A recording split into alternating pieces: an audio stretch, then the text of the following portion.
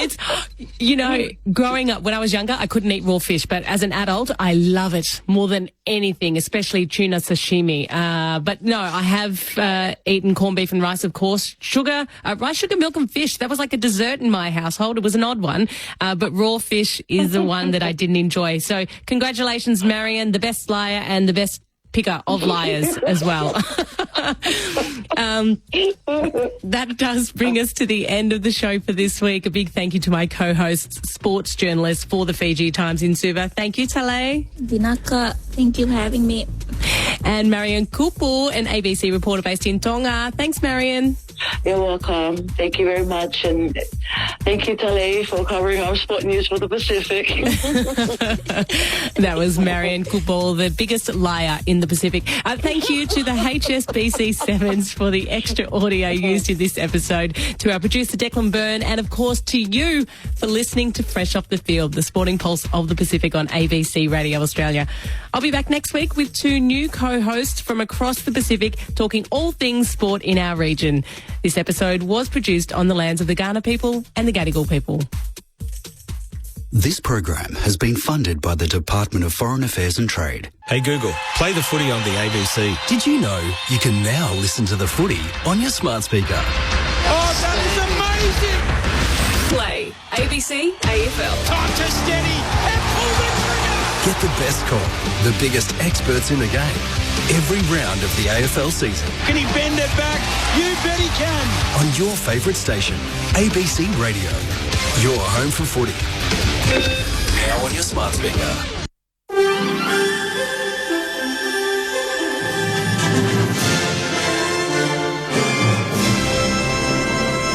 ABC News, good evening. I'm Yvette Gray.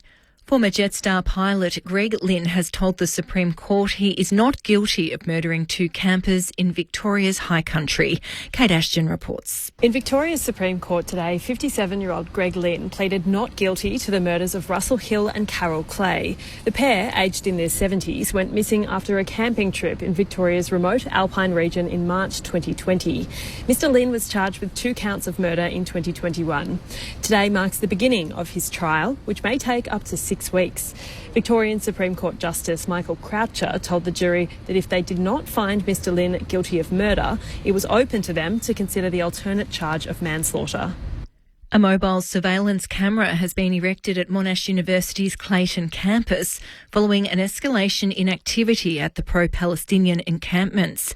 The Chief Commissioner of Victoria Police has raised concerns that some of the encampments could escalate at a number of universities.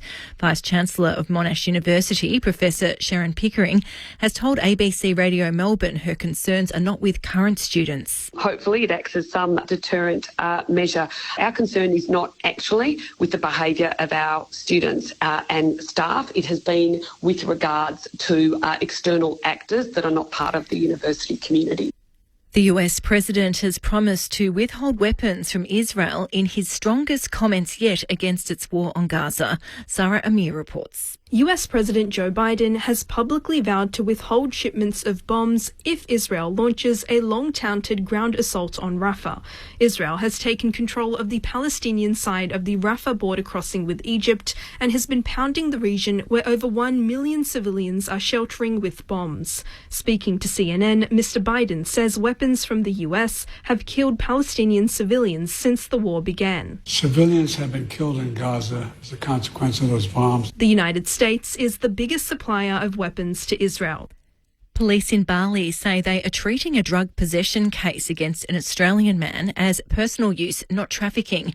Indonesia correspondent Bill Birtles reports. Police on the holiday island say they detained South Australian father Troy Smith last week and found more than 3 grams of methamphetamine on him. His lawyers told Indonesian media today that some of it was sent via mail to Bali from Australia. They are seeking to get Smith into a drug treatment centre instead of the prison where he's currently being held. Police say personal use possession could still see Smith face charges that carry up to 12 years in jail or an $800,000 fine. Reports say family members have travelled to Bali to support him. Months on from a deadly mine collapse in regional Victoria, the 21-year-old trainee badly injured in the tragedy has been released from hospital. Lexi Junowick has more. 21-year-old Connor Smith and 37-year-old Kurt Hourigan were working underground at Ballarat Gold Mine on March 13th when a rockfall occurred. Mr Hourigan died while Mr Smith was flown to the Alfred Hospital in Melbourne in a critical condition with lower body injuries. Today, a hospital spokeswoman has confirmed the trainee miner has been discharged. A community fundraiser to assist with the Ballarat locals' recovery has raised more than $40,000, well exceeding its initial target. WorkSafe investigations into the mine collapse continue. An aviation expert says the industry is one of the least likely to repay all creditors in cases of liquidation or bankruptcy. Budget airline Bonza has entered into voluntary administration, owing money to about 60,000 customers, more than 320 workers and 120 suppliers. The first creditors meeting will be held tomorrow. Aviation consultant and Bonza customer Bruce Dale predicts most creditors won't get their money back. Normally when airlines go bankrupt, the rate of return to creditors is low. I think especially in the case of Bonza, they leased their aircraft. They had very low assets. It was a model of working from home for employees. It's very difficult to see what assets the creditors could actually call upon to distribute to people like myself or other creditors who might be owed money. And Gold Coast Suns defender Will Powell has been suspended for 5 AFL matches for using a homophobic slur against a Brisbane Lions player during last weekend's match. Powell says he made a terrible mistake and has apologised to the player involved. To the weather, cloudy with isolated showers mostly near and north of the ranges. Showers increasing over central districts during the evening. Melbourne showers easing tomorrow, a top of 18 after an overnight low of 12. And it's currently 14 degrees. ABC News. It's the most magical time of the year, right? Footy season.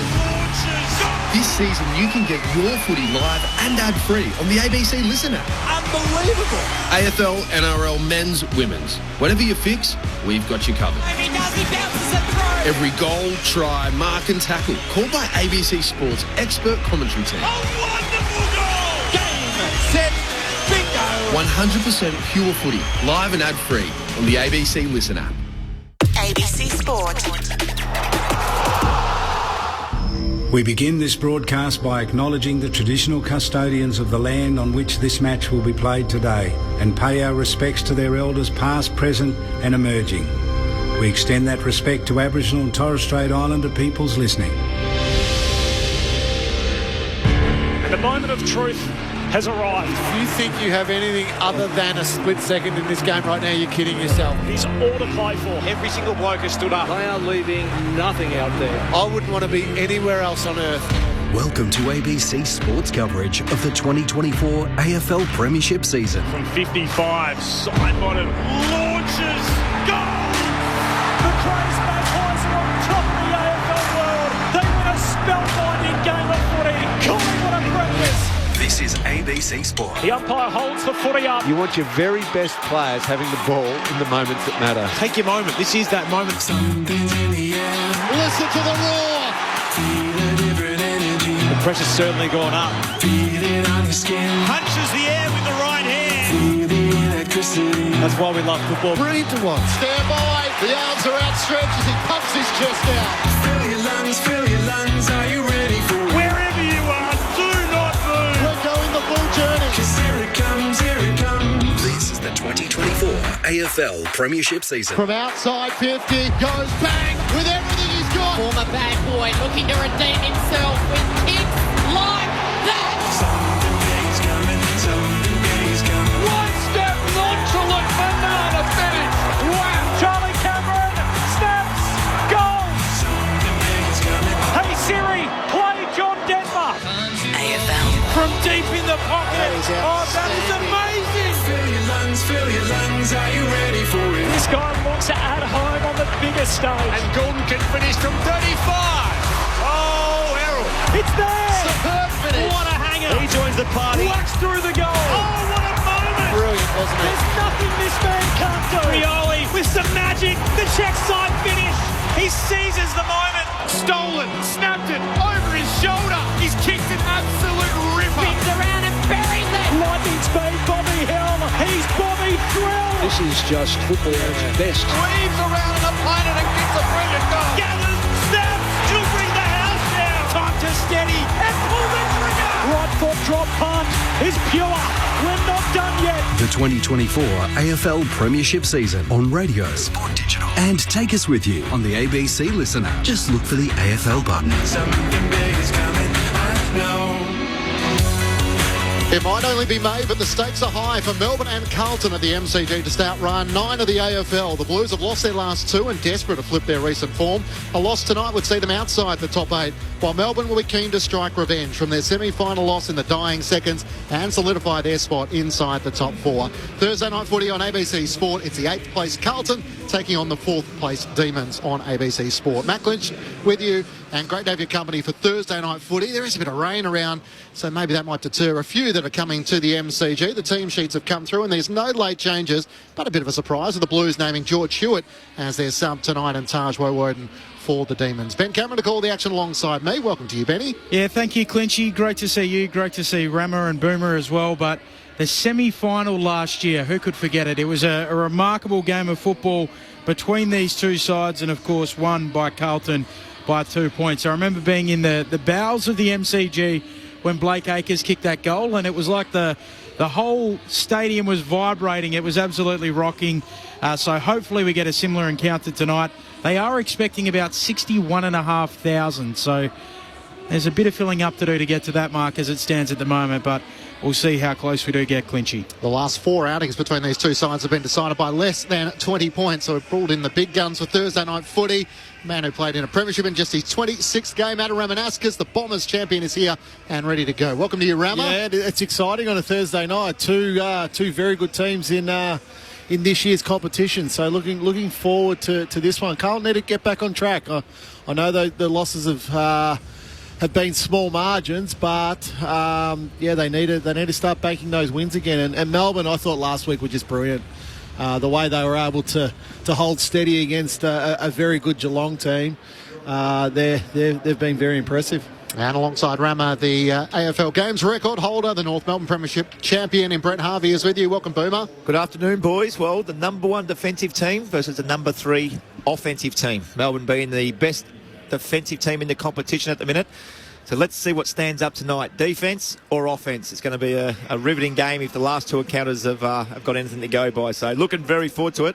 I'll tell you one thing though, Carlton are going to have more than 38 inside 50s to win this game. That's what they had last week against the Pies. So they can get the ball in there to the big boys. They could potentially kick a winning score, but they're going to need a little bit more than 38 tonight.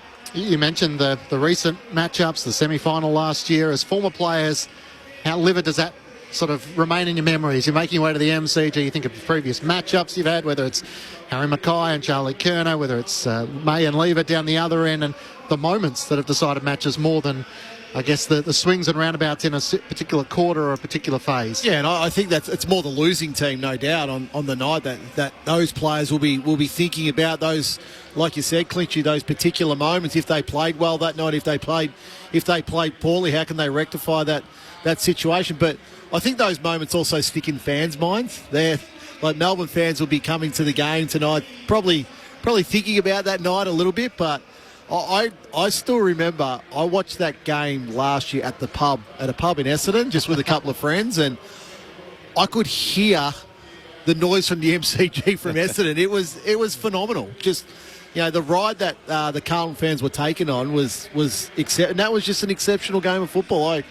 I love that game of football. You're at the pub and you sort of forget about your beer almost. You're so enthralled with the game. And look, I hope we get another one of those tonight.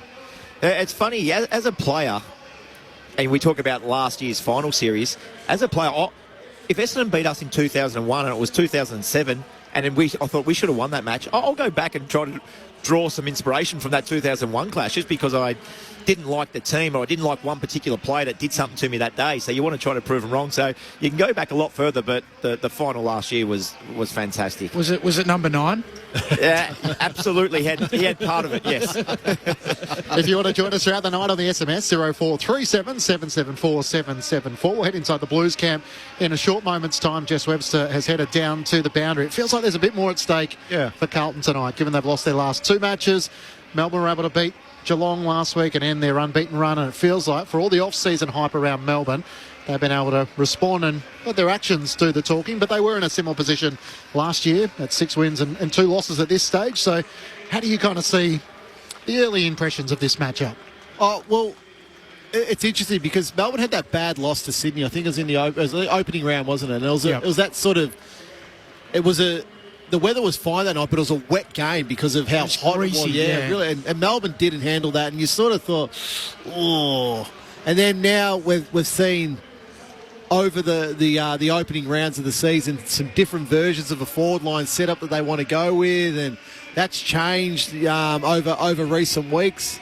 But again, like what continually impresses me about Melbourne is probably what I worry about as well. They're so well structured and so well drilled, but then they lack that sort of unpredictability. I think that you need at times. You need that sort of brilliance within your lineup to go forth. So that's what keeps Melbourne where they are on the ladder, because they're so good structurally that teams just simply can't beat that. Boom. Ramon, I reckon tactics are going to play a part tonight. Now, coming to the ground, I'm starting to think about the matchups, and it's interesting, Clinchy, that you just said Hewitt as the sub. Yeah. I thought he would have been a really nice matchup to go inside on a Clayton Oliver. I think Max Gawn is going to play a huge part tonight. Yeah. The way Carlton play, they send an extra to the stoppage from their forward line. So suits Melbourne. Can you do that against Melbourne with the best 2 intercept markers in the competition, nearly? So just to explain that, it basically leaves a spare for Melbourne in their defence, which allows May and Lever to peel off intercept mark. Just on the Blues around the contest, highlighted by David King during the week, that he didn't think, these are his words, not mine, I wouldn't say this, but he didn't think they were hard enough at it against Collingwood. Was there something Carlton, or anything you saw? Yeah. Well, they're ranked number 1 in contested football. Yeah. Their ground ball gets this year a mid-table, which was the reference that he was making to. And he highlighted some of their senior players who had fumbles in crucial moments. That's what he was more highlighting. Whether it was Adam Chera, and I guess in a game which is decided by moments, and be it Nick Dacos with an exceptional piece of composure to keep the winner, that was his question around Carlton's progression. And I took that, when listening to David King, I took that more as they were fumbling in critical moments rather than they weren't being hard enough. So, and he highlighted a couple of those moments where one was a Paddy Cripps where he would usually take that ball beautiful. Like, you can never question getting it from the inside to the outside. Yeah, you can never question Paddy Cripps' hardness. He did use the word whether they were hard enough at one point, though. Yeah. Look, Carlton, I think he said whether they were committed enough. Yeah, but Carlton have slightly changed their game. I think they're trying to transition a lot more ball from half back and score that way. Now, that becomes difficult without Adam Sard in the team. And I know Mitch McGovern's back tonight, but he's an interceptor for those. But Sard's the one that generally is that explosion off half back where he runs and carries and he'll pull that kick back into the middle of the ground and it's sort of, away they go. But the mention of Max Gawn tonight is the key to this game. But like, Max Gawn he's probably in career best form at the moment. That's unbelievable to say to a 6-time All-Australian. Yeah. Melbourne are ranked 15th in overall clearances, but ranked number 1 at centre bounce clearances. Now that's got something to do with the guy that starts putting his palm straight on the ball and giving it to his on-ballers. So that's the part where I think Max Gawn can get a huge advantage tonight. So that ball then goes forward, boom, and that allows them, Melbourne, to set up structurally how they always want to set up around the ground. And we spoke about, Benny, and I'll just go back to it quickly. Carlton will send, or notoriously have sent, one of their forwards up into the stoppage. Now, that's probably not going to be Jake Lever's direct opponent. Yeah. Right? It might be a Rivers. His man will go up, but who do you think they're going to free up? Rivers will just go on to Lever's man. Yeah. Lever will become a free, and that's how he gets free and intercept. Everyone looks up and goes, how's he free? And that's exactly how it happens. So it's going to be really interesting tonight if Carlton start that way and keep it that way, or maybe not even start that way and give like I said, Lever and May, you don't want them spare. So Todd McDonald's been playing more as that sort of lockdown defender back into a traditional spot that he's been so familiar with over a career. But Harry Mackay is also playing a different role at Carlton. He's a lot higher up the ground at the moment, taking a lot of marks up around the wings, and Curnow's been the deep one. So I wonder if Stephen May will still go to Charlie Curnow if he's deeper. Now, Stephen May reads it so well, as we know, but Charlie Curnow, when he runs and jumps at the ball, there's not many defenders that can get anywhere near him in that aspect. So I don't think that's a great matchup for Stephen May. That also depends on the pressure up the field, Correct. Ramo. Delivery. You see, I often see Stephen May and I laugh because he's like a soccer goalie, isn't he? If he gets a marked on him, he looks around, the arms are out, and he's saying, like, where's the pressure on the ball? And that's what the soccer goalkeepers do. So it's quite funny, and I see it a lot, and I always chuckle to myself about it. But that he relies on the pressure up on the ground, and if Melbourne can't bring that pressure and the ball's coming like that, I don't think anybody could stop Charlie Curnow, like you just mentioned.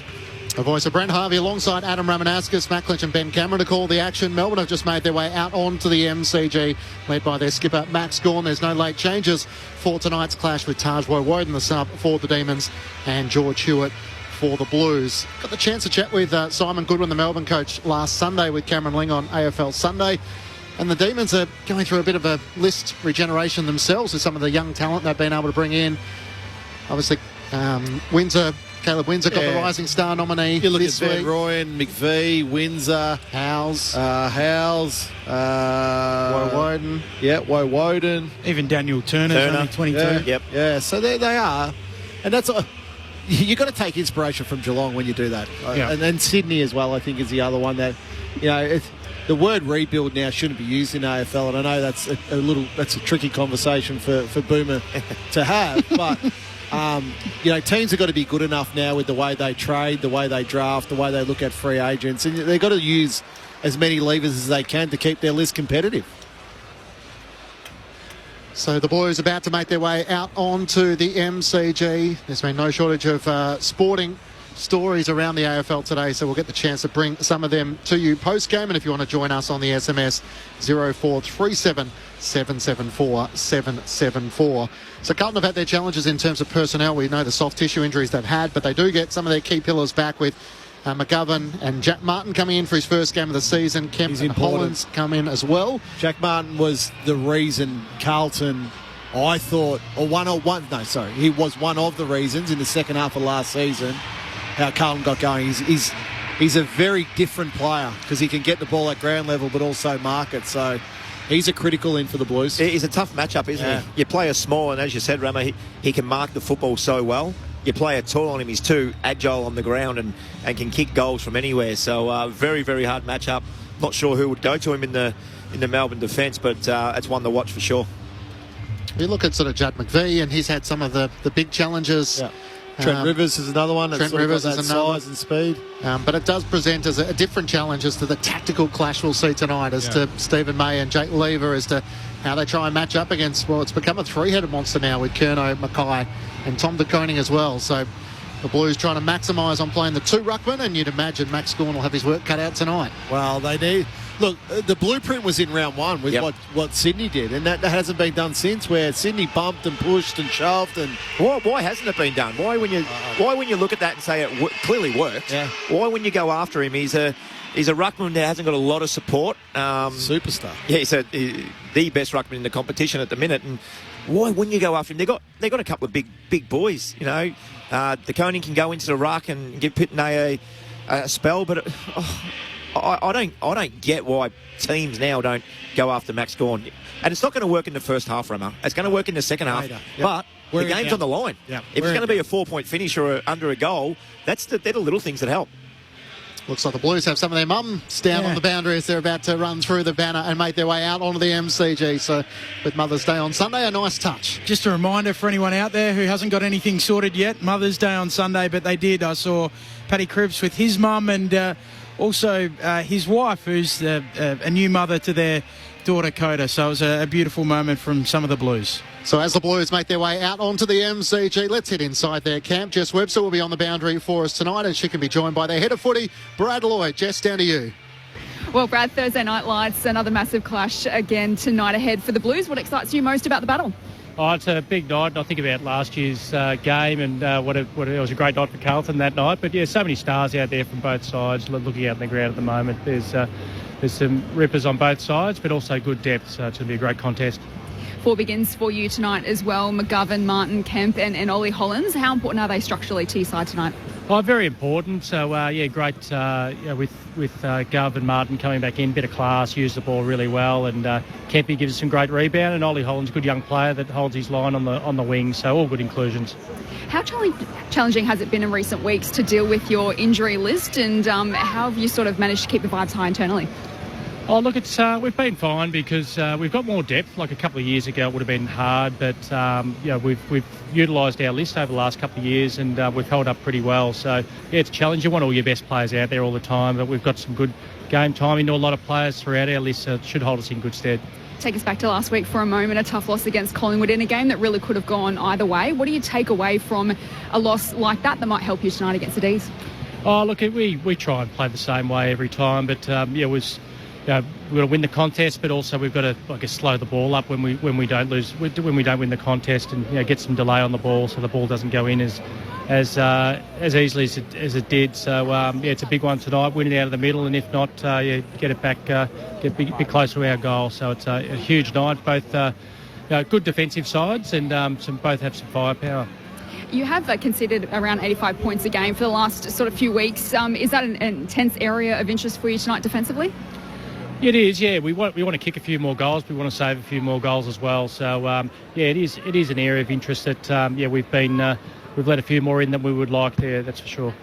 And Melbourne is such a classy outfit. There's matchups galore out there tonight. It's hard to kind of look to where a team might get an advantage. But if you were to pick sort of one or two areas of your game that you think you might be able to exploit Melbourne, what would they be? Oh, look, I was looking at the whiteboard before, and they've got some wonderful players really across every line, sort of all over the ground. So, there's no doubt we need to sort of get some dominance in the middle. It's sort of our contested ball winners, and really get some ascendancy in there, and give big Harry and Charlie a good chance. What's been the key theme or key message from Vossi to the playing group at training during the week? Oh, look, there's no doubt. I think Vossi's spoken about the last couple of weeks at the defensive side of the game. It starts with the defensive side, getting that right, and then we're able to sort of launch an attack off that. So, put a focus in there so we can save a few more goals. And finally, great news during the week, Jordan Boyd signing on for a couple more years. Such an inspiring story already, and you must be really pumped to have him around the club for a couple more. Yeah, great story. And he credit to Boydie from Spotswood, playing local footy and coming through, and credit to the recruiters, Mickey Grestra, Nick Austin, Paul Brodie, Paulie, all those guys, to recognise Boydie playing at local level, playing Footscray VFL, to recognise him as an AFL player because he came in and he's 6'3", and he's competitive, and he's a wonderful kicker of the football. So he should have a long career at the club. Thanks for your time pre-game. Go well tonight. Yeah, thank you. Thank you, Jess, and thank you to Brad Lloyd, the football manager at the Blues, joining us ahead of tonight's clash. It's round 9 of the AFL, Carlton and Melbourne from the MCG on ABC Sport. Matt Clinch and Ben Cameron to call the action. Adam Ramanaskas and Brent Harvey are your experts. They're sort of similar in the way in which both sides like to play. Obviously, Carlton heavy on clearance and contest. Melbourne, I've heard Simon Goodwin speak a lot about their defence, and everything starts from defence and then into contest. If you were to pick a midfield, Boomer, which midfield do you feel like is probably, at this stage of the season, just slightly ahead, given that it felt like late last week, Clayton Oliver was almost back to his best. He's had a big off-season and had that finger surgery during the bye. And he was finally able to put that to one side and just focus on winning the ball and getting it out of the middle for Melbourne. Yeah, well, look, there's one player that's been included to Carlton's team over the last fortnight, I think it's been now, and he's a running machine, Sam Walsh. He just adds a whole new dimension to the Carlton midfield, and that's probably why Hewitt now is the sub, because Walsh, what's he had? He's had 30 odd, and then hasn't had under 30 since he's come back in. Yeah, is that 2 weeks or 3 weeks now? 4, I think. I thought it might have been 3. I wrote it down. He's four games. He's been all 30 plus. Yeah, he's been exceptional. He wins the ball on the inside, but he gives them that release on the outside as well. So if I'm going to pick a midfield tonight, I would probably go with Sam Walsh back in the field. I'd probably go with Carlton. Just how impressive is what he's able to do off such a limited pre-season? We spoke about Clayton Oliver having a big pre-season. He had a bad back. Sam Walsh couldn't train, and all of a sudden comes in and dominates like that. Well, the beauty of what Carlton did is they allowed him extra weeks to train rather than, the urge to go, he's right to play now. So they actually trained him for another 3 or 4 weeks so he could get a bit more run in his legs. I was at Carlton really, really early in the season, and he was running perfectly doing his rehab stuff. So it's been a nice luxury to have. I am a little bit surprised on Hewitt because he could have went to a Petrarca, he could have went to an Oliver or a Viney, so whichever one. And even if he doesn't start there, there's that option to do it. It's a plan B. You can go to Hewitt if Petrarca's had 8 in the first 15 minutes. You can go, Georgie, just go and lock down for a minute. So yeah, it is a strange. I thought it was strange as well when Clinchy mentioned it. So we'll see how that unfolds. Jacob Wiedering started the season really impressively. His numbers have slid a little bit with Mitch McGovern being out of the lineup.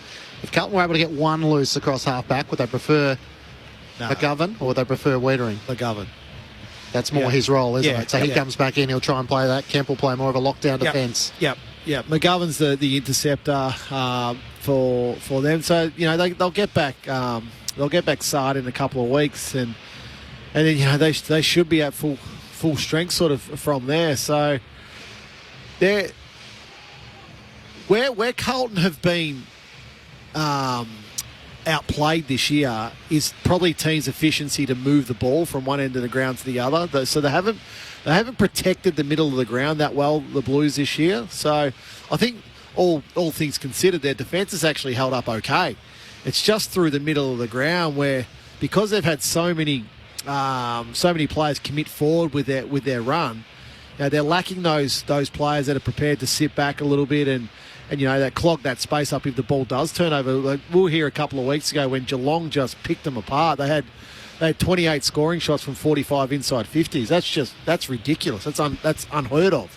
So that's an area I think they would have gone to work on over the last couple of weeks. Melbourne aren't necessarily a team that sort of does that though. So that's where I think the matchup probably suits Carlton a little bit more tonight. They were keen to use the corridor last week, Melbourne, against Geelong. Pick their kicks and really be patient with their delivery inside 50. We spoke about the Melbourne forward line. Boomer, Bailey Fritsch is a 4-time leading goal scorer. It's probably Cozzy Pickett who brings in the spark and the variety. They're trying with Daniel Turner down there as a point of difference. Jacob Van Rooyen is the youngster. They're relying on those pressure players to play a crucial role and just compete, which is what Harrison Petty's doing for the moment. They are, and that's probably my concern. So Melbourne are number one defensive team in the competition, so they don't have to kick a huge score to win games. But I look at that forward line and I think if you can keep Bailey Fritsch under 4 goals, you are a huge chance, because I don't see Petty kicking a small bag and I don't see Van Rooyen kicking a small bag just yet either. Cozzy Pickett's the one, and they need to get some goals out of their smalls. Pickett, you put him down for a couple. Petrarca, you need to hit the scoreboard. Chandler needs to hit the scoreboard. So if you can keep Bailey Fritsch just a little bit quiet, you're a huge chance of beating Melbourne. I don't see him kicking 15 or 16 goals very often, but to their credit, they only need to kick 12 goals to win games, because they keep teams to under 10 goals most of the time. On the SMS 0437774774, a cheerio to Jake, who's halfway through a 20-hour shift, Rammer, on the air seeder. Looking forward to the call tonight. 20 hours? Yeah, he's halfway through. Good on him. It's harder than you and I work. That's a lot harder than anybody works. The final member of our team tonight, we've heard from her already. Jess Webster's hoping the rain stays away. Welcome once more to you, Jess. Thank you, Clinchy. Yes, certainly hoping the rain does stay away tonight. We're sitting around 14 degrees. We've had some light drizzle pre-game, and there is some more rain on the radar, so that might play a role tonight. It hasn't deterred the fans so far. They're expecting about 60,000 here tonight. And you touched on it earlier, but a really lovely moment pre-game. Carlton's players' mums welcoming their boys out onto the MCG. Fantastic stuff ahead of Mother's Day on Sunday. Can't wait for this battle tonight, Clinchy. Looking forward to it. Who do you think's winning tonight, Jess? I'm going with the D's by goal. Rammer, Boomer. I'll go with the Blues. No, I'm going to go Melbourne by under 2 goals. I'll take the D's. What about you, Clinchy? And I'm the D's as well. Just quickly, umpire appreciation round as well. Clinchy, we did see some junior umpires out there shaking the hands of Max Gawn and Paddy Cripps and just getting amongst it. So no abuse of the umpires this round. How did you go with them, Rammer and I was good. Boomer was very, very bad. I'll answer the question for him. Shocking, Boomer was. Just pointing out some obvious stuff to him every now and then, that's all. A rematch of last year's semi-final comes in round 9 of the AFL. High expectations for Melbourne and Carlton on ABC Sport. Here's Ben Cameron. The umpire lays it down. Gawn and Pitnet. Gawn able to win the tap down, but onto it. Pitnet gives it off to Walsh. He'll run a little arc. Bumped off it by Pickett. His kick goes out towards the wing. Knocked down by Langdon. Onto it, Ollie Hollins. Gives it off to Cripps. He's snapped forward. He is picked off, and the mark taken there for the D's. Across the half-back flank by Howes, who'll go laterally and out towards Rivers. Wide out at left half back. D's in possession. He kicks around the great southern stand wing. Coming up to Mark Wiedering. Blues back in possession. McDonald's on Mackay. Mays on Curnow.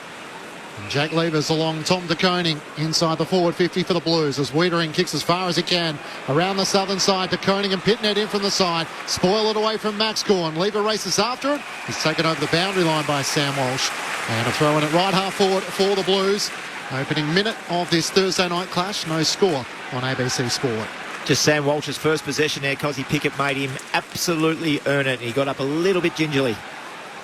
McGovern's alongside Bailey Fritsch inside the Melbourne 50 as Gawn knocks it down to the front. Sam Walsh for the Blues gathers. Hand pass away to Ollie Hollands around his body. Kicks to Paddy Cripps. He marks it right half forward. Thinks about the hand pass and he comes up with it as Ollie Hollands kept running inside 50. Tom De Koning up almost had it on the second bite. Knocked away by Lever and Melbourne clear. Although that's not a great kick from McVie. Up towards half back. It's an awkward bouncing ball in which Jacob Van Rooyen read it best. He gathers. Hand pass inboard against Kemp. Gets it to Neil Bullen. Around the members wing to Chandler. Melbourne beautiful in transition. Looks up inside 50. Fritsch and Petty. Petty goes to the front. He spoils it down and McGovern hard against the boundary. He's happy to see it out of play in the right forward pocket for the Demons. Yeah, Cowan just needed to keep that ball in front. It was his ball. He could have ran into an open goal. But the ball got behind him and that's allowed Melbourne and at inside 50 in a stoppage here. No score through the opening 2 minutes. Thursday footy on ABC Sport. Umpire brings it back in. Working his way to the front. Gawn hands to it. Comes down for Akers. Onto the footy for the Blues. Handball away to Kennedy. He'll kick up to the wing in the De Koning direction. Lever there. De Koning palms it down. Curnow onto it. Shovels a handball back infield. Cottrell attacking it. Taken high. Free kick for the Blues. Gives it off to Curnow. With it, don't argue. Kicks inside 50 for the Blues. Bouncing ball. Ollie Hollands can't gather it. He's tackled by Rivers. And he's held up. The umpire circles and will come in and ball it up. And again, there's just that little fumble there by Ollie Hollands and allows and invites the pressure of Rivers with the tackle. Umpires Stevick, De Boy, Williamson and Mollison in charge of this one. Gawn takes it out of the ruck in the defensive 50. Hand pass to Clayton Oliver. Kicks out to the southern wing. The foot race is on. Kemp should get there first for Carlton. Van Rooyen lays the tackle. The ball spills out. Was he held? He was. We're not in possession. A Carlton free kick. Centre wing. 3 minutes gone for Thursday night footy on ABC Sport. The Blues had 14 disposals to Melbourne's 8. Inside 50s 3-1 Carlton's way. As the free kick going the way of Kemp, centre wing on the Shane Warne stand side. Looks up towards the top of the arc. Puts it in the direction of Mackay, but Rivers read it well. He's sitting in the hole, the Melbourne defender, and takes the intercepting mark. Rivers a little bereft for the time being. Haven't been high-scoring encounters between these two teams of late. Floats a kick up to the wing. No one able to mark it. Onto it, Langdon there for the D's. Gives it off to Chandler. Chips the ball forward, going back. Van Rooyen marks. Handball to Langdon. Half forward for the D's. Kicks into the pocket. Fritsch in good position. Can't take the mark. Out the back it goes. Chincotta there to clear for the Blues.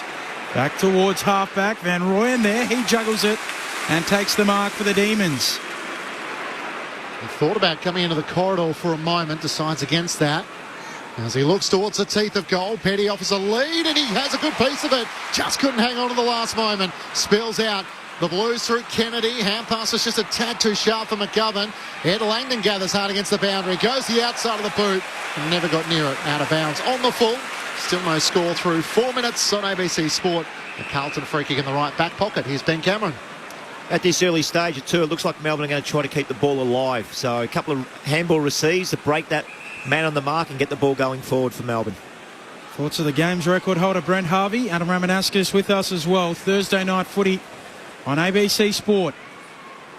Wiedering in the back pocket for the Blues. Long kick to the wing. Mackay hands to it. Might get a free kick. In fact, it'll go the other way. And the umpire pointed the wrong way. Oh, we'll go to Gawn.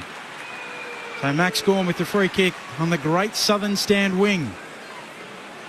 No score through the opening 5 minutes.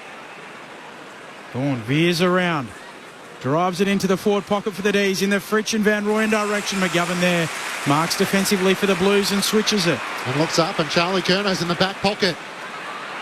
The back-to-back Coleman medalist working down the ground. He looks up to Cottrell in from the side. House makes the spoil. Cottrell gathers though. Looks up around the wing. Tom DeConey can take the mark. He's centre wing on the members' side. Hand pass away to Walsh. Looks up. Mackay one-on-one inside 50. Kicks towards him. Tom McDonald in front. Spoils it down. Beautifully read by Durden. Hand pass forward to Pitnet, the ruckman. Hand pass to Walsh. Swings onto his right for the opening goal of the match.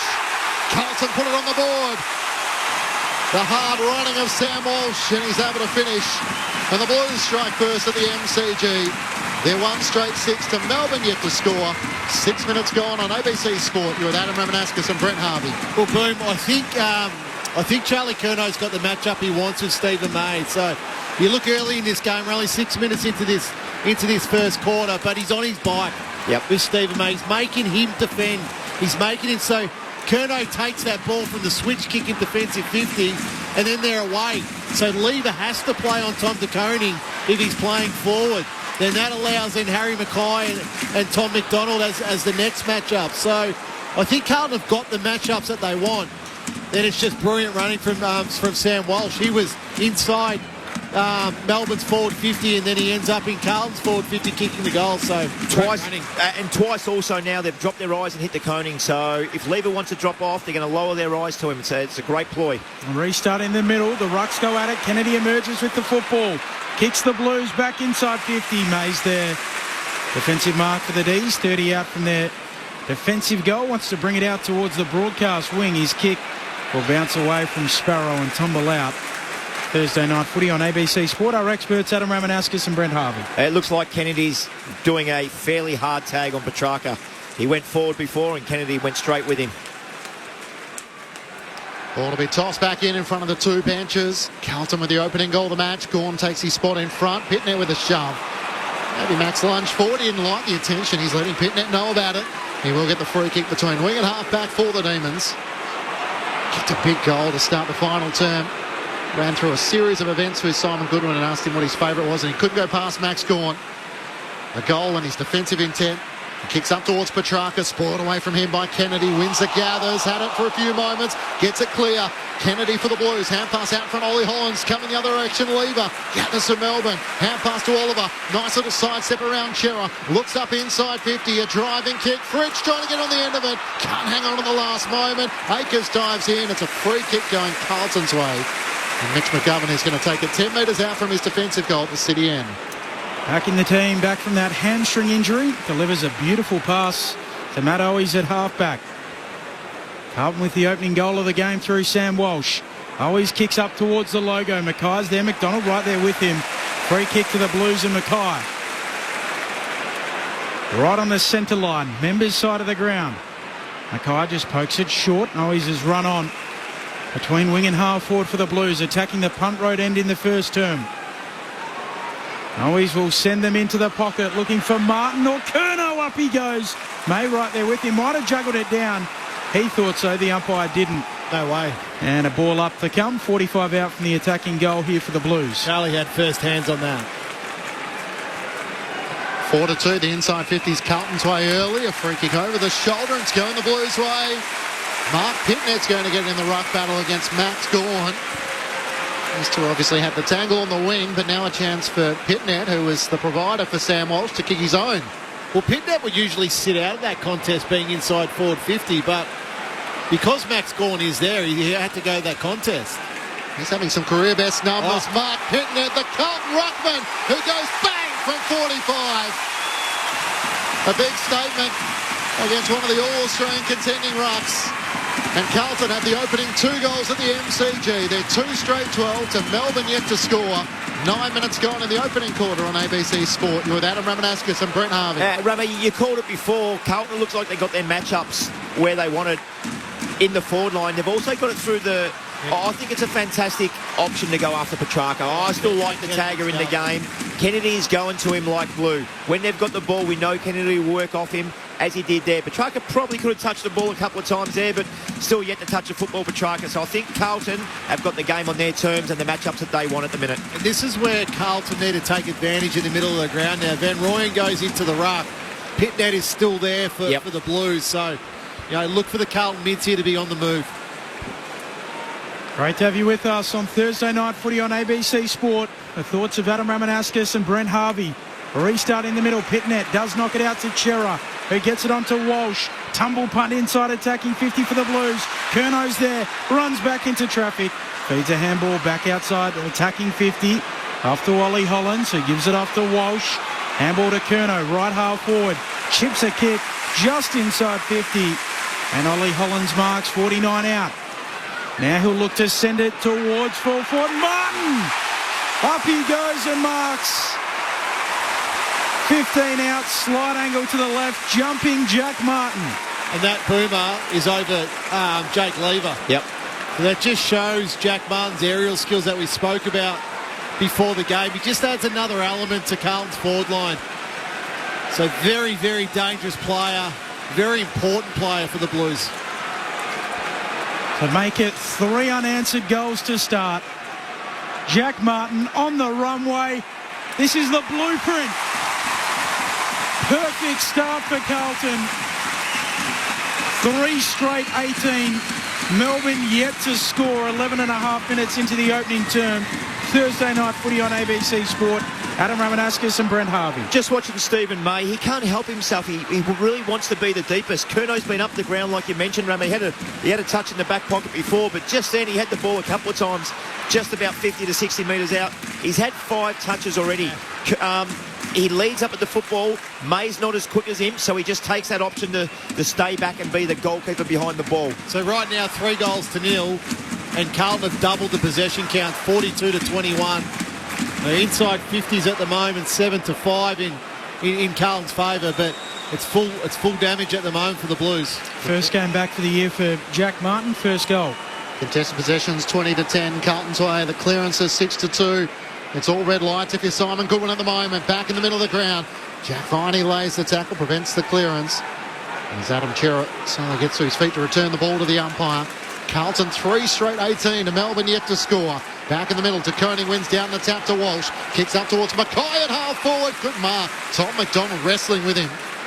Back in his more traditional roll across half back and takes a good contested mark. Short to Jake Bowie in for his first game of the season. First game, I should say, since the opening round. Second game of the season goes short to Howes, who has it at right half back. Looking for options through the middle of the ground. There really aren't too many, so he turns and goes short to Sparrow, barely 15. He can switch now out to the Shane Warne stand side if he wants, because Stephen May has space. He takes the mark, looks up. Petrarca's on a long lead, trying to drag Kennedy with him. He gathers beautifully with the right mid, but then slips over. Gets the hand pass up towards Langdon. It's gathered by Ollie Hollands. Hand pass around the boundary line. Little toe poke around the Shane Warne stand side. And he managed to gather another 10 metres for the Blues.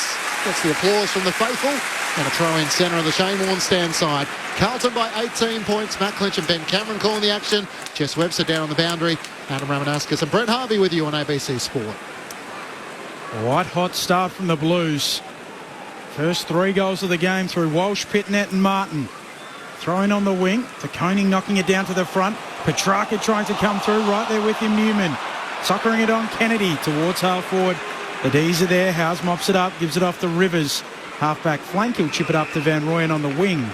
Just that last stoppage, Carlton elected to take the extra at the stoppage and push that half forward. That's why Rivers was spared just then. Boomer Harvey with you on ABC Sport. Kicks to half forward. Wiedering gets it off hands, loses it. Ball jars free. Walsh tries to soccer it on. Eventually it spills out to Chera, bumped off his kick. Half forward for the D's. Sparrow soccers it on. Kennedy, he goes and picks it up. And relieves with the handball away towards Carroll. Camp tried to sidestep Cosy Pickett. You've got to be adventurous to do that, and then sends it up to the wing. Martin flies. Can't take the mark. A chance in Melbourne. Howes with a hand pass to Langdon. To Rivers. Cuts back on his inside. Miss Van Rooyen. Sliding in Chera for the Blues. He gathers. Centre wing. Looks up. Has always in the middle of the ground. Goes more direct towards Curnow. Stephen May beats him. Works him underneath and takes the mark. The Melbourne All-Australian defender swings at the centre half back. Where Windsor, the Rising Star nominee, takes the mark. Out to the members' side for Billings. Keeping Lockie Hunter out of the side at the moment. As he swings onto his left, looks into the pocket. Fritsch is on the lead, puts it out in front of him. Can't hang on to the mark. Late spoil from Kemp. And Boyd takes it out of play with the pressure of Chandler. And a boundary throw in 60 metres out from Melbourne's goal. They're yet to score. Carlton 3 straight 18 through 15 minutes Opening term on ABC Sport. And that's why Charlie Curnow gets on his bike and gets up the ground, because if he gets in a one-on-one battle, I think Stephen May might be that little bit stronger in the marking contest. So get on the bike, get up the ground, make him chase you. Throw in half forward for the D's to Koning and Van Rooyen. Neither decisive, and quickly the players pile on. Another ball up to come. Blues the opening 3 goals of the game. That's all the scoring we've done. Matt Clinch, Ben Cameron, Jess Webster, Adam Ramanauskas and Brent Harvey. Ball up at half forward for Melbourne. Slapping it down Van Rooyen. Viney follows up. Billings onto it. Handball errant. Spills out to Boyd. His handball too hot for De Koning. Viney picks it up. Floats the ball towards full forward. Looking for a marker. Ollie Hollands punches it away. Kennedy gathers the loose footy. Handball towards the boundary line. It's close to it. And De Koning wants it. Picks it up and carries it out. Trying to come right forward pocket. Carlton by 18 points. Quarter hour mark. Opening term. Thursday night footy on ABC Sport. It's funny, that one. De Koning just picks up the ball and walks over the line. That happens between the arcs. That's a deliberate out of bounds every day of the week. Thrown in. Tom De Koning got rid of Van Rooyen. Kicks up towards half back. Mackay can't take it cleanly. Sparrow can. Fins off Durden. A centering ball. It's wide of Langdon and really didn't give Turner much of a chance. And the intercepting mark is taken by Cottrell at centre half back for the Blues. Carlton by 18 points, looks out to the wing, sends it long in the direction of Ollie Hollands. He tries to work Langdon underneath it. They battle at ground level. Langdon's up for the challenge and he wins it for Melbourne. Turns and kicks around the wing where Turner takes the mark. Returns it to Ed Langdon. Gets the hand pass to Viney, wants to give it back to him. He's pushed over the boundary line by Cottrell, who lays the tackle, and eventually it goes out of play. Under the Shane Warne stand side. Carlton by 18 points, 3 straight 18. So Melbourne yet to score. 16 minutes gone, opening term. That's the contest where you just want Ollie Hollands to halve it. Yep. So Ed Langdon then beat him all ends up. Was able to take the ball back, get it in Melbourne's half of the ground. Ollie Hollands has got to halve that contest as a winger. Van Rooyen roves his own ruck work, shovels it out in the end. Viney on all fours. No surprises there. Neil Bullen gets involved. He coughs it up though. Walsh able to win it for the Blues. Gives it off to Cripps. Sells a little bit of candy. His kick's smothered. Ricochets back to the wing. Neil Bullen for the D's. 1-2 with Oliver. Forward handball on. Gets it back from Chandler. Little handball over the top. Breaking it up though, Walsh. Close to the boundary line. Neil Bullen picks it up. Dribbles a kick inside 50. They're queuing up the D's. Here's Turner. Gets around one. Handball away. Martin comes in to try and break it up. Pickett goes in. Knocks it out. And getting back. Shin Cotter under pressure. Handball away to Boyd. And he can clear from the defensive 50. Sends it up towards half-back where Sam Walsh is able to take the mark on his chest, kick the opening goal of the match and just gestures, just control the momentum. No. He's got Curnow on Bowie. Kick the ball to him, Sam. Yeah, put it up in the air. He's decided to go back to Jacob Wiedering. The vice-captain has it. He looks now up towards Charlie Curnow. He's on the long lead. It's on the bounce in front of he and Bowie. Curnow tries to keep it alive. Bowie lays the tackle. Charlie was able to eventually break clear. It's the hand pass to Walsh on the wing. Links up with Hollands into the middle of the ground for Chin Cotter. He has it at the back edge of the centre square. Carlton by 18 points. He looks out and decides to put it out wide of Kemp. He's got enough time to gather with 15 metres between he and Cosy Pickett. He looks up the members' side. Jack Martin's free. It clears him in from the side. Billings unnecessarily gave away the free kick. Well, it was smart by Jack Martin. He actually took another 2 or 3 metres. He knew he wasn't going to mark the ball and made contact with Billings. I thought the opposite. I thought it was smart by Billings. Oh, I thought it was smart by Martin coming towards him. The slow Carlton down a little bit here. Little professional foul, you think? Yep. I thought the kick was always going over his head, but you reckon it was a good move? Yep. McGovern on the wing. Comes infield with his kick. Strong mark from Chera. Attacking point of the square for the Blues. Looks inside 50 again. Poor kick. Turnover. Mark taken by Neil Bullen. Newman was out on that far side. Could have went to him. Blues with a hot start on Thursday night footy on ABC Sport. Opening 3 goals of the game. Neil Bullen sends the D's out towards the wing. Off the hands of the pack. Newman there for the Blues. Handball back infield. Away to Ollie Hollands, who gives it off to a teammate running by in Cowan. Long kick, Mackay! Launching at it, marks on his chest, tumbling to ground. I think as the rain begins to fall, Jess Webster. That's exactly right, Ben. This rain is really starting to settle in now. So you think these 3 early goals and potentially a 4th early goal here are becoming more and more valuable by the second for the Blues. It's funny, that kick, isn't it? They always come off when they try to torpedo. The ball spun every which way but a torpedo.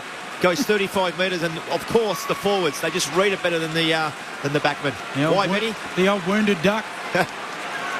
Mackay comes in, drop punt. It's the new Harry. He doesn't miss. Nor to Carlton. They're 4 straight 24. Melbourne yet to score. Went to time on in this opening term. Adam Ramanauskas and Brent Harvey. Why do they read it better? I don't know. Are they in front, Boomer? What's your reasoning? They're just better players, Benny. Simple. Forwards are better players than backs most of the time. So that goal got set up on the back of Carlton's defence. Neil Bullen had the ball about 35-40 out from Carlton's goal. He wanted to go, but there was nobody to kick to. Carlton spread the ground, and their defence was first class. He kicks it long. It goes to a 2-on-1. The ball hits the deck. Carlton outnumbered. Ball goes in. Yes, there was a little bit of luck, Benny, with the kick from Cowan, but Harry Mackay, he just read the ball better, and as you mentioned now, his kicking's a lot better this year than he was last year. So a fantastic goal with this rain coming down. Very crucial goal. The voice of Brent Harvey with you on ABC Sport. Gawn wins down the tap for Melbourne. Cripps gathers. Hand pass picked off though, looking for Walsh. It's Viney who kicks Melbourne inside 50. Turner leaning back, can't take the mark. It's gathered by McGovern. A clearing kick for the Blues up to the wing. It clears Cottrell and Ed Langdon racing onto a Bowie. Good clean pickup in the wet conditions. Swings onto his right against the boundary and sends it too wide. Looking for Bailey Fritsch, and it's out of bounds on the full. The expertise of Mitch Turner back in the studio. He tells us this is the first time Carlton have kicked 4 goals in an opening quarter against the Demons since 2017. Of course, when these two sides faced off in the semi-final, it was 9 goals to 11. They've been low-scoring affairs normally in the past.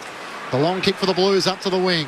Melbourne have the numbers. Howes gathers, gets the hand pass away to McVie. The reliable defender sends it out to the wing where Langdon's able to take the mark, just a couple of metres in from the boundary. Carlton by 24 points.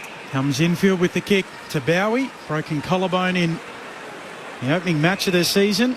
Night 1. Back in opening round. Stabs a kick short. Poor kick. Turnover. Mark taken by Cripps in front of Max Gawn, the two captains. So Paddy Cripps. Half-back flank for the Blues. Thursday night footy on ABC Sports. Sorry, Rammer. So this will be the part of the game where Carlton now can slow it down a little bit. They just don't want Melbourne to score. They don't care if they don't kick another goal, Carlton. They just don't want Melbourne to score a goal. Should have said sorry, Boom. I thought it was you trying to get in, Rammer. Insufficient intent. Paid on the wing. So Cripps to get another free kick and just stabs it over the top. Mark taken by Cottrell. Kicks around the boundary line. On to Walsh, who goes short again for De Koning. High up at half-forward for the Blues. Wheels onto the left. Kicks into the pocket. Looking for Mackay McDonald. The fist. He punches it away into the advertising hoardings. Throw in to come. The Blues 4 straight. Melbourne yet to score. 23 minutes in. Thursday night footy on ABC Sport. There were no late changes for either side. Tajwa Woden and George Hewitt are the subs tonight. And a cheerio to Stan on the SMS. Love listening to calls, especially when Brent Harvey is on. I love his comments and his insight. I wish you had him more often. As to we, Stan, we'll put that to Boomer. There's McVie inside the defensive 50. Hasn't cleared it for Melbourne. Walsh, it was touched off the boot, and he's dumped in a tackle. The umpire will ball it up just inside the arc. Carlton in their attacking 50 at the punt road end. They lead by 24 points. Carlton set up with a spare right at the back. I think it's Newman right at the back, 60 metres away from the ball. Gawn reaches over the top of Pitnet, taps it towards the boundary. Kennedy almost across the boundary, but Petrarca sharks it. Kicks up the Shane Warne stand wing. Turner gathers. He's locked up. Cowan and Wiedering, and the umpire will ball it up. And it's much better to have the spare as basically the wicketkeeper. The last line. So if any player, Melbourne player slips through, Newman gets him.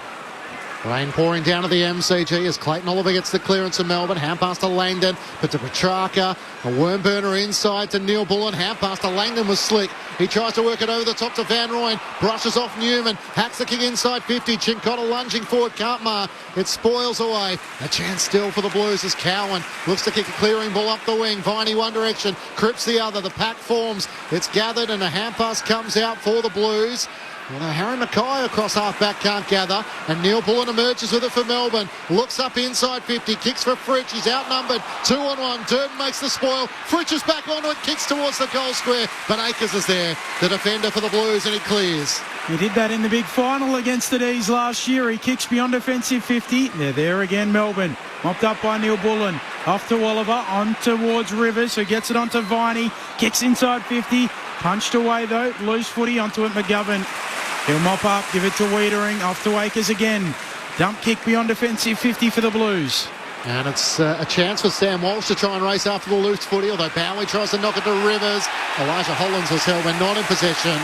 And you can hear the Bronx cheers from the Carlton fans as they get the whistle. It feels like a Michael Voss Carlton style of game, doesn't it? Yeah, it does. It's going to get the raining's come down a little bit more, so it's going to get a little bit more contested. I think it's going to suit Carlton, especially with the scoreboard pressure. Well, and they absolutely look tougher at the moment, Carlton. Yep, no doubt. Contested possessions Carlton's way, 43-34. The clearance is 9-7 as the Blues taking control across half-back, work it inboard to Kennedy. And the numbers are good there, but it's the eye test. You know, looking at Carlton, they're just a bit harder at the footy at the minute. Swings it out to Nick Newman, who goes short now to Chin Cotter. Michael Voss spoke about getting back to what they do well, but also the patience compared to previous weeks as Blake Acres takes the mark. There's been a few folklore's players in these clashes between these two sides as he kicks towards Tom DeConey, had a good piece of it, and the umpire says enough to be paid the mark. Well, that's poor by Jake Lever. Gave DeConey far too much space there to run and jump at the football. He's looking for some reinforcements to come from the front, but there were none there, and DeConey had an easy run up at the footy. Sometimes you got to defend one-on-one, and there's no excuse there for Jake Lever not to be right with Tom DeConey. Slightly left of centre, kicking from 45 metres out for the opening 5 goals of the match. Tom DeConey comes in and sets sail. The Blues are red hot at a wet MCG, and they are throwing down the challenge to the Demons. Having beaten the unbeaten Cats last week, Melbourne are on the back foot early here. Carlton 5 straight 30 to Melbourne yet to score, and it's 5 individual goal kickers. And we're right near quarter time here, Boomer. Sam Walsh has had 13 possessions. Huge. So he's had 2 clearances, 4 tackles. His work rate has just simply been enormous in this quarter. But yeah, look, that contested football plus 10 already in this game. The Blues, so they're doing a real number there. They'll criticised, as Benny Cameron spoke about, around their ground ball gets, but it's been a clear focus for Carlton during the week, and they're comfortably beating Melbourne in that area to start this game. Well, what a start from Carlton on Thursday night footy on ABC Sport. Gawn putting it out in front of Oliver, runs onto it, sockers it to half forward. Knocked away by Chin Cotter, away from Cozzy Pickett. Then stripped of it on the wing, Windsor. Umpire lets them play. That's got to be holding the ball. Oliver manages to get a handball forward, goes in again, maybe a clash of heads with Neil Bullen. Now, loose footy for Cherra. Able to get a left foot kick around the boundary. Gawn going after it. Can't take the mark and stood on the way through by Harry Mackay. Yeah, you shouldn't be able to be taken in a tackle, then just simply drop the ball. And that's what Windsor did there. It was a terrific tackle by Paddy Cripps. There's been a lot of people raising their misgivings with the holding the ball rule at the moment. Are you one of them, Rummer? No, but I think if it's obvious, just pay it. Gawn wins down the tap to Jack Viney. Sorry, Clinch, that seemed obvious to me, that one, but the umpire was simply on the wrong side, that he just didn't see him drop the ball. Steve McBurney started at AFL House and said it's never been harder to adjudicate the game. As Petrarca gathers, turns and kicks up towards half forward. Petty, it clears here. Man Wiedering running onto it. McGovern for the Blues. Gets the hand pass away to Akers on half back. Kicks up to Cripps, who takes the mark. And what an emphatic start by the Blues. 5 straight 30 to Melbourne scoreless. The Demons haven't been held scoreless in an opening quarter since 2008, round 19 against Geelong. And having beaten the Cats last week, who were unbeaten to that stage, it's duck eggs for the Demons at quarter time. 5 individual goal kickers for the Blues. Mackay, De Koning, Walsh, Martin and Pittonet. For the Demons, there's a bit of work that needs to be done. Carlton's best opening quarter of footy versus Melbourne since 2015. Thanks to Mitch Turner, who's giving us some of the great stats. And let us know your thoughts on the SMS, 0437 774 774. I'm just wondering that goalless opening term, round 19, 2008, that might have been the 232-point game. I think that might have been the game that was the end of Mark Neild. Just have to check that. Apparently not. We'll get your thoughts in just a moment. Thursday night footy on ABC Sport, on ABC Radio, ABC Sport Digital, and now streaming on the ABC Listen app. Just look for the AFL button. Time to steady and pull the trigger. Get your footy fix with the ABC AFL Daily Podcast. Join me, Catherine Murphy, and AFL legend Paul Roos as we bring you all the latest news and analysis.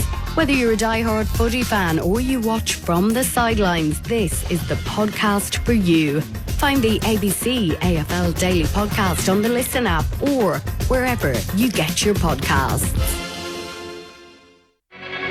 This is ABC Sports coverage of the 2024 AFL season. Every match on the ABC Listen app. Look for the AFL button. A rematch of last year's semi-final comes in round 9 of the AFL. High expectations for Melbourne and Carlton. Beautifully read by Durden. Hand pass forward to Pittner, the ruckman. Hand pass to Walsh. Swings onto his right for the opening goal of the match. Carlton put it on the board.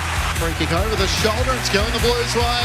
Mark Pittner's going to get in the ruck battle against Max Gawn. He's having some career best numbers. Mark Pittner, the Carlton ruckman, who goes bang from 45. A big statement against one of the all-Australian contending rucks. And Carlton have the opening 2 goals at the MCG. And Ollie Hollands marks 49 out. Now he'll look to send it towards full forward. Martin! Up he goes and marks. To make it 3 unanswered goals to start. Jack Martin on the runway. This is the blueprint. Perfect start for Carlton. Right now, 3-0. It's full damage at the moment for the Blues. Away to Ollie Hollands, who gives it off to a teammate running by Cowan. Long kick, Mackay launching at it, marks on his chest, tumbling to ground. Mackay comes in, drop punt. It's the new Harry. He doesn't miss, nor to Carlton.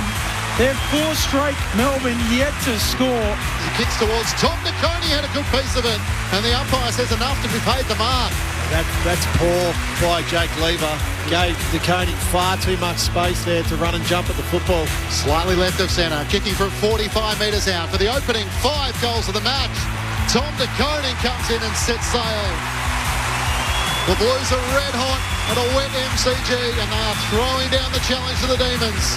The 2024 AFL Premiership season. On your radio. ABC Sport Digital. And on the ABC Listen app. The Demons held scoreless in an opening quarter for the first time in 16 years as the Blues slammed on 5 at the other end.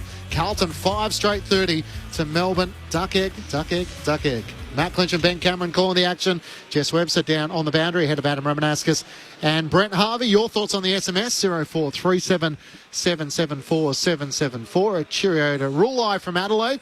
Listening to your call at the end of a super long weekday. Going to reward myself with some chicken and chips and some mayo. Good on you. Enjoy that. How is Clary Olver looking tonight? Well, not as good as the Blues are, but he's had 9 disposals. He's chasing Sam Walsh, who's had 13. Ed Langdon with 10. And Ollie Hollands with 9. And that was from Aidan in Perth. And Andy from Wodonga after Stan was pumping up Boomer's comments. I like Adam Ramanascus as well. He waits his turn. Yeah, I agree. Yeah. The thoughts of Rama and Boomer. Melbourne actually bizarrely won the inside 50s in that quarter, 13 to 11. That's unbelievable, isn't it? Compare the marks inside 50, and Carlton had 3 big contested marks, especially with the rain falling down. 5 scoring shots to 0, 13 inside 50s. They're leading Melbourne. Carlton 11 inside 50s, which is really bizarre within itself. Rama, for me, that quarter, you spoke about when they win the centre clearances, they can set up defensively. I thought Carlton set up really well defensively and gave them repeat inside 50s. Every time Melbourne looked up and wanted to go, there was a Carlton player sitting out. You called him the wicketkeeper, and it's a great spot because he can get anyone coming through, but he can lead, he can use his voice, and he can communicate as well. I thought that was fantastic. I really believe that Carlton got the matchups the way they want it. So they got the game on their turn. We spoke about Charlie Curnow coming up the ground, trying to bring May up the ground, away from being that wicketkeeper, so to speak. And the other big one for me is Christian Petrarca, who had 4 possessions. Only one of them was clean. The rest were just little scrubber kicks off the ground or a terrible handball. Kennedy, his direct opponent, has found the ball 9 times, Rama. So I think that matchup is definitely working for the Blues. Well, it's a real win, that for Carlton. And it's interesting because you mentioned it earlier, the Boomer in that quarter around, that direct tag. We still don't see it too often. But Petrarca is copying those now on a weekly basis. You go back to the Brisbane game where they used the winger to play on Christian Petrarca. We'll hear Anzac Eve when Marlon Pickett did a pretty good job on Petrarca, and now Matt Kennedy's done a good job. So what I would love to see here is Petrarca just goes to half forward, which he is now. He's going down there, so Sparrow goes into the middle of the ground. So he just changed the mix up.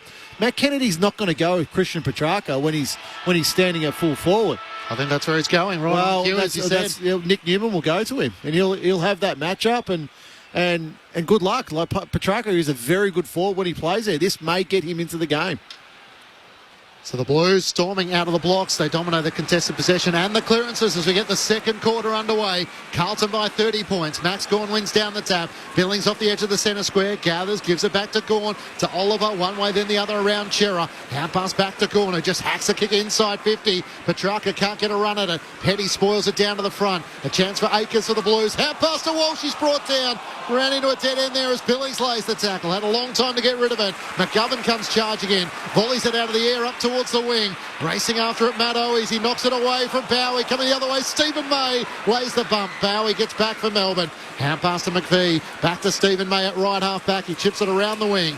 And Caleb Windsor, the Rising Star nominee during the week, he takes the mark. Comes infield. Short kick to Sparrow. Has a little juggle. Able to mark it. Just backward of halfway. Southern side of the ground. Sparrow sets up a kick towards half forward. Van Rooyen goes up in front, unable to mark Pitnet. Chincotta gets involved. He can't get rid of it cleanly. Cowan goes in. Rolling Maul in the rain here at the MCG. Inside 50 it goes for the D's. And a ball up to come. 47 out from the attacking goal. If you've joined us late, Carlton with the opening 5 goals of the game. Coming through Oliver. Gets a handball away. Chincotta goes in. Trying to pick it up, Newman. Squeeze the kick forward. Straight to Viney. Snaps on the right. Tumbles into the behind post. Minor score. Oh, sorry, trying to come. No score. Still haven't scored yet. Yeah, still haven't scored. So trying to come deep in the left forward pocket. Here for Melbourne. 5 straight plays, no score through the opening 2 minutes. Punt road end. Poncho's down below us with the rain falling lightly. Petty wins down the tap. A chance for Wiedering to try and clear. Goes straight up in the air underneath it. Lever can't take the mark. Walsh is set upon by Jake Lever, and the umpire will ball it up. It's 45 metres out from Melbourne's goal. Out the punt road end, the Demons 5 straight 30 to Melbourne yet to score on ABC Sport. Pitnet takes it out of the ruck against Petty. Cripps tries to get a hand pass forward. Over the top of the footy, Ollie Hollands. He's bumped out of play by Jake Lever. He gets plenty of encouragement from Clayton Oliver. And the umpire will spin it back in front of the Olympic stand. Carlton by 30 points. Thursday night footy on ABC Sport. Great to have you with us, Matt Clinch, Ben Cameron, Jess Webster. The Essendon Premiership player Adam Ramanauskas and Brent Harvey, the game's record holder. Umpire flings it in. Gawn palms it to the front. Whistle on the play. Free kick will go the way of Cripps. Those players ran out past their mums. Had his mum, Kathy, and his wife and mother of his new child, Coda, as he kicks up to the wing. Mackay in front. Our fans and a throw-in inside the interchange gates on the members' side of the ground. Here at a misty, rainy MCG. If Melbourne don't get their hands on the football, be interesting to see how long Christian Petrarca actually stays at full forward. Gawn and Pitnet go at it again. Gawn slaps it down in the Oliver direction. Comes out towards Ollie Hollands, who gets it off to Cripps. Blues in possession. Wiedering short kick to Walsh, who's been busy. 15th disposal coming up already. Alongside his 2 clearances and 5 tackles against Harry Mackay. What comes after busy? That's what Sam Walsh has been. Swings on his left, drives it inside 50. Jack Martin tries to get a flight. It can't take the mark. McVie volleys it towards the boundary line. How's the umpire going to view this? No. Just throw it in. I was looking at the umpire in the middle of the 50. It was the one closest to the boundary. Skill errors have been penalised at times, but not on this occasion. I was looking at the same thing, Clinchy. Yes. It looked like he got his chest out. He was just starting to go a little bit faster than normal. I thought he was going to pay it as well. Toss back into play.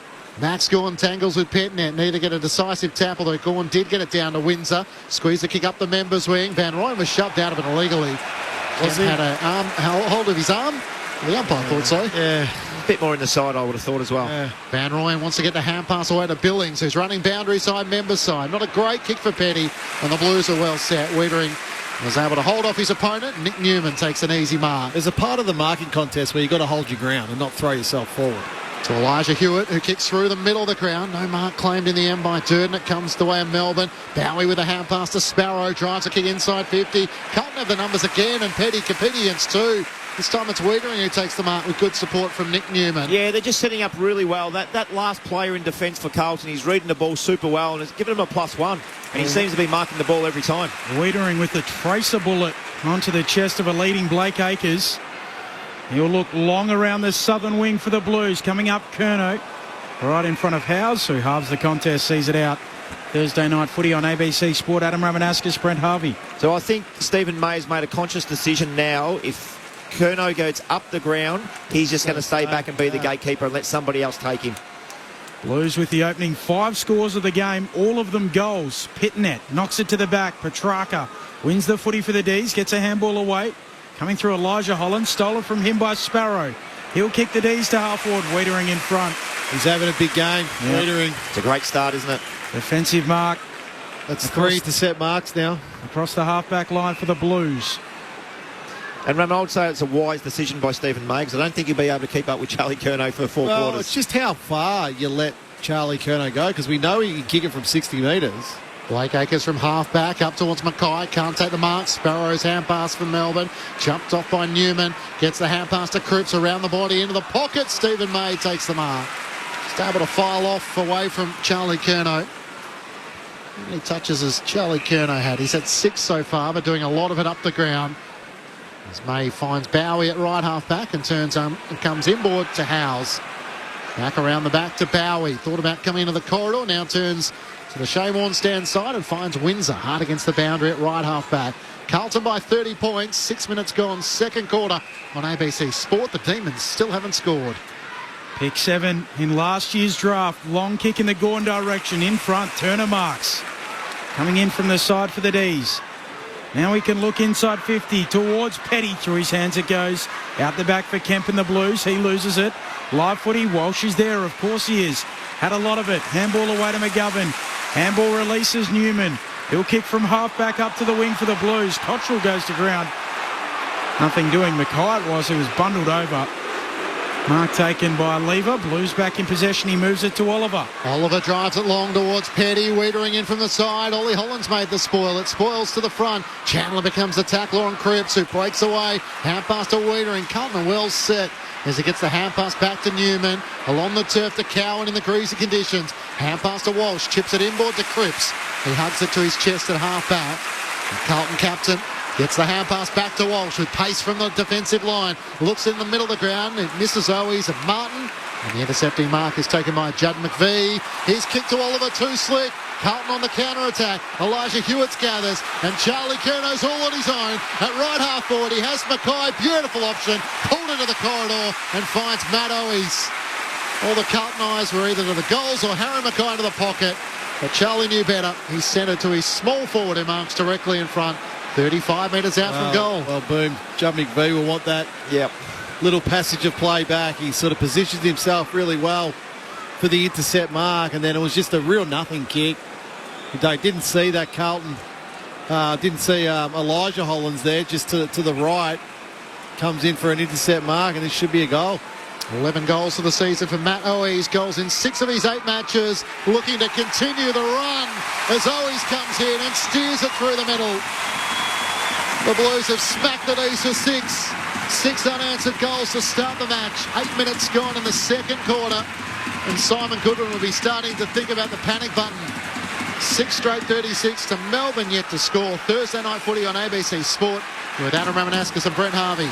Well, Clinchy, well called, mate. He had 3 options there, and the 2 that were the obvious ones was Mackay heading back to goal, or I thought he had the distance in his leg as well. If he had to run another 5 metres, he would have been kicking from 50, but gee, the option was fantastic. Seen Owies pop up in the middle and just pulled the kick a little bit. The third option was probably the best out the lot of them. So very well called, very well played, Carlton. But comes back to your point, Rammer. That kick coming back through the middle, you want to hit them ones, because if they don't, they're coming straight back over your head. One of the great celebrators in the comp. To Matt Owies, pretty happy with it. Boomer you're talking about? He was pretty good too. Carlton come away with it, but turn it over. Windsor, handball to Sparrow. Running through the middle of the ground, kicks inside 50. Petrarca brilliantly controls it down. With his left hand, controls it down into his right hand in a juggling motion. Yeah, well, McGovern thought that was going over the top. But just so athletic, Christian Petrarca there. It wasn't a great kick. Petrarca made it a good kick. So 25 out directly in front. The D's need their leaders and their stars to stand up. Christian Petrarca appropriately to try and get them back on track. His drop punt is nice. Melbourne begin the long road back into this contest. Their first major of the evening. Carlton 6 straight 36. The D's 1 straight 6. 10 minutes into the second term. Thursday night footy on ABC Sport. Well, it's an understatement that they needed it. But, sometimes it just takes a little bit of brilliance. And that's what it was there from Christian Petrarca. He made something out of nothing there with a one-handed mark that Mitch McGovern thought that he was going to mark. But, it's 5 goals in modern football is not a lot. Yeah, okay, there's a little bit of rain around and it might be a little bit slippery, but this can be dragged in very, very quickly by the Demons. Well, we spoke last week, I think it was, on air, when you know you're probably not going to go into half-time winning this quarter-rammer, but all you want to do is just peg them back slightly. 1 or 2 goals here over the next 3 quarters. He kicked 5 goals, 10 for the season coming in with that shot, so he knew it was a big one for the Demons. Melbourne regather at half-back through Rivers, a chance to try and turn 1 into 2. Hand passes out in front of Sparrow, a dash of pace as he gets to right half forward, drives it inside 50, Petrarca's there as well. It clears him and the pack, Kemp racing back, Pickett puts the pressure on, Chincotta for the Blues. Hand pass to Akers, kicks out to Cottrell. He marks it right half-back in front of the Carlton fans in the Olympic stand. The Blues by 30 points. Cottrell looks around the members' side, sends it long in the direction of De Koning and Mackay. De Koning went up early on the back of Max Gawn. He was up before acceptances. No whistle. As Neil Bullen works it back to Rivers. Melbourne with the hand pass to Oliver. Swings onto his right at a dump kick, which is going to be a turnover. Chera takes the mark at right half back for the Blues. Immediately looks into the corridor. He said dump. Dump kick, not dump kick. Or it's a dump kick and a dump kick. Either silent B or the P. Take your pick. As the kick goes inside 50 for the Blues. Punched away by McVie. Langdon roves the pack. Gives it back to McVie. Inside defensive 50. Steps the man. Kicks up to the wing. Sparrow marks. They've just found something in the last 2 minutes, haven't they, Melbourne? They're starting to play a little bit more free football. Sparrow comes infield to May. Kicks into the middle. Viney wheels and goes. Kicks to the attacking point of the square. Chandler takes it. Looks for Petrarca. Right on the numbers of 50. Drops the mark. Time to recover. Eyes the goals. Misses. Just tugs it a little left. Starting to get going. Those in red and blue. 29 points Carlton's advantage. 12 and a half minutes into the second. Thursday night footy here on ABC Sport. That's just a little bit more risk with ball movement now for Melbourne. And dropping the eyes as well. That's why Petrarca's such a good player, because you can nullify him in the midfield. He goes forward and he's had the 2 shots on goal in the last minute and a half. Mitch McGovern to bring the Blues back into play. 1 of 4 inclusions for tonight to Nick Newman in the left back pocket. He tries to work it to Jack Martin, who couldn't complete the mark as Howes makes the spoil, and a throw in for Melbourne at right half forward. The Blues leading by 29 points.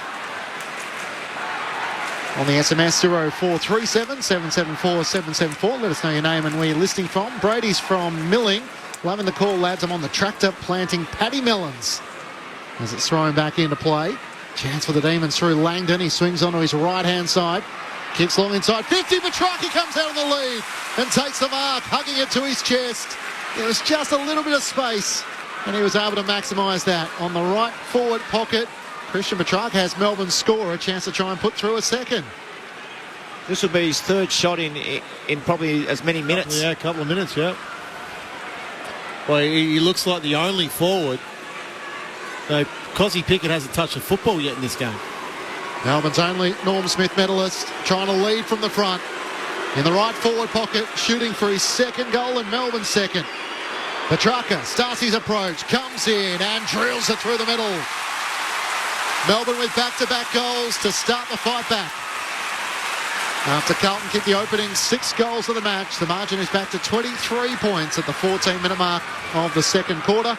With Brent Harvey and Adam Romanascus with you on ABC Sport. So Melbourne have had 22 inside 50s for the game.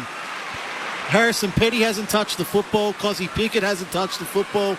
Bailey Fritsch has had 2 possessions. Chandler, 3 possessions. Turner, 3 possessions. Billings, 4. So they're really getting fixed up there. Carlton's defence has been really, really good, but now you add the element of surprise of Christian Petrarca going and playing as a forward. Kicks 2 goals in a matter of minutes. Clinchy, don't get fooled by the Paddy Melons. I got done in by them on Sunday. Someone texted in. Yes. Saying they were picking some Paddy Melons. They are a weed. They are a pest. And we got a lot of texts about them. As out of the middle go the Blues. Kennedy, long kick towards half forward in the Curnow direction. May outpoints him. Strong defensive mark right on the arc of 50. Pokes it over the top. Broken up there quickly by Akers. Out after it, McVee. Handball for May and it tumbles out. And a throw-in to come between wing and half forward for the Blues attacking the city end in this second term. We'll lead it by 23 points. Thursday night footy on ABC Sport. So you reckon I've got stitched up with the Paddy? They got me good on Sunday, so... All right, full credit. Cheerio to Charlie and Jack. They're driving down to Albury with the boys for the go-kart racing this weekend. Listening to the footy while they do so. Carlton through Chera. Gathers, gets the hand pass away to Cripps at half forward. Hand pass away to Boyd. Hugs the boundary line. That's too wide. Out of bounds on the full as Rivers takes the mark over the boundary line. Carlton by 23 points. 16 minutes gone, second quarter. As Rivers tries to dance around the man on the mark, and he got around Maddo. He's made him look silly. Kicks up towards the wing. The pack is there. Kemp brings it down for the Blues. Chera tries to knock it out. Langdon for Melbourne. Hand pass to Viney. Missback scored. He didn't realise it was intended for him. He'll receive it though from Neil Bullen. Looks around the Shane Warne stand side for Petty. It bounces off his chest. Wiedering did well. Boyd comes racing in. Gets it back to Wiedering. He kicks around the wing. Rivers in front of Owies. He can't take the mark. Cripps tries to volley it forward and eventually kept it in play. No, the boundary umpire has other ideas. So has Petrarca come off for a break? Yep, he's on the bench at the moment. They should have just kept him on the ground. Well, when you're playing forward, you don't need that. That is your rest. Yeah. And he's been there for 14 or 15 minutes before he's come off the ground. I totally agree with you, Ramo. He's on fire. You leave him on there. Gawn wins the tap towards Akers, though, of the Blues. He can't quite pick it up initially. Allows the D's in. Viney needs no invitation. Gets after it. It spits out to Chera. High kick towards half forward. Rivers stands underneath it. Curnow crashes into him. Made him earn that. Ball hits the deck. Gawn goes after it. Durden 2. Sliding in on the wet ground. High free kick. And it will go to Durden. 60 out from the attacking goal for the Blues. Thursday night footy on ABC Sport. Carlton leading by 23 points. Kicked the opening 6 goals. Last 2 to Christian Petrarca and the D's. Durden waiting to see what he likes. Rivers is coming off under the blood rule, in fact, so that's why we've paused. Howes to re-enter the game. I'll bring you a few more SMSs. 0437 774 774. Cheerio to Robin, who's listening on the train in Rome, in Italy. And Wayne in Paris, in France. Rama getting you loud and clear, listening to the call. Beauty of the ABC Listen app. There's the free kick for Corey Durden inside 50 through the hands of Neil Bullen. Dropped the mark. Cripps tries to knock it forward for the Blues. Bowie races after it. Hand pass to Gawn. Under pressure in the right back pocket. Hand pass missed McVee. Socks it off the deck. This time straight to the boundary. Umpire Boomer. Yeah. Insufficient intent. Of course it is. Oh, that one's trouble. Carlton fans who were pretty much trying to persuade the umpire, I think, had a pretty good idea that it was going to be that. And Harry Mackay tried to, really muster his way in to get the free kick. Umpire was awake to that and said Ollie Hollands was closest. And security just had to move a couple of chairs up against the fence in the right forward pocket. It's funny, as a tall forward and a left footer from this side, when you see one of the little blokes run over there, you're thinking, get away, I want to kick this. Ollie Holland starts outside the boundary. The boy from Wodonga. It's not a bad effort. It's right to the goal line and off hands. It goes through for a minor score. Carlton by 24 points. They've kicked 1 goal in this second quarter. The Demons with the last 2. Sort of a bit of a 9-iron there, Benny, from Ollie Hollands. One of your ones, just a bit short. Bang, little clip there, Benny. Probably would have gone through. Rammer with my 9 on. Bowie with the kick in. Short. You wouldn't know, Rammer. You don't invite me to golf anyway. Cripps wins it back for the Blues. Gives it off to Walsh. He loses it. Getting involved, Neil Bullen. Handball away to Viney. Dumps it on the boot. Thumping kick into the middle of the ground. Wiedering takes the mark for the Blues. It's fast becoming the wall of Wiedering for Carlton as he goes laterally to Kemp. Yeah, it is.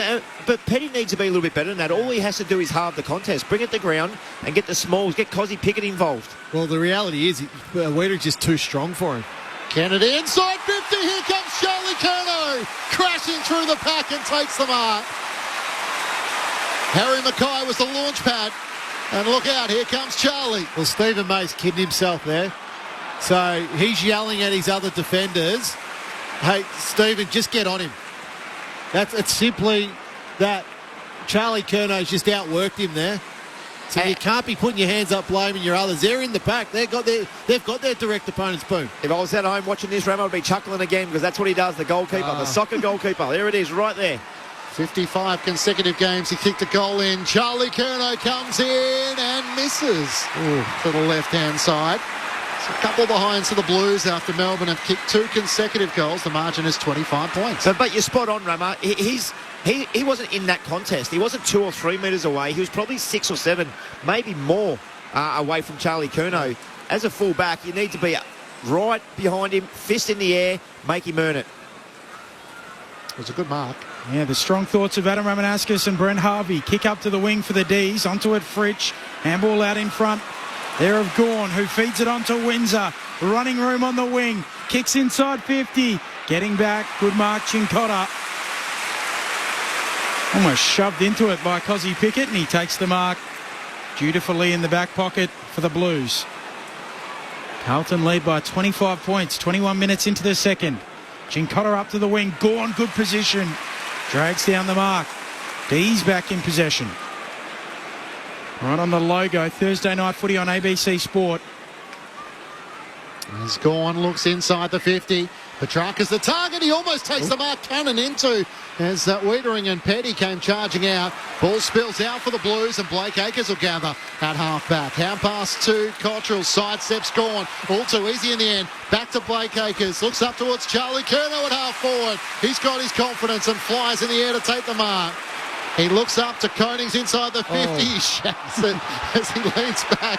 And even the greats can have those sort of moments as he puts it out in the right forward pocket. Clayton Oliver says, how come that's not deliberate? Well, Matty Cottrell's right there because Curnow should just give him that handball. Cottrell's coming on the inside. No one near him.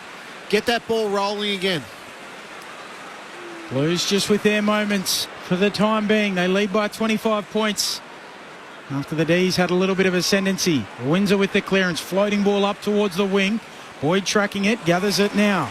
He'll come infield with the kick to Ollie Hollins. Few steps forward of the logo. Sends it long for the Blues to fall forward to Koning. Over his head out the back. Cripps is there. Puts it on the boot. And the Blues are back. Back out by 31 points. Through the agency of their skipper. 7-2-44 plays 2-1-13. 22 and a half minutes into the second term. Adam Ramanauskas, Brent Harvey after Jess Webster.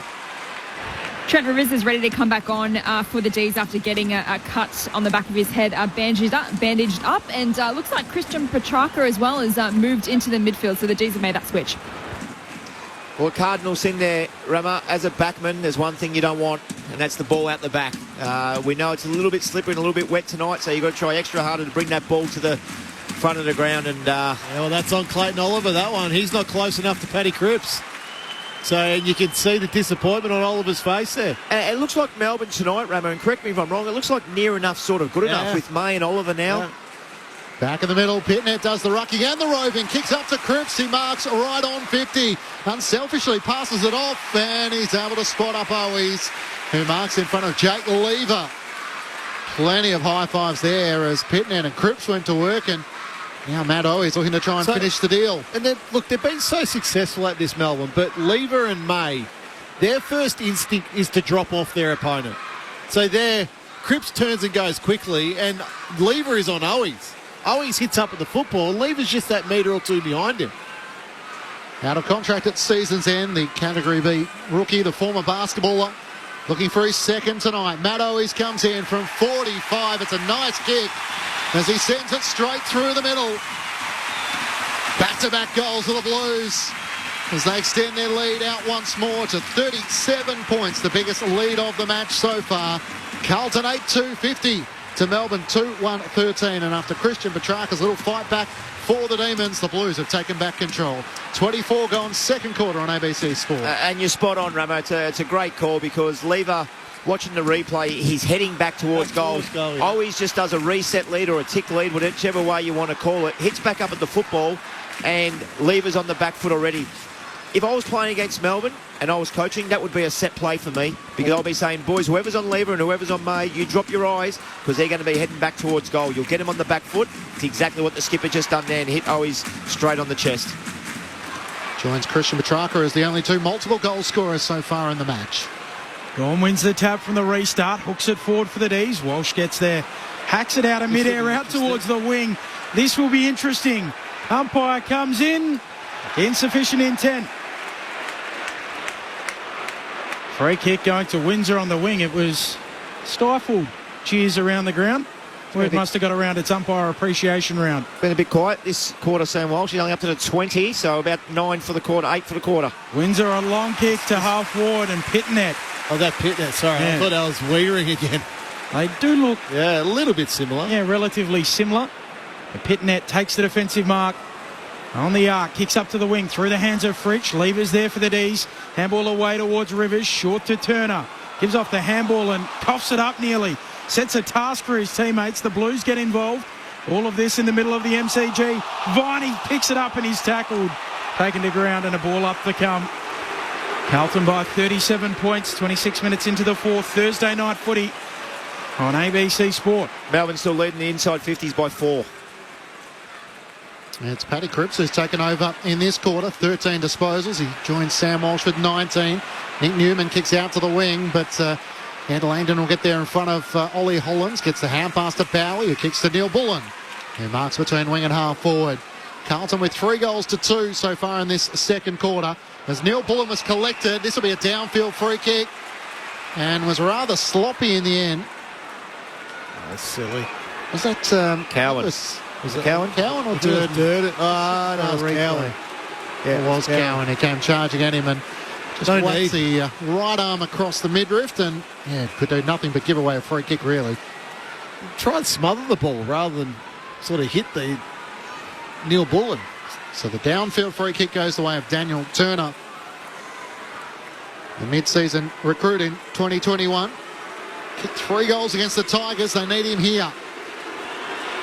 Disco Turner starts his approach. Out to the right. He comes in through the paint of 50. He likes it off the boot.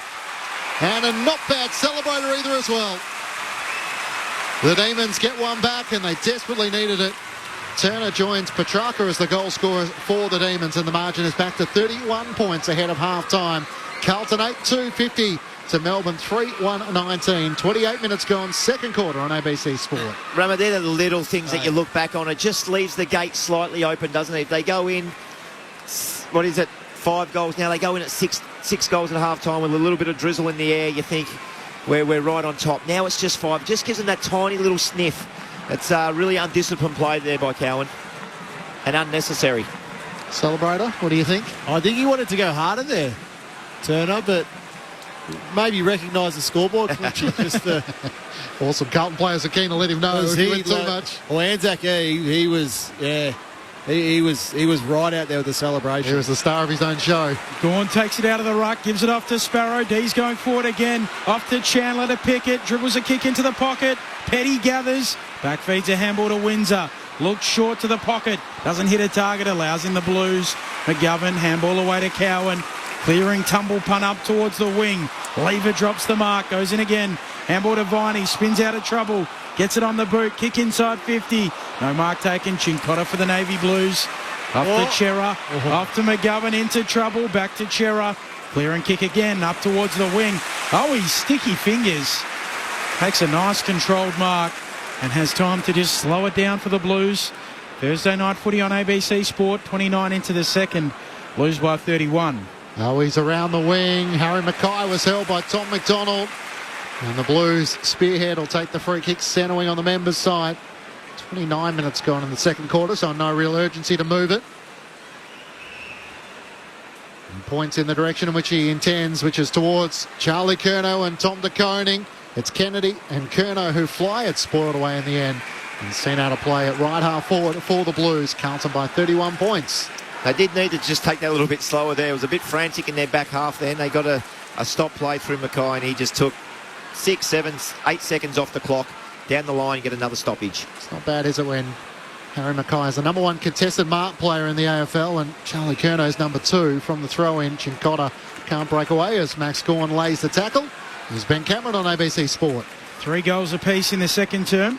He comes after Carlton kicked 5 goals to none in the opening term. Tap down to Chera.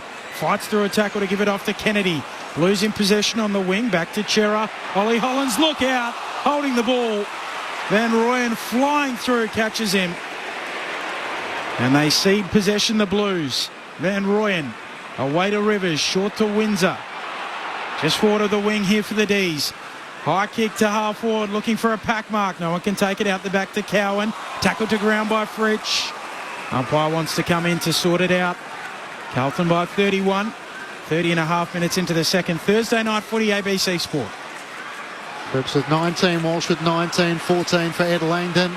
As Jack Viney tries to break out of a tackle. Rivers taken high, no whistle. Hand pass comes to Chera for the Blues. He's tackled by Windsor. Ollie Hollands missed his brother Elijah. Has to go back in and win it. Hand pass too slick for Matt Kennedy, but Owies is able to make it work. Hand pass to Sam Walsh as the siren sounds for half-time. And Carlton fans would bounce out of their chairs.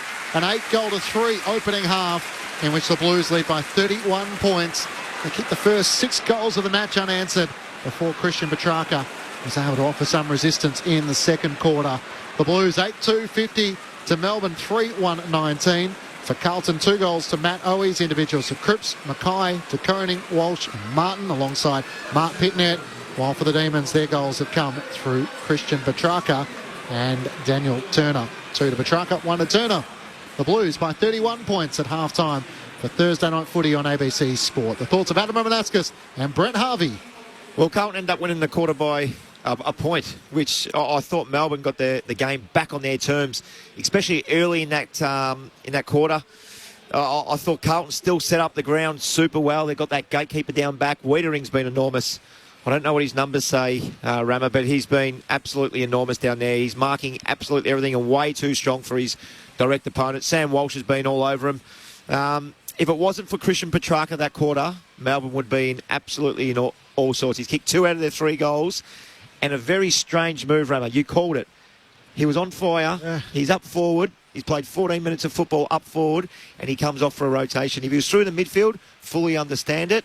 But when he's up forward, taking a rest, kicked their only 2 goals at that stage, I thought he should have been left on the ground. Well, when there's a text message, I think it's from Paul in Perth. It's sort of, love to know who's playing in Melbourne's forward line other than Carlton defenders. And the reason why is that Harrison Petty's had 1 handball.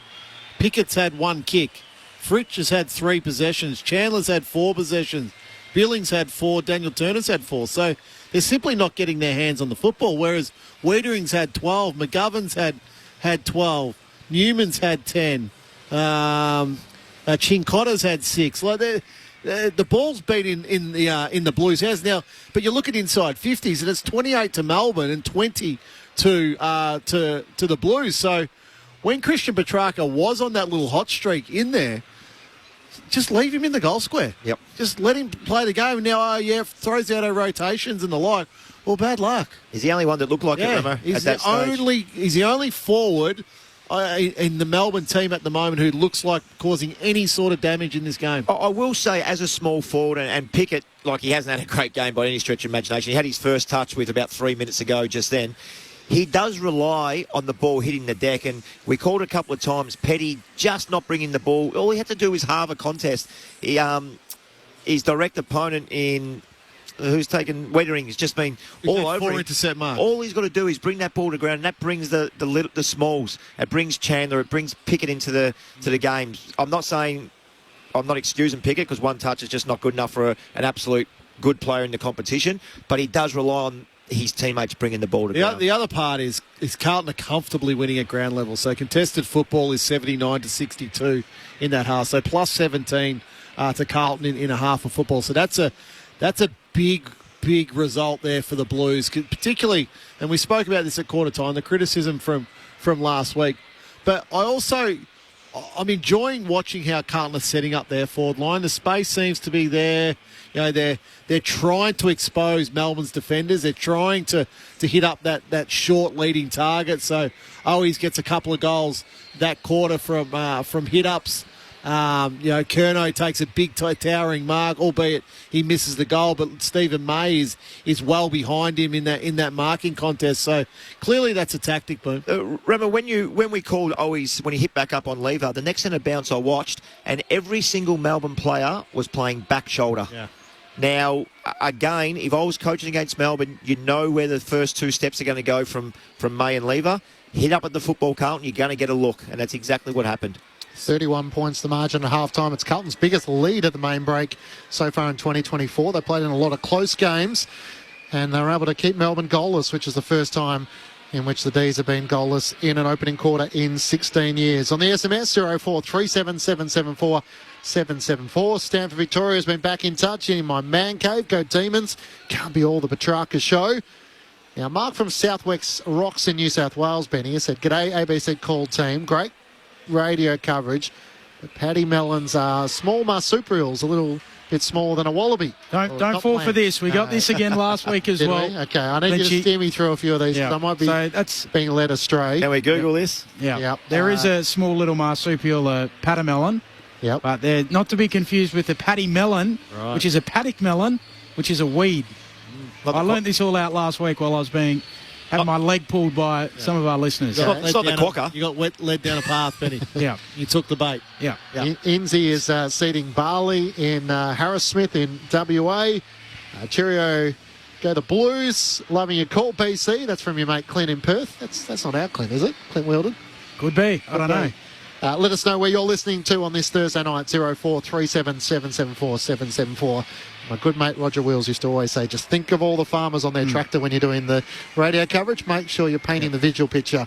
So cheerio to you, Roger, and for those that are working, we'll try and do our best. I think they knew, Rammer and Boom, that I'm not the...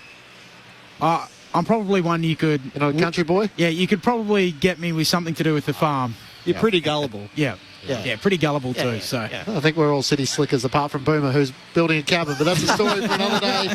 Carlton by 31 points here at the MCG. Let's get the latest from the ABC Newsroom.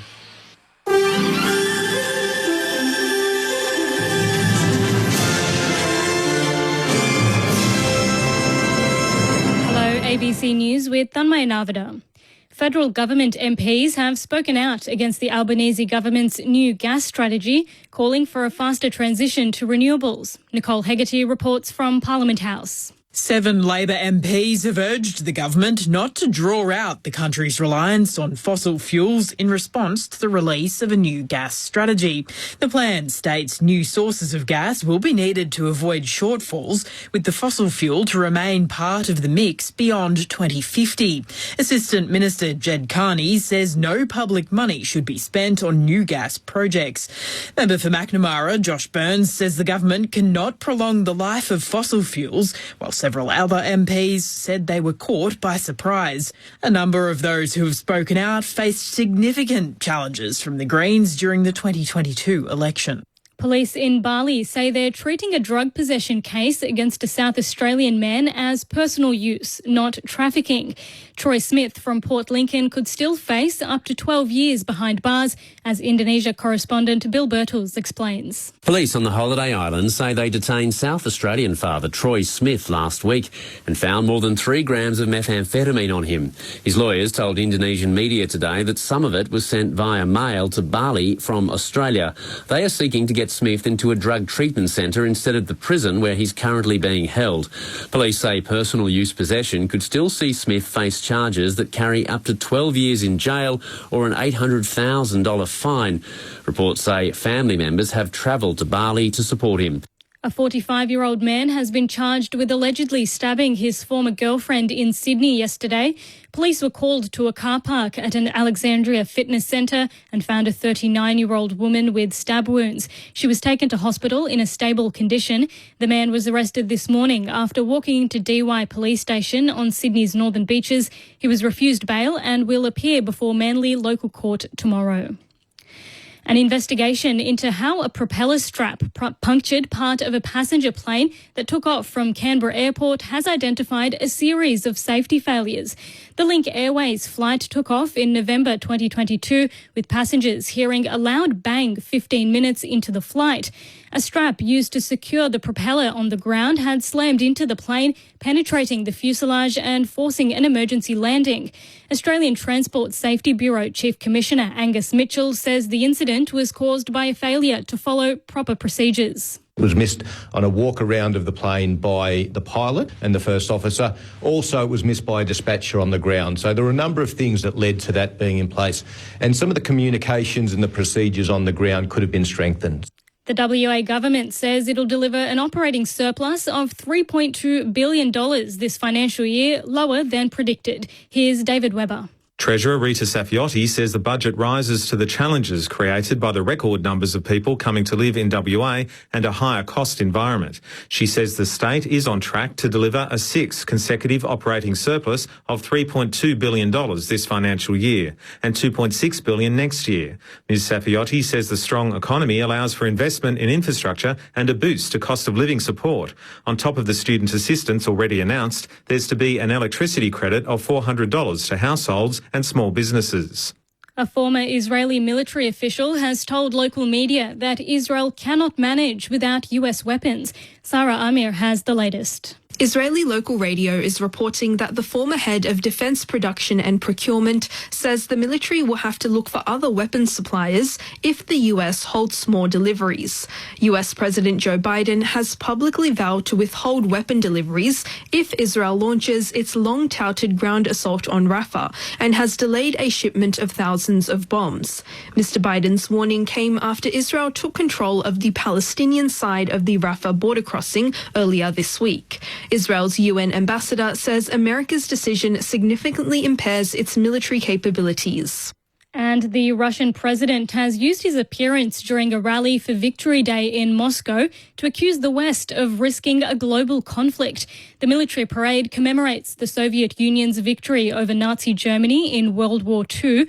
Vladimir Putin has cast Russia's invasion of Ukraine as part of a struggle with the West. He's used the parade to showcase Russia's military capabilities and justify its offensive in Ukraine. You're up to date with the latest from ABC News.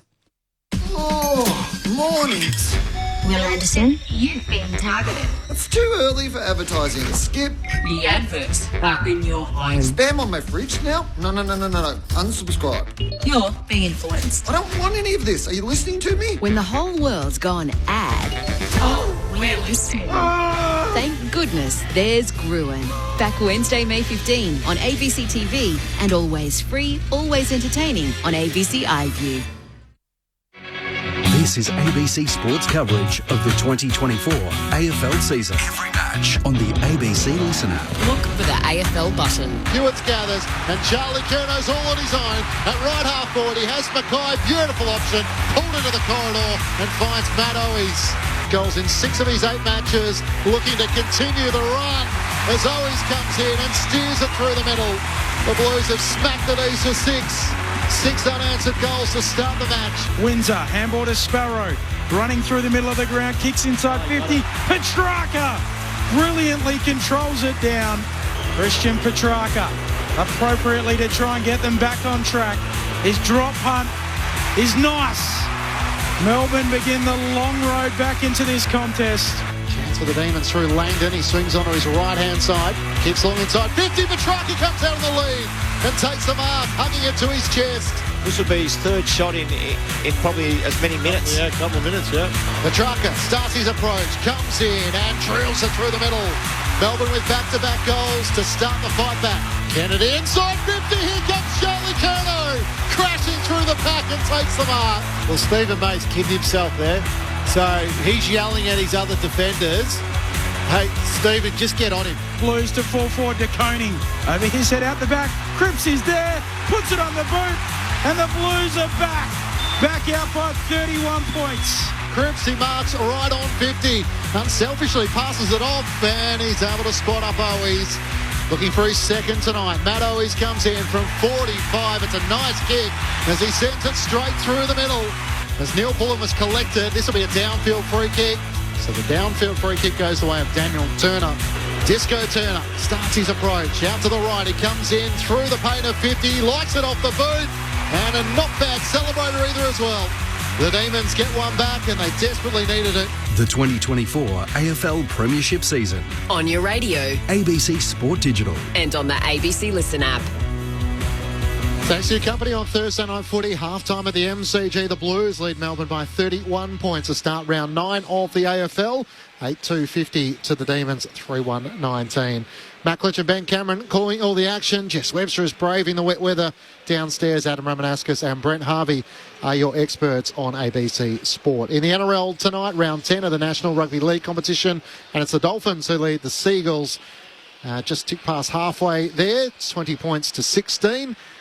And some of the team news has come out for the weekend, and there's plenty of changes taking place. The match between Collingwood and West Coast is going to be a fascinating match. Just the teams coming out, of course, for the Sunday fixtures. Not as many games for the Mother's Day. What are your thoughts, Rammer, on the two Friday nights? Are you a fan of having the early game down in Geelong?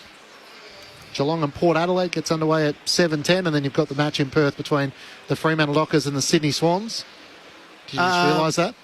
No, I'm just looking at it. So you'll still get the second. If you watch all the Geelong Port Adelaide game, you'll then most likely get quarter and a half, second half of Fremantle and Sydney. Yep.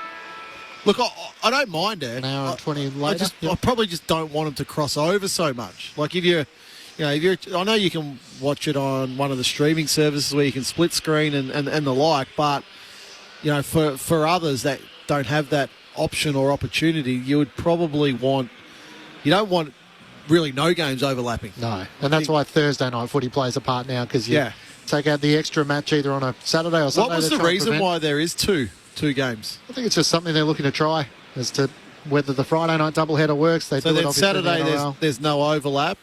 Oh yeah, well there's two games Saturday night. So there's always two games Saturday night. One less game on Sunday because of Mother's Day. So there's only two games on Sunday. Yeah. Collingwood and West Coast from Docklands, and the Adelaide Crows and Brisbane in the twilight. The Cats team is interesting. So Mark O'Connor, Brandon Parfitt, Osen Mullen come in. Zach Tui's been managed. Again, that's the third manage of the season in how many rounds are we in? This is round 9? I'm allowed to say as well, he's been managed out of the Geelong team but into the ABC Sport team. He's doing a game with us on Sunday, so that is good news. Jack Burrows has also been managed. Tanner Bruin is out through injury. Port Adelaide, welcome back. Alir, Josh Sin. Dante Vantassini comes in. Francis Evans and Jeremy Finlayson makes his return. Lockie Jones, Dylan Williams, Jace Burgoyne, Jordan Sweet and Connor Rosie are all out.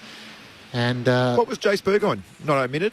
Injured. I was going to say, because he had a ripper game a couple of weeks ago. Yeah, that was his breakout game. And Freo gets Sam Swikowski and Patrick Voss in for Sean Darcy, who's out injured. Cooper Simpson has been omitted. Aaron Francis comes in for Tom McCartan for the Sydney Swans. James Sicily is out for the match against the Saints. Luke Bruce comes in alongside Seamus Mitchell. The Saints get back Liam Henry and Ben Patton, but surprised to see Mateus Filippo is out, having just signed a new contract during the week. Boomer?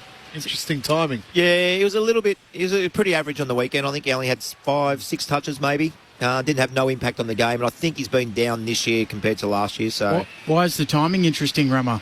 Oh, there's always a fear of kids going back to their home state, I think. So, but now that he's signed, now we could probably treat him accordingly to the way he performs. One of the matches certainly to look forward to in the twilight. I'm sure you'll be watching this one, Rama. Essendon taking on GWS. The Bombers after their narrow win in Perth, and GWS. Callum Ward plays his 300th game. Which is a foundation captain alongside Phil Davis. He's been such a heart and soul player for the Giants and so well respected. Just having a look through the current crop of players who are still playing and how recognised they've been with Brownlow votes. He's in the top 15, which shows you the umpires didn't miss him, and I'm sure there's plenty of players who would have loved to have played with Cal across his journey. No doubt about that. He's been a terrific player. The Ramanaskas family behind the glass on Saturday at that game, Benny. What's the special occasion? Oh, it's the yellow armband, the Clash for Cancer of course. game. So, been invited along with the family, which is nice. And on the red wines? Yeah, he will be. That's a yes. The brother and I will have a few beers on. Just a little bit of decorum, and when they call you sir, don't be alarmed, okay? No, so look, Callum Ward, 300 games is an amazing effort, but Dersman's been in good form for Essendon, so playing that wing role quite well. So he's tore his quad. Yep. A couple like Jordan Ridley obviously tore his quad. He's still a couple of weeks away. What was he? He was a hamstring. Yeah, so they've had a few injuries out there. You did call that they need to look at their weights program at Essendon, didn't you? Yeah, if you're getting soft tissue injuries like they have and the frequency that they've had them, particularly in the first half of the year, this is when players are at their fittest. So to have those soft tissue injuries now would be alarming. It would have to be. Like, they'd have to look at, what's going on? Like, it's not a physio thing because, a physio treats an injury and rehabilitates an injury. So it must have there must be just missing something slightly in their program for these players to be going down at the rate they have. The players have made their way out onto the MCG, so we're only a few moments away. But the Western Bulldogs obviously have been in the headlights for their loss to the Hawks last week, a developing side. The Tigers get back in Noel Bolter, Dion Prestia and Jack Graham. Good ins for the Tigers. That'll help. So Alice Keith and Riley West come back in for the Bulldogs. So and the Gold Coast Suns playing the Kangas as well on Saturday night. And hasn't the changes been swung? Where's that game? Damien Hardwick. That is in Darwin, where our own Ben Cameron will be. Not quite behind his Is old Cashy's going up with you? It would have been a good idea. We could have done a few while we're up there for you, Boomer. No, I'm not going, Rammer. Home with the family on Saturday night. Watch it on TV. I think Ben's dedicated a week to go up and call up there and do the two matches. Just doing what's asked of me. We'll bring some of your thoughts in just a moment, but the second half is ready to get underway. Carlton by 31 points. Here's Ben Cameron on ABC Sport. Umpire lays it down. Pitnet and Gawn both with a swat at the footy. Gawn goes a second time, knocks it out in front of Cripps. Bursts onto the footy, left foot kick. Inside attacking 50. Ollie Holland's at it. Martin robes the footy on his left. Lateral lead from Curnow. Bouncing ball, traps it. Arcs onto the right. Snaps it on goal. That is Charlie Curnow at his best. It might have been touched. If not, that is a bolt of brilliance from the Blues sharpshooter. 9-2-56 Carlton. Melbourne 3-1-19. They're out by a game high of 37 points. Less than 30 seconds into this second half. Certainly not the start that Melbourne wanted. Well, I think it's this touch. So, of course, they review every goal as they make the way back to the middle of the ground. The umpires have the earpiece in. So they will review. If it's touched the ball... May's put his hand up straight away. Yeah, but... It looks like a finger gets bent back on the photo that looks like it's from a mobile phone back in 2008. There's no way you could tell me that the finger has... I can see a finger flick back. Please. That's from a Nokia 3110, that footage. So we are just waiting in the middle of the That's got to be umpires. They've had to stop playing Snake to just get us this footage. If they can pick touched on that, they've got... It's amazing. They've got amazing goals. It's a goal. This is, here we go. This will tell us. I don't think it matters. It's a goal. The umpire's bouncing the ball. So the goal stands and Carlton fans are cheering once more.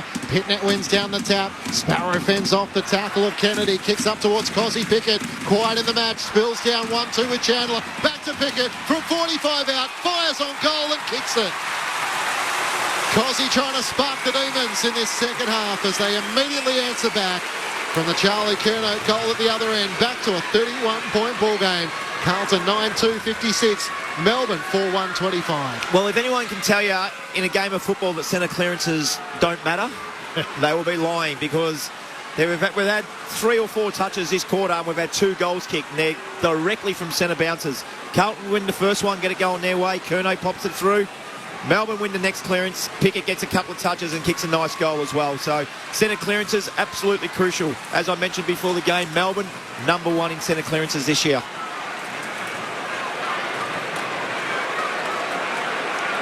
Thursday night footy on ABC Sport. Our experts, Brent Harvey and Adam Ramanauskas. So a dream start for the Blues, but Melbourne with the quick reply. Bounce in the middle. Pitnet runs across to Gawn. Taps it down. Neil Bullen, though. There for the D's. Left foot. Kick towards half forward. Unable to mark Chandler. Gathers at ground level. Gets a handball away, but chopped off by Wiedering. Runs straight into a Billings tackle. Nowhere to go. Umpire says held in. Ball up to come. Half forward for the D's. Carlton lead by 31 points. 3 minutes into the second. Toss up in the air. Gawn wins down the tap. Oliver's on the move, but it's Akers for the Blues. Gets the hand pass across half back. And Hollins, it's Elijah Hollins, finds his brother Ollie on half back and works it up to Charlie Curnow. He has it at left half back. Kicks from Martin in the middle of the ground. He gets there. That's just 50. in the nick of time as Rivers 50. knocked it out of his hand. Yeah. Could have been 50. Jack Martin has De Koning deep. Harry Mackay deep as well. He hand passes to Curnow. It's not the best of options. He jams it onto the right boot. In towards Mackay and De Koning. Neither can take the mark. Tom McDonald panicked under pressure. Kennedy's hand pass to Wallis. Onto the right for his third. Tom McDonald just panicked at the last moment, and Matt Owies able to pounce, courtesy of Matt Kennedy. And the Blues extend their lead to 37 points once more. 10-62 to the Demons 4-1-25. Just 4 minutes gone in the third quarter for 3 goals already. Well, he's doing a good job, Boomer, of earning that new contract, Matt Owies. So that's his third now in this game and looking very, very dangerous. So, yeah, Tom McDonald just panicked. The ball came in, it was high and long. It should have been sort of killed over the line for a boundary throw-in. But it just got to the back of the pack there, and he just fumbled at McDonald. Nice little handball for Kennedy, and just too slick at ground level. The Blues, I'm just looking for Owies' direct opponent. He sort of didn't really have one, Boom. No, I don't know who it was directly on him. I'll tell you what, Kennedy's hands were absolutely elite. That's craft right there. 3 times Carlton have led by 37 points in the game. They get a centre clearance again. Cripps away to Chera, tumbling ball. Bowie arriving first, knocks it back to the wing, picked up by Chera. Handball to Kennedy. He'll snap around the corner. Bouncing ball. Bowie tracks it for the D's, slaps it out in front of himself. Holding free kick. It'll go to Jake Bowie. No strapping on the shoulder. Coming back from that broken collarbone. Opening round.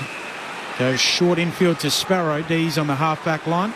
Well, it'll be a titanium collarbone now. Won't break ever again. Like Boomer's leg.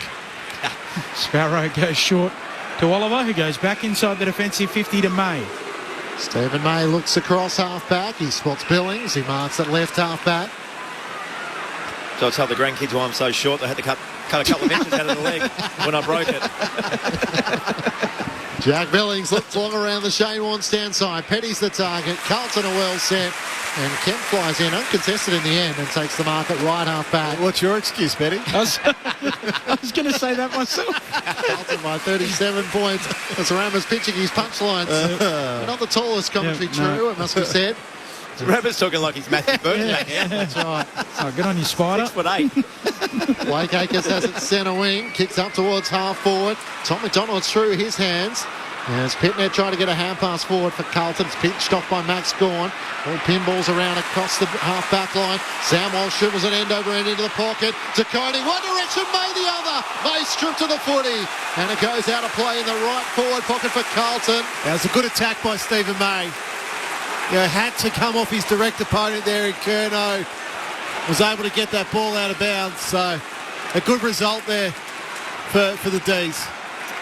Umpire brings it back in.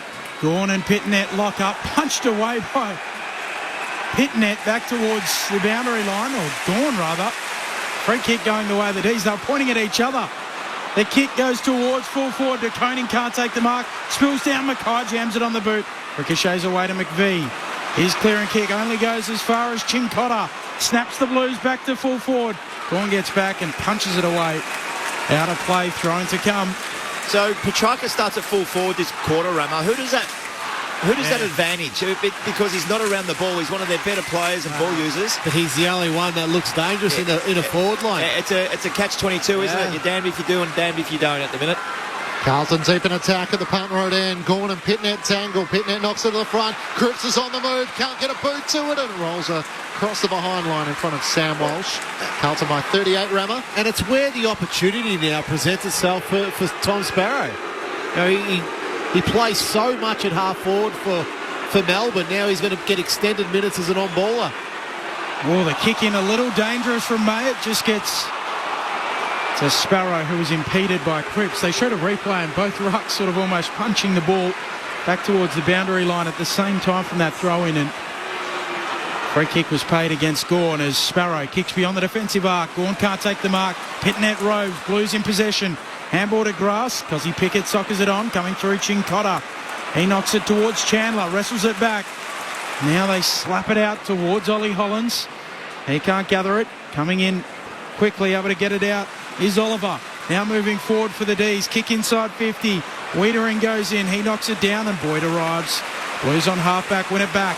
Chincotta to Akers through the middle of the ground. Chandler slipped over. Kicks up to half forward. McVie. Awkward ball bounces off his ankles. Under pressure from Owies. Hand pass looking for Windsor. The youngster knocks it forward. Gains 10 metres. Newman's over the top of it. Langdon crashes into him. Play on's the call.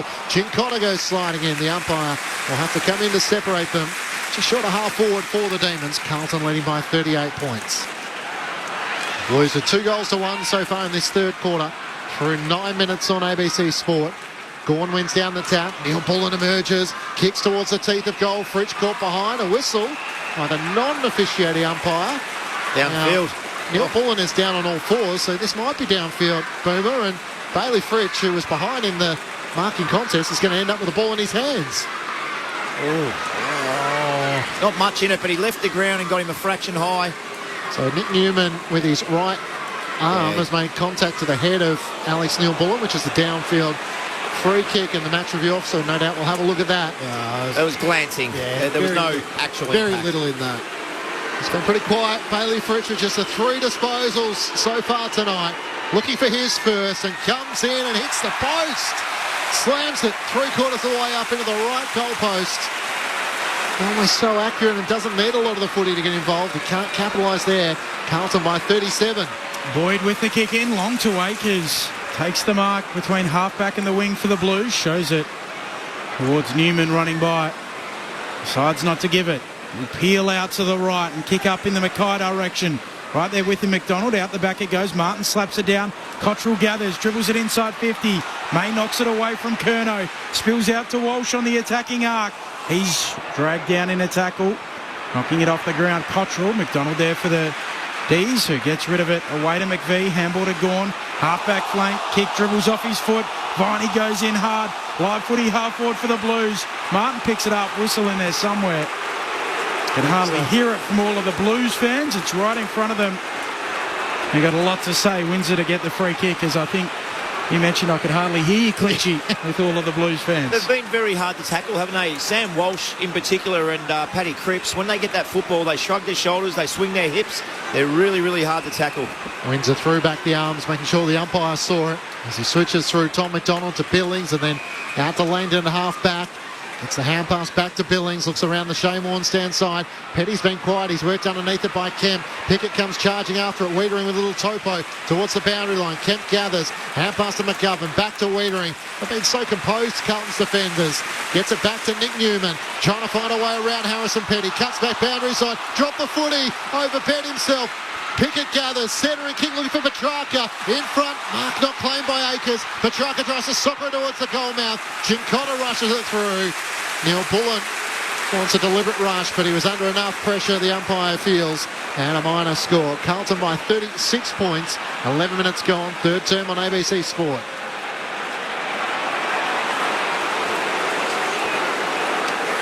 Matt Clinch, Ben Cameron, Adam Ramanauskas, Brent Harvey and Jess Webster. Mitch McGovern to take the kick in.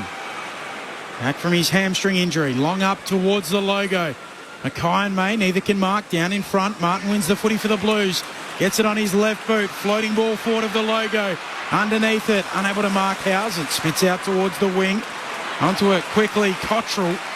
He's wrapped up. Tackled a second time as well. And really driven to ground. A ball up on the wing. Thursday night footy on ABC Sport.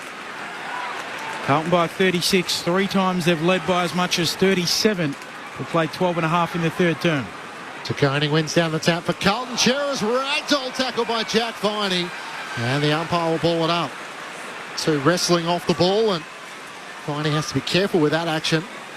Thrown in the air. Petty doing the ruck work against Koning. Spills out to Koning's way. A little topo into the middle of the ground. Under pressure, Cottrell worked off it by McVie. Chandler can't gather. Koning knocks it on. Langdon can't get boots a ball. Nick Newman for the Blues. Kicks up to Mackay. He marks on his chest at left half forward. Looks up, goes short. Durden on the lead. Marks on 50 to the running Walsh. He gathers. Steadies at 40 and misses a chance for his second. 2 hit-ups there, Boom. Well, it deserved a goal. Yeah. Petty, I think it was, who was playing on Harry. Every time I say Harry, I'm looking and saying Benny. But playing on Harry Mackay, and he's 15 metres off him, and then always hits up again on our man Lever. Again, Lever going backwards before he goes forward. 37 points is Carlton's lead. 4th time they've led by that many, or that much, I should say. As the kick goes up to the wing from Mate. Looking for a mark on the wing, unable to mark Petrarca. He follows up though, gets a kick moving forward. Van Rooyen close to the boundary line gathers. Back feeds a handball away to Billings. He'll kick towards Langdon at half forward. Off his hands, close to the boundary line. Stays in. The Blues work it out. Newman, little 1-2, dribbles his kick. And that will tumble out. And the umpire says spin it in. Thrown beneath the Great Southern Stand.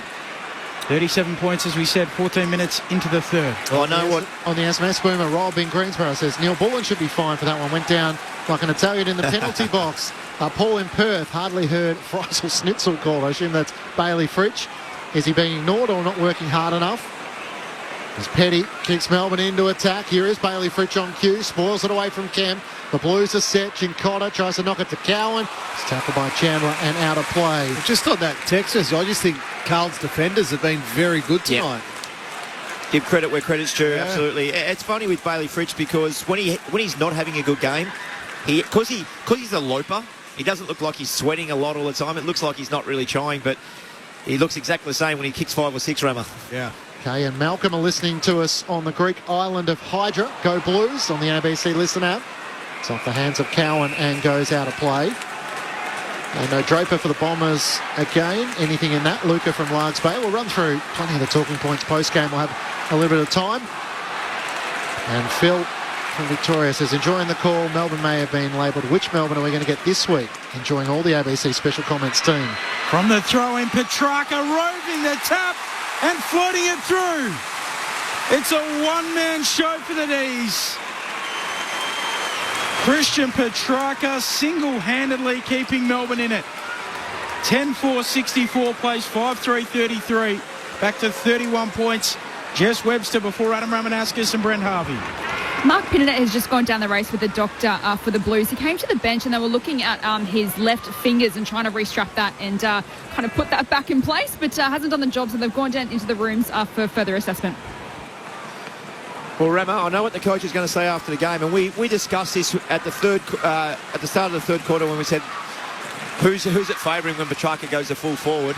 The coach is going to say, I wish I had 2 of him. Yeah. One for the mid and one to play forward because, again, they've kicked 5 goals and he's kicked 3. If it wasn't for him, that would be an absolutely all sorts. He hasn't just come off to the bench again, has he? Yeah. He has. Yeah. Had 5 goals coming into tonight, has 3 goals in the match. Back in the middle, a chance for Chera, who breaks the tackle for the Blues, gets the clearance, drives it straight down the middle. All the tall timbers there, Mackay, Curnow, Martin. Curnow stays down, he does the roving and puts through his second. Charlie Curnow bouncing on his toes like a boxer. As Carlton answer back every time Melbourne look to make inroads. Back out by 37 points. 11-4-70 to Melbourne 5-3-33 and another centre bounce clearance that results in a score. Yeah, well, as Adam Chera in the centre bounce there, he's able to break a couple of tackles. And then just the most dangerous spot that you can go in a forward line. It's that sort of 25 metres out. You get all your crummers to the front. That ball went to the side. And he's just a nightmare matchup, Charlie Curnow. If he doesn't get you in the air, he's skillful enough to get you on the ground. And, here his direct opponent's right with him, Stephen May, but then he gets into that pack and Curnow stays down outside of the foot. little check side goal. The ball goes to the side, like you mentioned, Rammer, but it sort of went on the back 45, didn't it? That's 3 times tonight Melbourne have cost themselves from goals. De Koning in the ruck, right over the top of Gawn, slaps it down, follows up. Ball gets to Walsh, quick kick to half forward. Adiza there through McVie. Handball to Billings, kicks up to the wing. Good mark taken by Chandler, who will come infield and spot up Oliver. Carlton lead by 37 points, 5th time. Now they've got to that lead, haven't gone beyond it. Oliver kicking around the southern wing, looking for Gawn, hands to it. Doesn't mark, Boyd in the long sleeves, follows up. Right there with him, Sparrow. Out of play it goes, thrown to come. Thursday night footy on ABC Sport. Adam Chera with a little issue down on the bench as well for the Blues. We'll get down to Jess Webster in a moment. Carlton by 37. Ben Cameron and Matt Clinch calling the action. Jess Webster down the boundary. Adam Ramanauskas and Brent Harvey are your experts. Of course, every game on the ABC Listen app. Just look for the AFL Extra button if your game isn't on the radio. Walsh was taken high against Oliver. The umpire didn't agree. Those centre clearances now 11-7 in Carlton's favour. Viney was the other tackler for Melbourne. De Koning does the ruck work and the roving, kicks out towards the boundary. Shane Warne stands side, it rolls out in front of Bowie, Mackay and Tom McDonald, and the umpire will throw it back in. Boomer mentioned that it was a real strength of Melbourne, #1 in the competition, but Carlton doing a terrific job with those centre clearances. The Blues, of course, playing in a home game in their traditional navy blue jumper. Melbourne in the Royal Blues. They're not having the jumper clash and the red V as it's thrown back in. Oliver trying to get to work. Can't get it to Langdon. Cripps is in there for Carlton. Billings, half pass to Viney. He's set upon by Kennedy. The Blues are bringing the contest tonight. And for Melbourne, there's barely a moment to try and break clear when you're not under some sort of physical pressure. So Melbourne probably need to be a little bit more risky with their spare. Their spare's probably dropped 25 metres off the contest. You can bring him up to 5 metres off the contest. Try to get the ball into his hands. Sparrow with the clearance for the Demons. Bouncing ball at half forward. Knocking it up towards the wing, Van Rooyen. Able to gather it eventually. Handball a turnover. Straight to Kennedy. Dumps it on his right boot. High ball out towards the wing. Gone there with De Koning. Out of play. Jess Webster downstairs. There is some movement here on the Blues bench. So George Hewitt's just taken off the warm-up top. He's going to come into the game. I'm not sure who's going to be subbed out. So Adam Chera is still down in the race. Unsure what the injury is at the moment. Mark Pitternet has come back out from the race. His finger's taped up. He looks like he's okay to come back on. So the sub has been made. George Hewitt coming into the action, and I will confirm who's coming out shortly. Well, that looks like Chera, doesn't it? Given he's still down in the race and hamstring issues. Yeah, that's a real concern for the Blues. Well, the other awkward part is sometimes once they've handed over the paperwork, the decision has already been made. So hopefully that's not the case here. Pitternet getting that finger looked at, thrown back in to Koning. Down to Cottrell, stripped away by Jack Viney of Melbourne. Kicks inside 50, Fritsch slipped over, it might land in his lap. The spoil, Cosy Pickett charging through, gets moved the ball back, can't finish as he's dragged down. And Chin Cotter got him at the last moment, which takes some pace to keep up with Cosy. He missed to the right-hand side. Carlton lead by 37 points and some 36 points and some desperate defending there by Alex Chin Cotter, the rookie-listed mature age recruit who no doubt will become a favourite with Carlton fans if he can do stuff like that. Well, that was a terrific crump first and foremost by Pickett, but Chin Cotter's closing speed there was amazing to catch Cosy Pickett. House kicks into the middle of the ground. Bowie takes it and goes forward, kicks inside attacking 50. No one able to mark it down there for the D's. Getting involved, Boyd quickly, caught holding the ball. And the free kick will go the way in the end of Chandler. See that? And Ryan was lurking. He wanted it, but he got in there late. There's no difference. So the one in the second quarter there with Caleb Windsor, there's no difference in what happened there with Boyd. Like the ball was simply knocked away from him. The umpire's holding the ball. So it matters which side the umpire is on, obviously, to see what's going on. But there was no difference in the Caleb Windsor one in that second quarter. Has the most tackles inside 50 in the comp. Cade Chandler, there's another one. And he gets rewarded with a set shot on goal. His left foot shot from 45 is narrow. Yeah, very close to the man on the mark then. Really close. Just nicked off the goalpost. And on the left-hand side, minor score, Carlton by 35. Thursday night footy on ABC Sport, 22 minutes into the third. Remember that chase down tackle from Chincotta, that will be shown on Monday. Oh, yeah, no doubt. There's a lot of good things, good offence things that's happened tonight, but that will be shown on Monday morning. On cue, Chincotta on half-back. His kick is too wide for Pitnet, and Max Gorner goes out of play. Jess Webster on the boundary. Unfortunate news for Adam Chera. He has been subbed out of this one. There's ice on the left hamstring. Oh. Thanks, Jess. So he's had some challenges with his body. Playing his sixth game. Yeah, he's having a good game. 21 possessions, 4 clearances. Yeah, he's one of Carlton's better players tonight. Managed the 22 games last season, but has had some soft tissue injuries. Ollie Hollins is brought down. Melbourne take it back through Clayton Oliver. Hand pass to Neil Bullen, up towards Turner. Makes the spoil. Pickett puts the bump on. Hand pass away to Chandler. Dribbles a kick towards Gawn. Cannons into Turner. Fritsch gathers. Hand pass. Missed Pickett. Charging in. Still a chance for Sparrow. He's tackled by Boyd. Spills to Chincotta. Kicks a high up and under kick to the wing. Cripps is out number 2 on 1. But Neil Bullen panicked and held him. Gave away the free kick. And Carlton through Sam Walsh. Gets the hand pass away to Hollins. Walsh with possession number 26. Kicks up to Harry Mackay. Dropped the bar. Has enough time to gather. Hollins is dragged down by Neil Bullen. Great chase. No whistle though. Melbourne gather through Oliver. Hand pass away to McVie. At left half back. Works it to Tom McDonald. A little slow as he cuts back in. Around Ollie Hollins. Kicks to Bowie. He gets the hand pass away to Rivers. He runs the Shane Warne stand side. Draws Kennedy. Hand pass to Billings. Under pressure. Lost it. Wiedering. Beautiful blind turn out of traffic. Kicks up towards half forward. And the mark is taken by Harry Mackay. So just steadies up Harry. Kicks infield to Kennedy. He's inside Christian Petrarca's jumper for a lot of the early part of this game, but Petrarca has gone forward and kicked 3. Kennedy with the footy on the wing, short to Boyd. The Blues just need to take the heat out of the game. It's been pretty frantic for the last 3-4 minutes. Just find a mark, hit a target, take 2 minutes off the clock. Short to Ollie Hollins at half forward, wide out inside 50. Attacking it to Coney. Mackay tries to claim it. Umpire says no, sir. Play on they go. Yet to come out towards Coney. Kick smothered. Ricochets away towards Cripps. Inside attacking 50 here for the Blues. Live footy. Slapping it out quickly, Ollie Hollins to Walsh. Away towards Owies, who's clattered into by McVie. Taken to ground and a ball up to come. 45 out from the attacking goal for the Blues. They lead it by 35. Remember, you're going to get the votes right now. Do you Cripps, Walsh or Wiedering? Wiedering's been very good. You're doing the votes, by the way, tonight. A handball in the third quarter. As Alex Neil Bullen's locked up.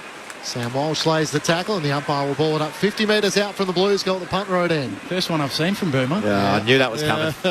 Vaughan wins down the tap to Neil Bullen. Can't break clear as Walsh lays. No. Boomer used to handball it to himself. So he double up possession. Not in the forward 50. Carlton by 35 points. How close would Melbourne need to be as Kennedy kicks inside 50. Owies is in front position. John McVie can't juggle the mark. To Coney's hand pass to Durden. Over the top looking for Cottrell. 15 out from goal. Good tackle by Tom McDonald. A goal-saving tackle as the umpire will ball it up in the left forward pocket for the Blues. Carlton by 35 points. 26 minutes gone on ABC Sport. Here's Ben Cameron. Umpire puts it aloft. Slapping it down. Pitnet, boundary side, coming through Mackay. Can't keep it in. I'll be fascinated to see Petrarca's GPS tonight, Ramon. It's a talking point that we've had a couple of times. If he's forward, I don't think he needs to come off the ground. If he's mid, absolutely you need your rotations, but particularly if he's playing out of the goal square.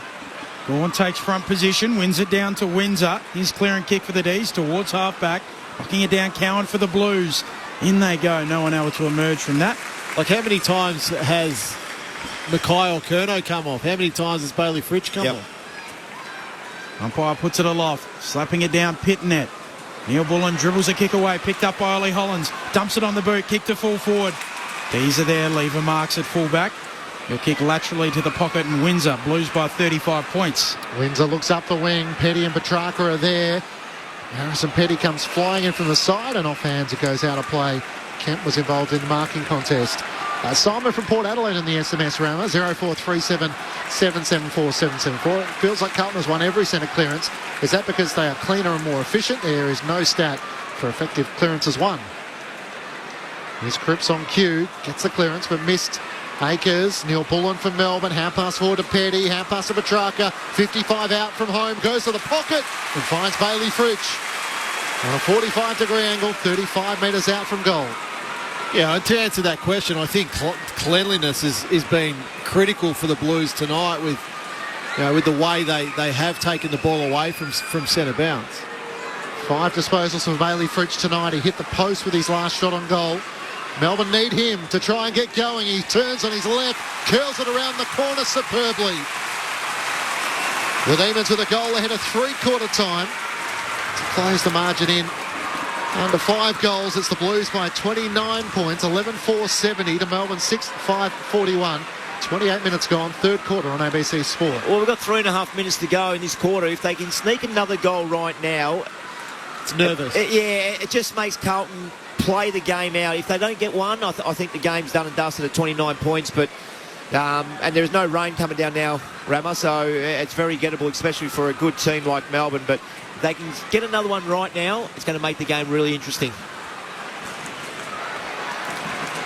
Adam Cerra has been subbed out of the match. So Jess Webster bringing us that news, and George Hewitt comes into the match. Tajwell Woden, the sub for the Demons, yet to be used. Bit of an issue down at the Blues with these hamstring injuries. We know that the Governor's come back, Sard's out at the moment. Now recurrent hamstrings for Adam Cerra. Out of the middle go the D's. Towards half forward, Chandler. Pickett coming through. Feeds the handball to Langdon. Time to steady. Snap. And not quite make the distance. On the last line, McGovern, it was a half volley, says the umpire. His handball to Kemp bounces through. Very nearly. Yeah, shot selection there by Langdon. He wanted to go around the body with no pressure on him. He could have straightened up and kicked the drop punt, kicked it another 25 metres and definitely would have got the distance. Carlton by 28 points, 29 into the third. Mitch McGovern brings the Blues back into play. Long towards Martin and Curnow. Stephen May gets a hand to it. It's knocked away from Owies by McVie. Sparrow's hand pass to Petrarca. Turns, kicks inside 50. Fritsch the target. Nudged underneath it by Kemp. Legally, says the umpire. Brody Kemp takes the mark. 15 metres out from his defensive goal. Allows Jacob Wiedering to play a more attacking role when Kemp is in the lineup. So kicks out towards Mark Pitnet, almost juggled the mark. Knocked away by Walsh as Gorm was trying to wrestle it clear. And Stephen May's over the top and he takes some moving. There's a bit of afters as May's lying on the top of his Carlton opponent. And Mark Pitnet just uses his chest to push himself up, the big Carlton ruckman. Up it goes. Gorn, little backhand down. Can't find a Melbourne player though. Akers has it ricochet into his chest, gets a kick away, bursting onto it. Here's the sub, Hewitt. Handball away to Martin, running by under pressure, coughs it up. Gives it off to Rivers. D's back with it, kick around the wing. Hand onto it from Hewitt. Knocks it away from Gorn. Pitnap picks it up, gives it to Cripps. His kick, a turnover. Sparrow marks. So both teams turning it over on the wing. The D's with it now though. Through Sparrow. 3 goals apiece for both sides. His kick inside 50 is marked by Charlie Curnow. It makes it look glamorous even though it's in the defensive 50. Yeah, well, he's dropped back, so there's 2 minutes remaining in this quarter, so don't allow Melbourne another goal. Punches a kick up the members' wing. Pitnet and Harry Mackay are there. Mackay gets hands to it. Can't complete the mark. Hewitt's hand pass to Walsh. Interesting little kick off his knee forward. Lever gathers for Melbourne. Hand pass away to Neil Pullen. Now Viney's down and De Koning as well. The kick towards half forward. McGovern almost juggled the mark. Not paid. Petrarca knocks it away. Van Rooyen under pressure. Back to Petrarca. Right forward pocket. Runs away from Kemp and gets it through for his fourth. Just willed it through the major opening. Christian Petrarca trying to put on a one-man show to keep the Demons in the fight. And he was almost brought down by Kemp as we now look to the wing where Nakoney's going to come from the ground. Jack Viney is staying on. Melbourne cut the lead to 22 points Carlton's way heading towards three-quarter time. 11-4-70 to Melbourne 7-6-48. Well, that's the goal that Carlton didn't want to run. And you just mentioned that Curnow goes behind the ball because Carlton don't need to score again this quarter. They just don't want Melbourne to score. Unfortunately for them, the ball got in the hands of the wrong person in Christian Petrarca, who showed some dash there and kicked a nice goal to finish with. And that's his fourth for the game. We want him around the guts, but when he's doing this sort of stuff, he looks like the only forward that's absolutely any danger to Carlton's defence. So playing out of the goal square right now. First time since the second quarter, Melbourne have managed back-to-back goals. They're all Australian and best and fairest. And last year, Christian Petrarca. Bounce in the middle. Pitnet and Gawn. Pitnet trying to slap it forward. It spills down to Hewitt. Dump kick for the Blues to half forward. Getting involved Bowie. Can't take the mark. Levers there. Shrugs the tackle. He'll kick into the middle of the ground looking for Gawn. Curnow deployed behind the ball. Takes the mark on the centre line for the Blues. Right on the edge of the centre square. They lead by 22. Yeah, it wasn't a great kick by Lever there, was he? He picked out the only Carlton player. Curnow kicks inside, attacking 50 in the Martin direction. Cripps gets it off hands, loses it. Goes again, right on the numbers of 50. Spills out towards Ollie Hollands. Kick inside 50. Onto it, Rivers for the D's. Taken down the Pitnet tackle. Dispossessed onto it, Martin. He's tackled. And another ball up to come. Jess Webster downstairs. Tom De Koning's been given the all clear by the doctors. He just came off and they just had a look at his neck to make sure there was no injury there. But he's fine. He'll come back on soon. Thank you, Jess. Melbourne was 7 of the last 9 scores of the match. They're trying to mount a fight back here. Gawn wins down the tap. Spills away of Elijah Hollands. High kick inside 50. Mackay's out number 2 on 1. Durden can't get a touch to it. It's tapped down to Ed Langdon for Melbourne. Clearing kick up towards Van Rooyen. Can't complete the mark. Cowan did enough. Van Rooyen gets a hand pass out to Neil Bullen at halfback. Around the body up towards Fritsch, centre wing. McGovern makes the spoil. Then back onto the footy with support from Wiedering. Mitch McGovern kicks straight towards the boundary line. Langdon underneath. Great work from Ollie Hollands. A lunging effort to spoil it out of play.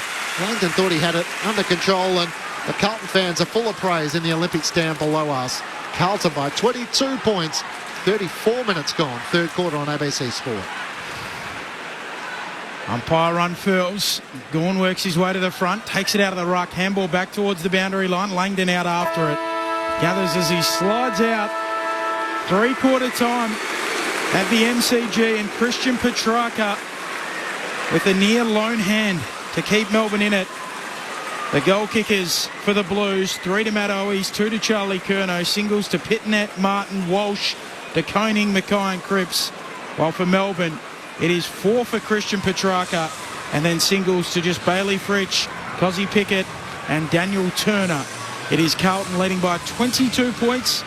They led by as many as 37 a number of times, but it is just 22 points. 11-4-70 plays 7-6-48 at three-quarter time. So the Demons with 4 goals, 5 to Carlton's 3-2 in that third quarter as they try and wrestle the momentum back to mount a final quarter charge. In the NRL round 10 tonight, it's the Dolphins who lead by 4 points, 28 points to 24 against the Manly Seagulls. Of course, coverage available on the ABC Listen app. Just look for the ABC Sport button.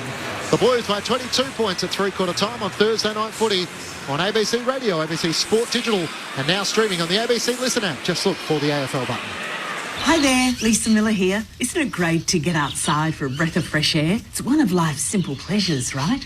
Well, I can help you to keep something else simple too. Finding news you can trust. You can stay in the know with ABC News. Download the app and receive alerts to your phone. Visit the ABC News website. And for stories straight to your inbox, subscribe to one of our newsletters. It's all the latest, all verified, all the time. Stay in the know with ABC News. This is ABC Sports coverage of the 2024 AFL season. Every match on the ABC Listen app. Look for the AFL button. Martin rows the footy on his left. Lateral lead from Curnow. Bouncing ball, traps it. Arcs onto the right. Snaps it on goal. That is Charlie Curnow at his best. Kicks up towards Cozzy Pickett. Quiet in the match. Spills down 1-2 with Chandler. Back to Pickett from 45 out. Fires on goal and kicks it. Cozzy trying to spark the Demons in this second half as they immediately answer back. He jams it on the right boot, in towards Mackay and De Koning. Neither can take the mark. Tom McDonald panicked under pressure. Kennedy's hand pass to Owies onto the right for his third. Tom McDonald just panicked at the last moment, and Matt Owies able to pounce, courtesy of Matt Kennedy. From the throw-in, Petrarca roving the tap and floating it through. It's a one-man show for the D's. Christian Petrarca single-handedly keeping Melbourne in it. Chance for Chera, who breaks the tackle for the Blues, gets the clearance, drives it straight down the middle. All the tall timbers there, Mackay, Curnow, Martin. Curnow stays down, he does the roving and puts through his second.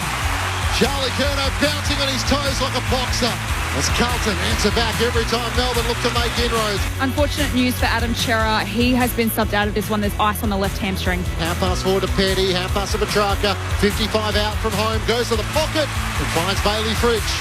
Melbourne need him to try and get going. He turns on his left, curls it around the corner superbly. The Demons with a goal ahead of three-quarter time. Petrarca knocks it away. Van Rooyen under pressure. Back to Petrarca. Right forward pocket. Runs away from Kemp and gets it through for his fourth. Just willed it through the major opening. Christian Petrarca trying to put on a one-man show to keep the Demons in the fight. The 2024 AFL Premiership season. On your radio. ABC Sport Digital. And on the ABC Listen app. Christian Petrarca's kicked 4 goals in 2 quarters as the Demons close within 22 points at three-quarter time. Carlton 11-4-70 to Melbourne 7-6-48. Matt Clinch and Ben Cameron calling the action. Jess Webster's down on the boundary. The thoughts of our AFL experts Brett Harvey and Adam Romanascus. Well, we said that they only needed one more goal to stay right in the game, Rammer, and they got the last two of the. Yeah. They kicked one at the 27-minute mark and the 31-minute mark. One of them came when Curnow was behind the ball. So Michael Voss would be super disappointed they actually scored. As I mentioned, when you're up by a certain margin and it's late in the quarters, you don't need to score. All you have to do is stop the opposition from scoring. And unfortunately for Carlton, Melbourne scored twice. And it was that man, Petrarca. It's funny, isn't it? If Petrarca wasn't out there, they would be 50 or 60 points down, Rammer. He's kicked 4 out of their 7 goals. And Guaranteed tonight in the press conference, the Simon Goodwin says, I wish I had 2 of him tonight because they need him around the football. He had 7 touches that quarter, but he also kicked 2 goals. So it'd be good if Christian Petrarca was kicking the ball to Christian Petrarca. Yeah, and it feels like an old teammate of mine, how he used to play a little bit in James Hird, Yeah. where he sort of, if he wasn't getting the ball through the middle of the ground, he'd take himself forward and kick goals and vice versa. If he wasn't kicking goals, he'd take himself back into the middle and They're such hard matchups, aren't they? They are.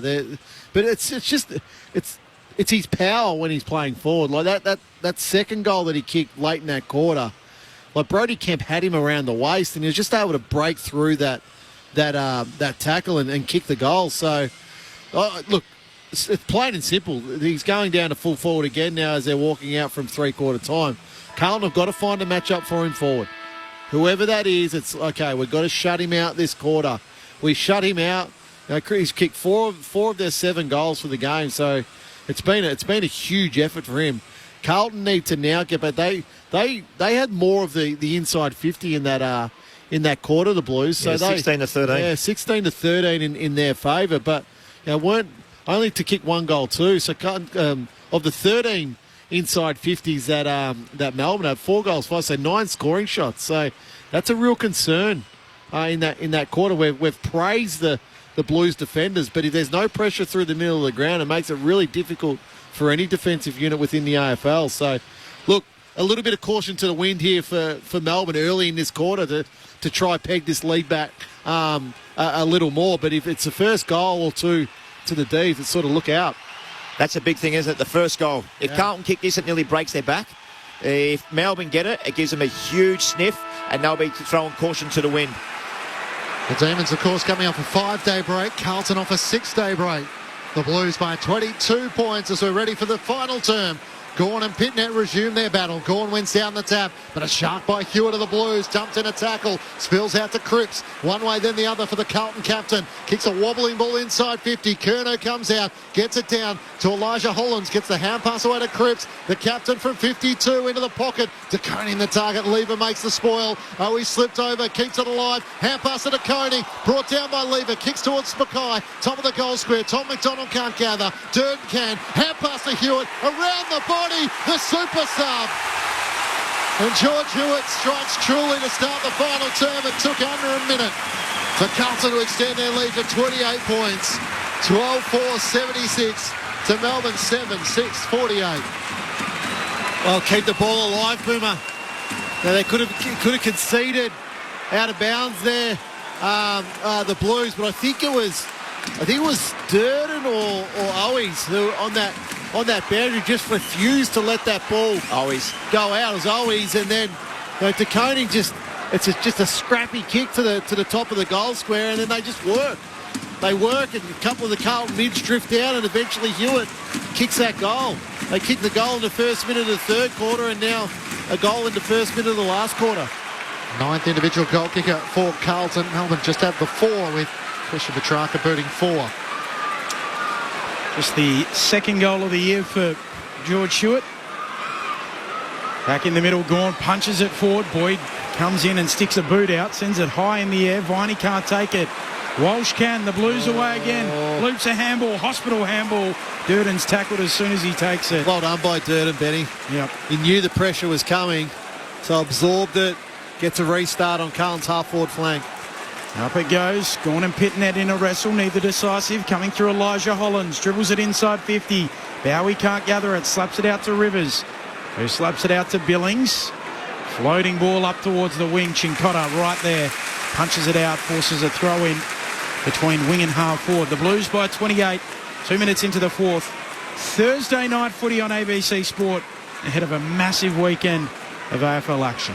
On the SMS 0437 774 774. Terry in Thailand's getting us loud and clear on the ABC Listen app. Another great call, loving the Blues lead. As Pitnet wins down the tap against Gawn. Onto it, Billings to Melbourne. Hand pass to Oliver. Rivers tries to find a way past Cripps. He takes him on. Kicks around the outside of the boot and up to Viney centre wing. He's got Fritsch free. He has a couple of metres of space and Petrarca's free in the forward pocket. Kemp held him up. He was able to just swing boundary side and get the kick to Petrarca. So he has it, the Melbourne forward tonight. He spent, 80% of that third quarter in the forward 50. Christian Petrarca kicked 2 goals, was involved in 4 score involvements. Looking to answer straight back for Melbourne. A handful for the number 5 on offering. In the left forward pocket, he'll have to kick from just inside 50. Christian Petrarca, one of the superstars of the game, trying to single-handedly fight Melbourne into this match. He comes in, flares it out to the right. It won't be a goal. Gawn's there in the pack, Turner as well. And in the end, Pitnet sees it through for a minor score. Carlton by 27 points, 3 minutes gone. Final term, ABC Sport. It's a funny, that one. Fritsch marks the ball. The Carlton player on the mark can't hold him up because it's 50, but he doesn't have to go behind his mark to take the kick. He can just play on. McGovern with a long kick up the middle. Lever's there to mark it, though. It's got to be better there to Koning. Can't get pushed aside that easily. Jake Lever runs out to his right. Driving ball to full forward, looking for a marker. Petty comes in. Hands to it. Sticky hands too. Nonchalant. He drags it down. 30 out directly in front. Jess Webster downstairs.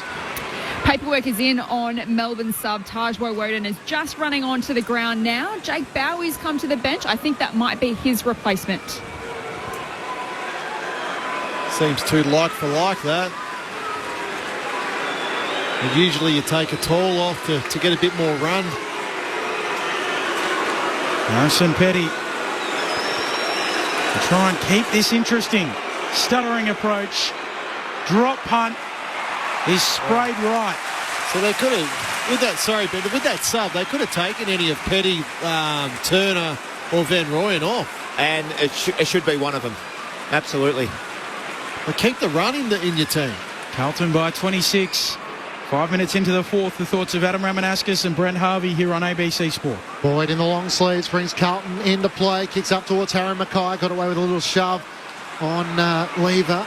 Play on the call as McVie gets the hand pass to Billings, and now the hand pass away to Rivers. Off balance, kicks a high ball inside 50. Back with a flight. Petty can't take the mark. Slipping over Wiedering, sliding in Langdon. Tries to knock it back out to Petty. It's socket off the ground by Hewitt, though. To De Koning at centre half back. Hand pass to Pitnet to Walsh, who's tackled by Oliver. It spills out. Neil Bullen's onto it. Hewitt's onto him. Gets the hand pass away. Charging through Woden into the action. Quick 1-2 with Windsor. Kicks end over end inside 50. Through the hands of Cowan. Racing back Petrarca, but Kemp gets it. Kicks a clearing kick up towards Owies at halfback. Can't take it. Spills to Langdon. Owies works again. A second and third attempt as he bounces into Windsor. Tries to slap it to the advantage of Boyd. He's hard against the boundary and eventually taken across. Good first touch by Woden. It's clean. Jess Webster on the boundary. That rain has returned here to the MCG, guys, and I've had a quick look at the radar. There's more coming, so that'll make this last quarter very interesting. Makes it difficult for Melbourne, no doubt about that. Gawn trying to lay it down for Oliver. Right there with him, Elijah Hollins. They both go to ground. Always goes in. And the umpire circles. Curtis Du Bois, he's going to ping him. Holding the ball. Free kick going to Taj Woden. That always judged to have dragged it in. Woden trying to give the D's a spark. Inside 50. Viney launches, can't drag it in. Spits out the back. Wiedering there for the Blues. Off to Cottrell. Clearing kick out towards right half back. Bouncing ball. The D's are there through Howes. He'll backfeed a handball away to McDonald. Steps his man Akers. Now delivers it towards Oliver, who stands tall to mark on the arc of 50. He wants to look into the pocket, looking for a marker. Windsor drops it. Now has to go after it in the pocket. Runs into a tackle straight away. Ducked his head. Umpire says, ball up. Which I must admit, Adam Ramanauskas, Brent Harvey, I thought might have been the third of the two options there. He did duck, but he got him very high and very hard as well. Going down to Pickett, couldn't take it cleanly. They told us that if you duck, that's your prior opportunity. Correct. So it's either high or it's dropping the ball. Holding the ball. Yeah. And we got the third of those options, which is a ball up. It's holding the ball to me. Yeah. Spills off Langdon and goes out of play. Right forward pocket for Melbourne. They're having a good territory win so far in this final term. Gawn slaps it over the back. Petrarca can't gather. Cottrell kicks out towards the boundary line. Woden lets it run end over end, and it goes out in front of He. And Owies for a boundary throw in. Jess, is that rain just starting to return? Getting heavier by the second, guys. And I'm just contemplating when I start to run for cover, as I've noticed a few fans doing that already. Tough it out. Come on, Jess. Carlton by 26 points, as Ramon comfortably says from the box upstairs. No heroes in round 9, Jess. Take cover. Max Gawn has it. He's mixing between a hand pass and a kick, and in the end, in two minds, he overcooked it and kicked over the head of Windsor. The Bronx cheers from the Carlton fans as it goes out on the full. And the free kick will be taken by Sam Walsh, who coming up for possession number 30 to join his captain, Patrick Cripps. So keeps the streak going. 5 games of 30 plus for Sam Walsh. Long kick up to the wing. Pack forms off the hands of the pack. McDonald turns it over onto Adois. Long check side inside 50 for the Blues. Curnow outnumbered, brings it to ground. Howes goes to pick it up. May slaps it out. Arriving though are more Blues. Getting involved Owies. Howes eventually wins it for the D's. Gives it off to McDonald. He kicks up towards the wing. A good kick. Viney takes a diving mark. Carlton by 26 points. 9 minutes gone, final term. Jack Viney looks into the middle of the ground. Kicks looking for Petrarca, who's out number 2 on 1. Kemp and Hollands fly. Kemp gets a hand pass forward to Durden. Links up, hand pass to Walsh, and now to Ollie Hollands. Brought down, great chase. Billy's got him. Melbourne take the advantage. It's worked out towards Christian Petrarca, who gathers it on the bounce. He swings onto his right-hand side, centering kick, unable to take the mark. Turner, Cripps did well, knocks it out to Hewitt. He's tackled by Oliver. It spills out towards Gawn and Pitnet. Bounces back to Pitnet. Kicks off the outside of the boot, straight to Petrarca, who hadn't moved, at left half forward, into the pocket. Kick is too wide for Fritsch and Langdon. And Mitch McGovern in between the two is able to take the mark for Carlton. Carlton by 26 points as he swings it to the left back pocket. And Chincotta moves it now by foot to Wiedering. He's been run down a couple of times tonight, Ollie Hollands. He's got a big wind up with his ball drop too. Just needed to get on the boot, boo. Well, Wiedering's kick smothered by Petty. Close to the line. He flicks it back infield. Windsor. Half forward for the D's. Off to Rivers. Short kick looking for Neil Bullen. Bursts through the fingers. He then turns tackler. Drags his opponent to the ground. And a ball up to come. They've had a few chances in the last couple of minutes, Melbourne, going inside forward 50. Petrarca butchered a ball, went straight down McGovern's throat. Neil Bullen dropped the mark just then. Gawn wins the tap, straight to Petrarca. Can only get a 1 metre kick away. Gawn bends down all of the way to pick it up. He's quickly tackled. Another ball up, Blues by 26, 10 minutes into the fourth. Thursday night footy on ABC Sport. Gawn tries to get it down to Petrarca. Lunging effort from Viney to knock it out of Cripps' hands. Has another go. Cripps gets it out to Owies. Hand pass to Nick Newman. Hard against the boundary. Kicks up towards Pitnet on the wing. A free kick for a hold. And it's going to go the way of Melbourne. Blake Howes is going to take it. Pitnet. I think it might have been Martin who had a hold before the ball was in proximity. Just trying to have a look on the replay there. Yep, so against Jack Martin As Howes across half-back to Stephen May. Now out to Lever. At left half-back, edge of the centre square. Out to Billings on the members' wing. So Melbourne are dictating terms, but can they put some scoreboard pressure here? Carlton by 26 points. As Billings looks up, Gawn's on a long lead. The kick is wide of him to Koning. Flying, can't complete the mark. Trying to knock it away from Ed Langdon. Charging in Oliver and Akers in different directions. Viney tries to knock it out. A throw, says the umpire, and a Carlton free kick.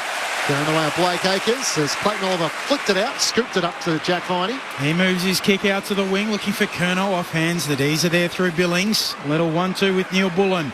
Tries to get it on the boot. Diving smother. Great effort from Blake Akers. And even up by 26 points, 12 minutes into the fourth. Blake Akers with a big defensive effort. Adam Ramanauskas, Brent Harvey. Great effort, wasn't it?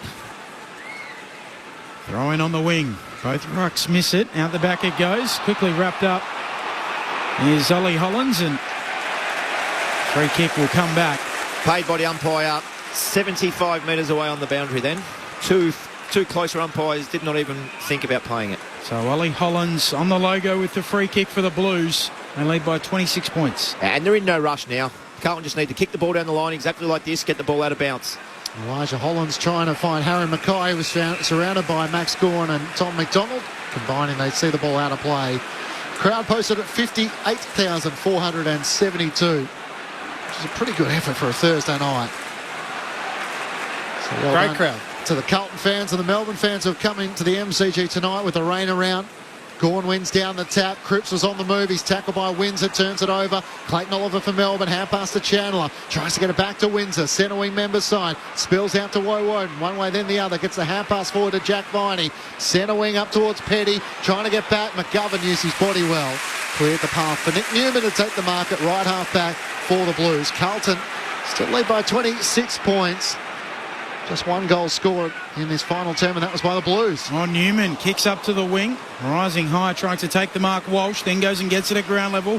Off to Akers on the boot, but not before it's out of play. Throwing on the wing. Rama, we spoke before the game about Melbourne with Lever and May trying to be spare. Tonight, it's worked in reverse. The Carlton spare has been way too good and impacted the game way too much for my liking for the Melbourne Football Club. Gawn winning the tap, slaps it forward for the D's, tries to follow up his own work, but Akers picks it up, dispossessed.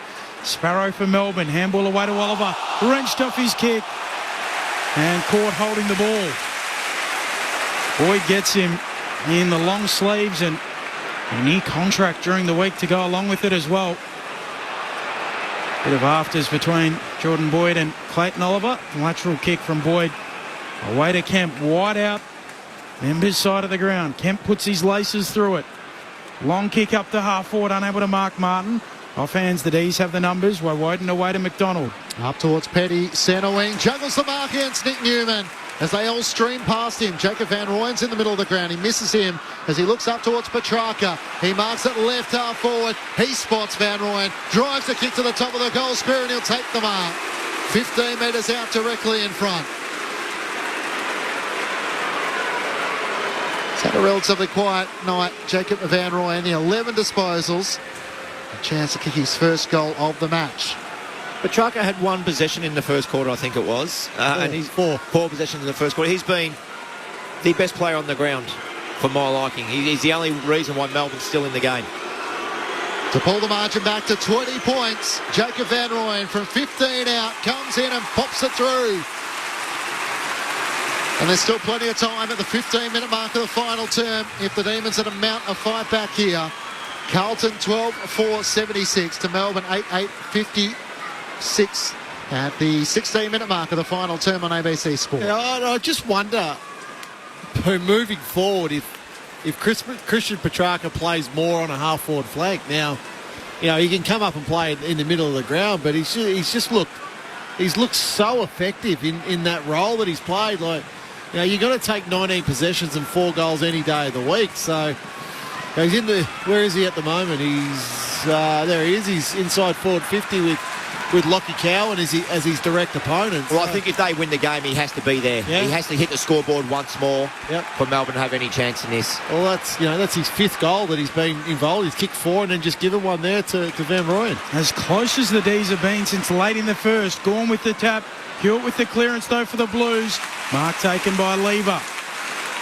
48 out from his defensive goal. Handball away to his running mate May. He'll kick laterally and spot up Billings. Half-back flank. Back pedals off the mark. Kicked the last goal in the game and 3 of the last 4. Now Melbourne as Billings kicks for Petrarca. Bursting at the footy on the logo. Turns and kicks inside 50 towards Gorn. Off his hands, out the back it goes. Ollie Holland's there to mop up. Last line. Handball to Kemp. Run down Van Rooyen. Pickett picks it up, dribbles it to the goal square, and Fritsch pops it through. It's coming a free kick. It's coming back. It'll come back to Kemp. And it should really be 50. So a dumping tackle from Van Rooyen. On Kemp, what do you see, Rammer and Boomer? Yeah, it was a pretty... It's unlucky. I agree. No, unlucky. The action didn't look good, but Kemp actually put the footy down to sort of soften his landing. The kick up to the wing, and Blake Acres can't keep it alive. It goes out in front of the 2 benches. Carlton by 20 points. And they do have to be really, really clear with this, the AFL, because some players, and I can guarantee you this, now think I can get a free kick if we lead with the head. Some of them are doing it now, and I thought Van Rooyen did his best to almost try and roll him, didn't he, and protect him as best he could, but...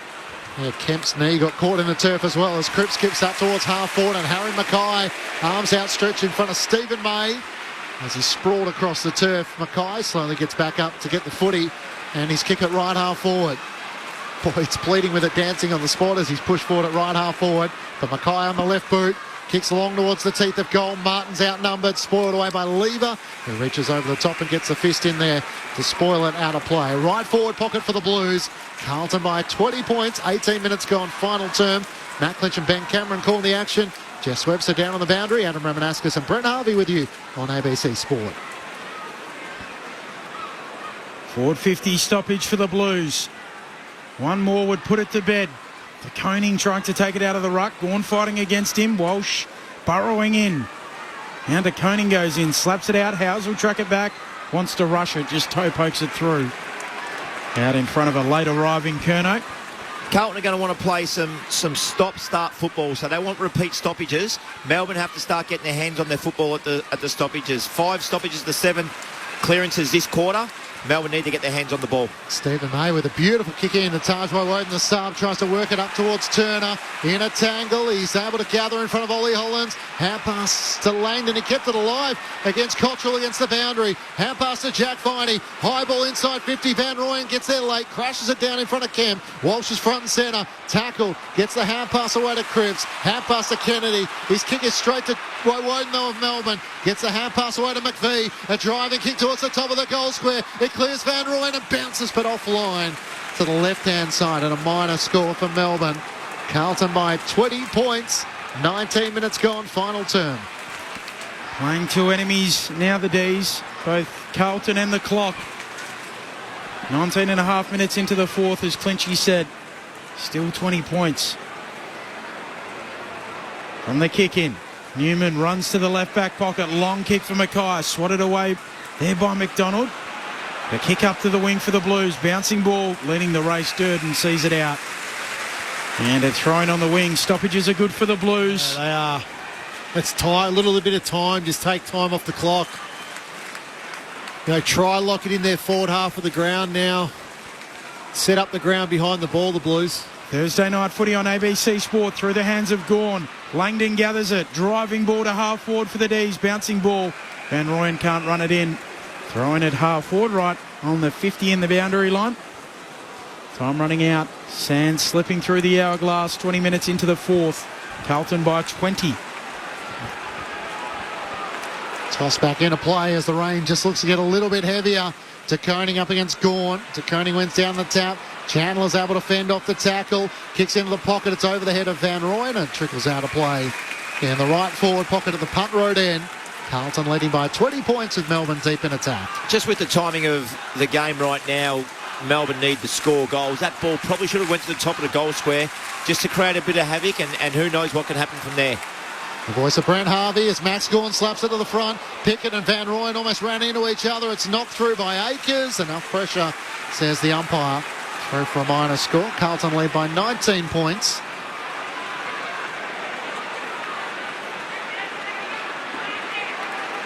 Ozzie Pickett was like a human wrecking ball. He just went into about 3 Carlton players and they all went down, and he went down as well.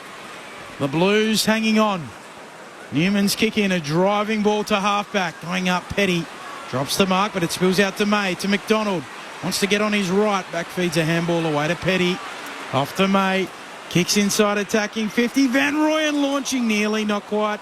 Bullocking through Viney. Can't gather the footy cleanly. Spills out to Van Rooyen. Off to Chandler. Bouncing handball. Turner. Twisting and turning. And caught. Holding the ball.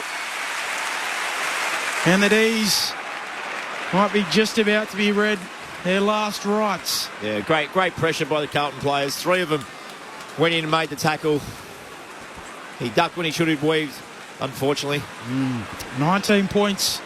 The Blues lead 22 minutes into the 4th. Rain falling on this Thursday night on ABC Sport. As the clearing kick up towards the wing, Tom McDonald gets a hand pass forward to Ed Langdon against the boundary, and Alex Neil-Bullen takes it over the line. So Neil-Bullen's had some midfield minutes with Petrarca spending more time forward. It's been sort of Elijah Hollands and Trent Rivers who have been the 2 spares which you made reference to, Boomer, throughout the night in this final term. It's from the throw-in. Tom de Koning takes it in front of Max Gawn. Hand pass miss Walsh, though. Rivers against the boundary. He's taken out a play by Walsh for a throw-in. Elijah Hollands is not the right option for that. Like, I'd be bringing Elijah Hollands up to the wing and dropping Blake Akers back as that spare. Reads it a lot better. With his throw-in, it's Jack Martin and Trent Rivers as the 2 free. Thrown back in, it clears to Koning, who taps it to Martin. He's tackled by Viney and thrown to the turf. Holding the ball, says the umpire. And Jack Viney will win the free kick, centre wing on the members' side. Carlton by 19 points. Viney wants to switch it. Away to Woden. Backward of the logo, southern side of the ground. Stabs a pass out to Billings. 19 points, Carlton's lead. Billings needs to get it in and deep. Does so now, looking for a marker. Massive pack, skids off the knuckles of Martin towards the goal and towards the behind line. Slap back in, Windsor soccers it through. Wow. Viney, desperate effort, hooks it back into play, and Windsor knocks it through. We'll go upstairs, but that is Jack Viney to a T. A blood and guts footballer. Never done. That's certainly a goal. And he keeps his team in this contest with footy smarts and effort to match. Absolutely brilliant by Jack Viney then. Well, now, did it hit the shoulder? Did it hit Blake Akers? I reckon it's missed him. Not again. Wasn't he the player last year? Minute, Betty. Yeah, there's gap. Yeah, you're sound no should be in the arc. Oh, I think that's missed him though, runner. Hit his head or hit his ear. Flicked the hair maybe on the way through. That's a goal. It's a goal. Well, they've got 4 minutes to kick a couple of more.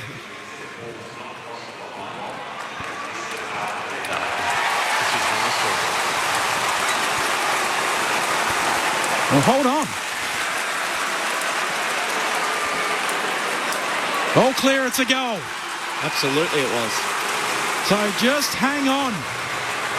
Do not go anywhere. Back to 13 points. 25 minutes into the 4th.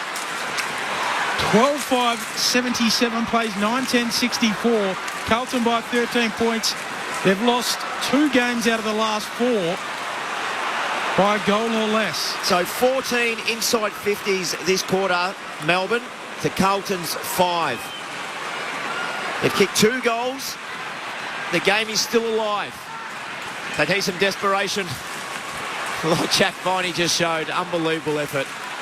Just under 4 minutes to go. Carlton lead by 13 points as the game comes to life. in the rain on a Thursday night at the MCG. Tossed up in the middle of the ground. Pitnet and Gawn. Pitnet wins down the tap. Viney's over it. Cripps tackles him, and the umpire will do it once more. The numbers come in from the half-forward lines. Let's turn this into a contest. Around the ball, Gawn wins down the tap. Neil Bullen can't get a clean kick away. Hewitt one direction. Oliver tried to throw a boot at it. Cripps tries to get a hand pass clear. Elijah Hollins is over the footy. Neil Bullen somehow extracts it. Swings on his right. Kicks up towards half forward. Fritsch comes out. Cowan makes the spoil. Cottrell under pressure. Hand pass out in front of himself. Billings races after it. Gets there first to Melbourne. Hand pass to Petty. To Viney. He tries to squeeze the kick forward. Petrarca's all on his own in the right forward pocket. How did he get loose? And Jack Viney, a man possessed, found him. Well, there's no opponent anywhere near him. The most dangerous forward on the ground. Christian Petrarca has 4. This will take his absolute best. Deep in the right forward pocket. 35 metres around. The Melbourne superstar opens the angle, snaps around his body, and puts it through. He kicks his 5th, and Melbourne aren't done with yet. Christian Petrarca with his first 5-goal haul to pull the Demons within 7 points. Do not go anywhere. Don't adjust your dial. Under 3 minutes to go, we have another thriller at the MCG. Carlton by 7. 12-5, 77 to Melbourne. 10-10, 70. Christian Petrarca with one for the top shelf for his 5th. Oh, just trying to look how he got so free inside Melbourne's forward 50. Jack Viney's been enormous in the last couple of minutes. He's had the 7 kicks for 7 possessions, but the other 3 score involvements in this quarter, so he's been absolutely terrific. Centre clearance again, Rubber. Ball going forward, Melbourne's way. Look for Charlie Curnow to run straight to the back line, I'm tipping. 27 minutes into the 4th. Gawn trying to do it himself and take it out of the ruck. Oliver turns tackler on Cripps. Rolls him like a crocodile, holding the ball. Free kick, Melbourne in the middle. Oliver picks it up, bursts away. He's got to go back behind the mark. Allows the Blues to flood back. Well, I said Charlie Curnow will go behind the ball. There's been 5 other forwards that followed him. Short kick to McDonald. Short kick to Woden. Attacking point of the square. They've kicked 3 unanswered goals. Woden drives to full forward. Van Rooyen can't mark Neil Bullen Roves.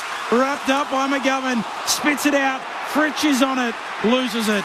Out it comes again. Pickett applies the tackle. They pile in. Stoppage. Ball up.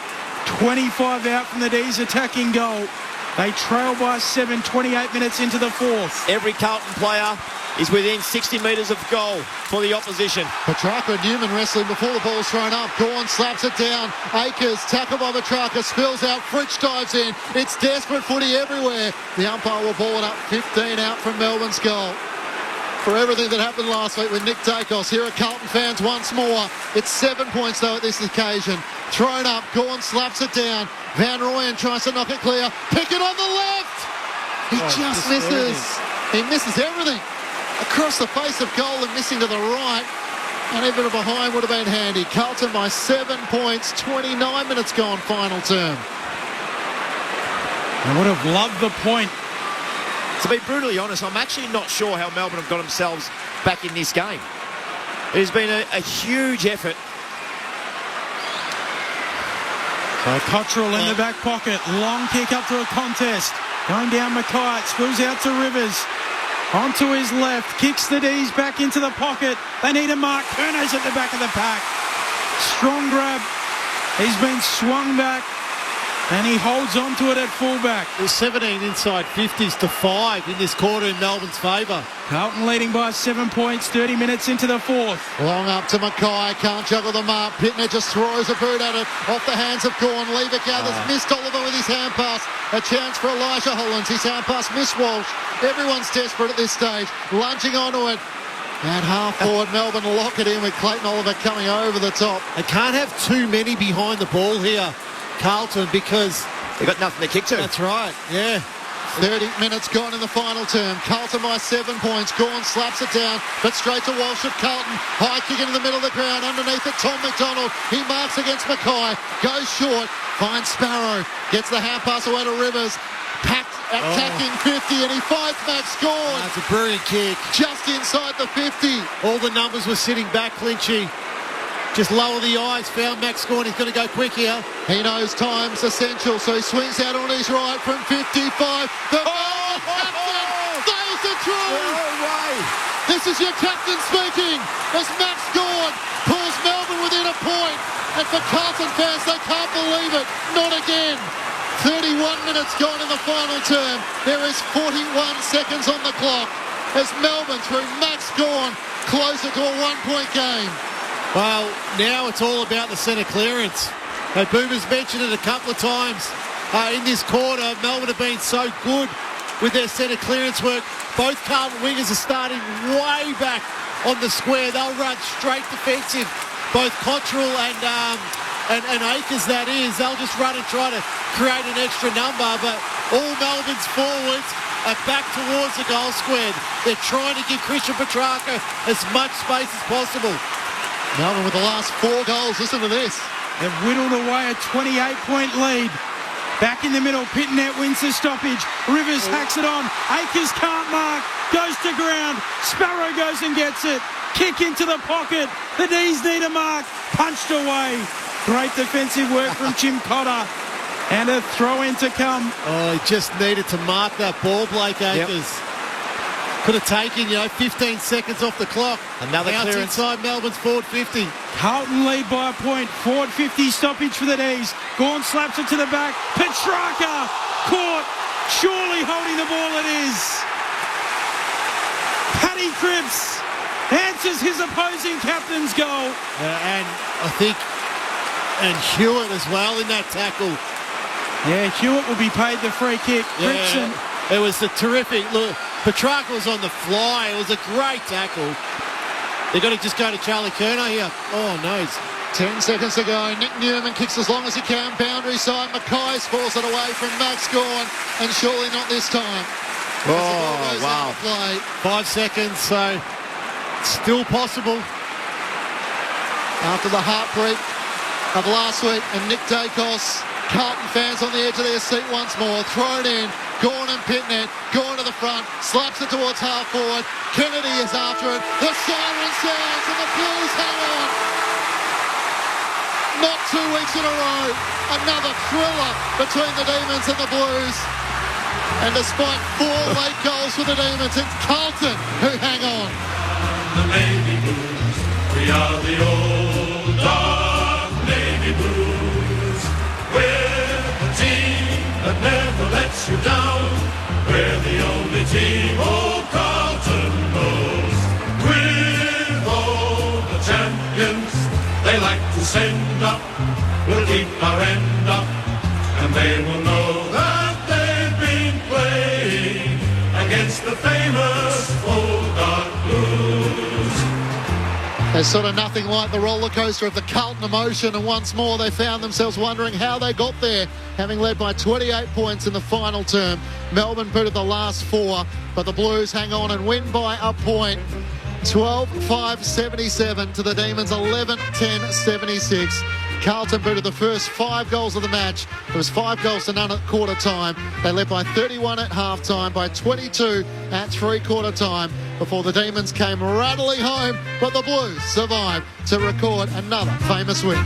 We are the Navy Blues. We are the old dark Navy Blues. We're the team that never lets you down.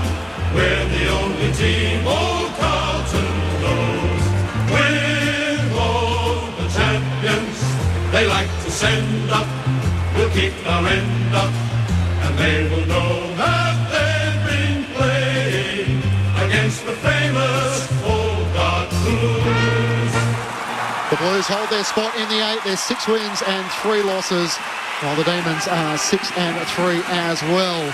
It feels like it's a preview for what might come later in the year with 2 dominant sides, but in the end the Blues found a way to hang on desperately in the last minute despite a surging Melbourne.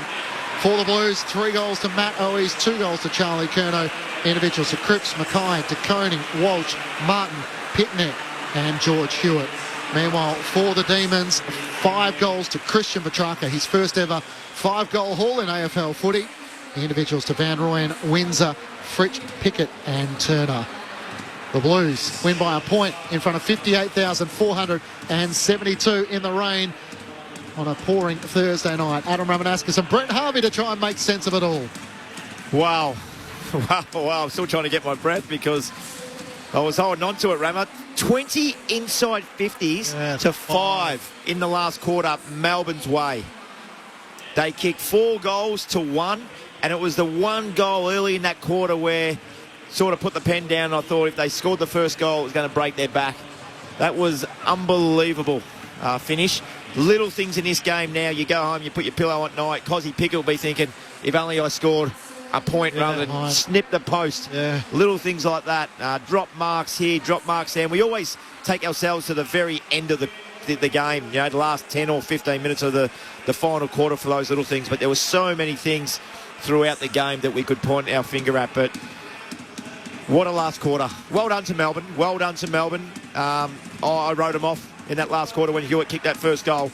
I thought they were done. On the back of one player in particular, in Christian Petrarca. I'm sure we'll talk about him a little bit more going forward, Clinchy, but what a performance. I thought he was fantastic. Considering his first quarter, Kennedy kept him to 4 touches and had 9 himself. It was fantastic. I'm not sure if he hit the scoreboard in the first quarter. Did he kick one in the first quarter? No, he didn't. Melbourne didn't kick a goal. Melbourne didn't score. He's ended up with 21 possessions and 5 goals, Christian Petrarca. He's had 10 score involvements, 4 clearances, 7 tackles. It's a good message when you've got someone stuck up your jumper, isn't it? That if you keep going, you can turn your day around. I'm going forward. Yeah. And I think it's a great lesson to young footballers, young footballers in this competition, but also younger footballers watching it at home. You know, you might have an ordinary first quarter, but that's where that secondary position is so important as a footballer, because if you're not getting it done in one spot, you can go and get it done in another spot. And Petrarca was able to do that. But look, they'll rue the start of that game. Well done to Carlton, because the start they kicked 6 goals to nil, 36-0, 6 goals straight to nil. That was 8 minutes into the second quarter when Carlton kicked that second goal, 6 goals. So, you know, they tried and tried. Melbourne 20 inside 50s in that last quarter, 6 marks inside 50 in that last quarter. But you know, just that little play just at the end there. So Akers drops the mark, the ball goes. Then Sparrow kicks it inside forward 50. Cincotta then gets the ball out of bounds. Then it's an inside 50 stoppage. It's a beautiful tap by Max Gawn. You got Petrarca absolutely bursting through on the run, and then George Hewitt and Paddy Cripps just hang on. They hang on to a game-saving tackle. Hewitt then kicks the ball down the line, and there's another stoppage, and then time expires. So you talk about strength in the gym and making sure you do your weights properly. Well, they're the moments when you're absolutely exhausted late in the game. You've got to hold on to that tackle, because if Petrarca gets through, it's a score. He puts it on the boot, he snaps, it's a score. There's no doubt about it. The Carlton defence will get highlighted, no doubt, for a few lapses in that sort of last 5 to 10 minutes, but it was clearly a set play. Max Gawn over the back to Christian Petrarca, and the desperation of Patrick Cripps and Nick Newman, who got him with a lunging, Nick Newman, sorry, wasn't tackle. Hewitt. And the question will be, Petrarca's kicked 5, he was the hero for Melbourne. Should he have tried to give the hand pass rather than try to be the hero himself? No way. There wasn't much time there. It was executed for that play. That's right. And had it not been for the desperation of a couple of Carlton players, he might have almost got so it. and I apologise to Nick Newman. It was his tackle. So the other thing about it, it was as close to under 10 footballers I've ever seen. There was every player was in the back 50 of the ground. There was 36 players in there. If that was a little bit more open, Christian Petrarca probably gets through there. It was just that Carlton was so desperate, and knowing they had to win their game, that they had all the numbers back there. It was a great finish, because I actually didn't see that coming. No. I didn't see it coming. I thought Carlton, what they get out to, 32 points, or 30? They got out to 38. 38 points, yeah. And it felt as good as over at that stage, and it was only when Melbourne were actually able to put a few inside 50s together. And well, the inside 50 count ended up to 61 to 41 in Melbourne's favour. I mentioned before the game that they had 36 last week against Collingwood. They're going to have a few more than that to win the game. Well, they only had a few more, and they managed to win it, so well done to them. You know, the first half they were all over them, Ramo. They deserved to win the game. I couldn't see how Melbourne were actually in the game. Like they played one Cripps good quarter. and Walsh were enormous in this game. Cripps has had 35, 6 clearances, 11 and a goal. Walsh has had 35. Didn't kick it that. Both of them didn't kick it that well tonight. Cripps and Walsh, and they're under a lot of heat. But Walsh has had 11 tackles and a goal himself. So. It's their leaders, isn't it? Yeah. It's the leaders that stood up tonight. You got Walsh, Cripps, Wiedering was terrific. Down back was unbelievable in the first 3 quarters, I thought. And Melbourne allowed them to get the spare. Yeah. We spoke so much about Lever and May before the game and the impact that they could have. I thought Wiedering had as much impact on the game as anyone tonight. I thought he was absolutely outstanding. Patrick Cooks leads the Blues off the MCG, winners by a point. 12-5-77 to Melbourne, 11-10-76 in front of 58,472 fans. A lot are making their way out of the MCG, having sat in the rain. Let's join the winners with Jess Webster. Yes, the Carlton boys are coming into the rooms, making their way in now. What an incredible victory, and you have to give it up for their fans as well, about 60,000. There was a lot of Carlton fans in amongst that tonight, but they didn't waver all night, and they cheered every goal like it was the match winner, and what an incredible finish it was to get over the line by a point. They keep riding the highs and lows week to week, these Carlton Blues, but as they make their way into the rooms now, you would think they're going to be very high-spirited. A lot of the family and friends have their phones out as the boys come in now. Plenty of smiling faces. Adam Cheris just walked past me. That'll be a story during the week. Of course, re-injuring his hamstring, which is not good news. But they got the job done over a quality opponent tonight in Melbourne who are in great form. And they'll be really pleased with just hanging on and banking a really important 4 points. Just waiting for the final members of the playing group to come in now. They've linked arms, and we're just about to hear the song.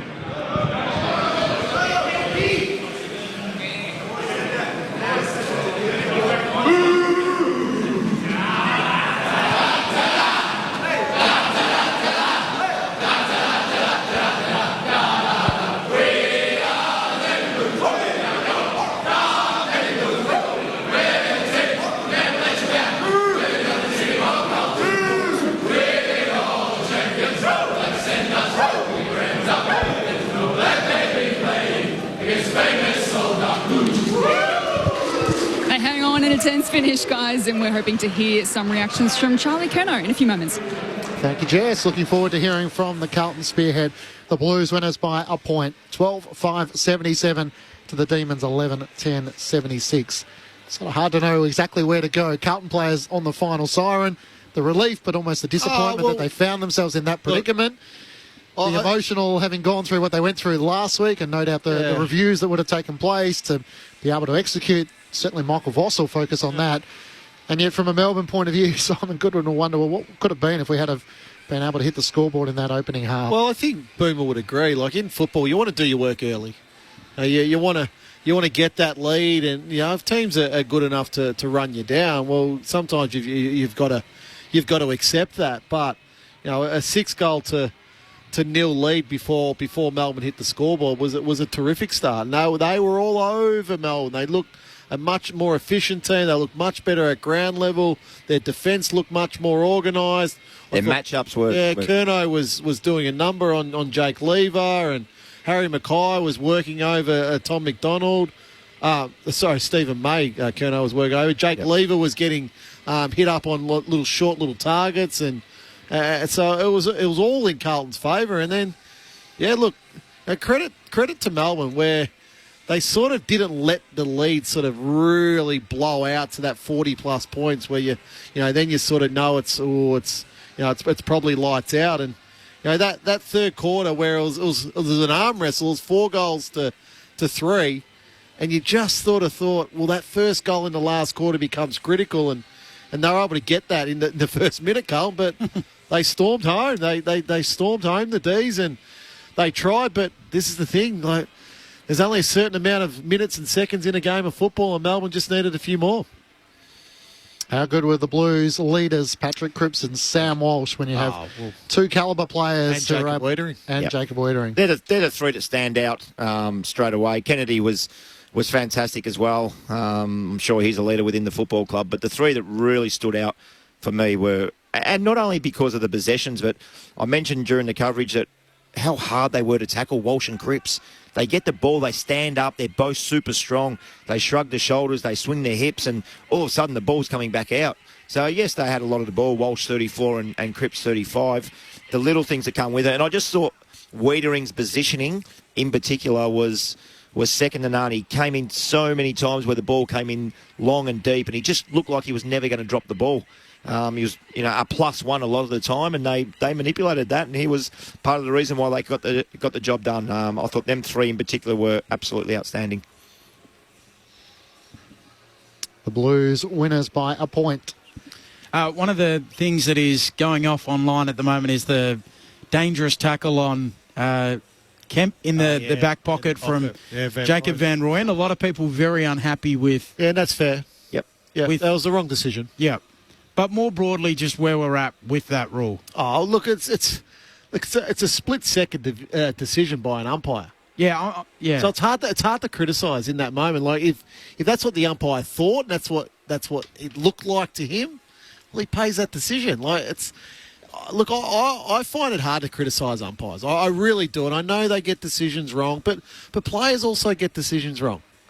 So I'm less worried about the actual decision in that moment and more about the broad boy who cries wolf action, so to speak. Players throwing their head into the turf, which you mentioned. They do. They go play flimsy. for the high free kick. I've seen it over the last 4 weeks.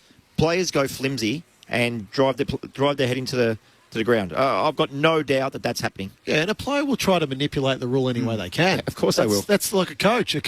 New rules come in. The coach is going to try to manipulate those as well. That's the beauty of the game. Like it's the advantage that they're trying to gain. The Blues winners by a point. Let's head back down to Jess Webster.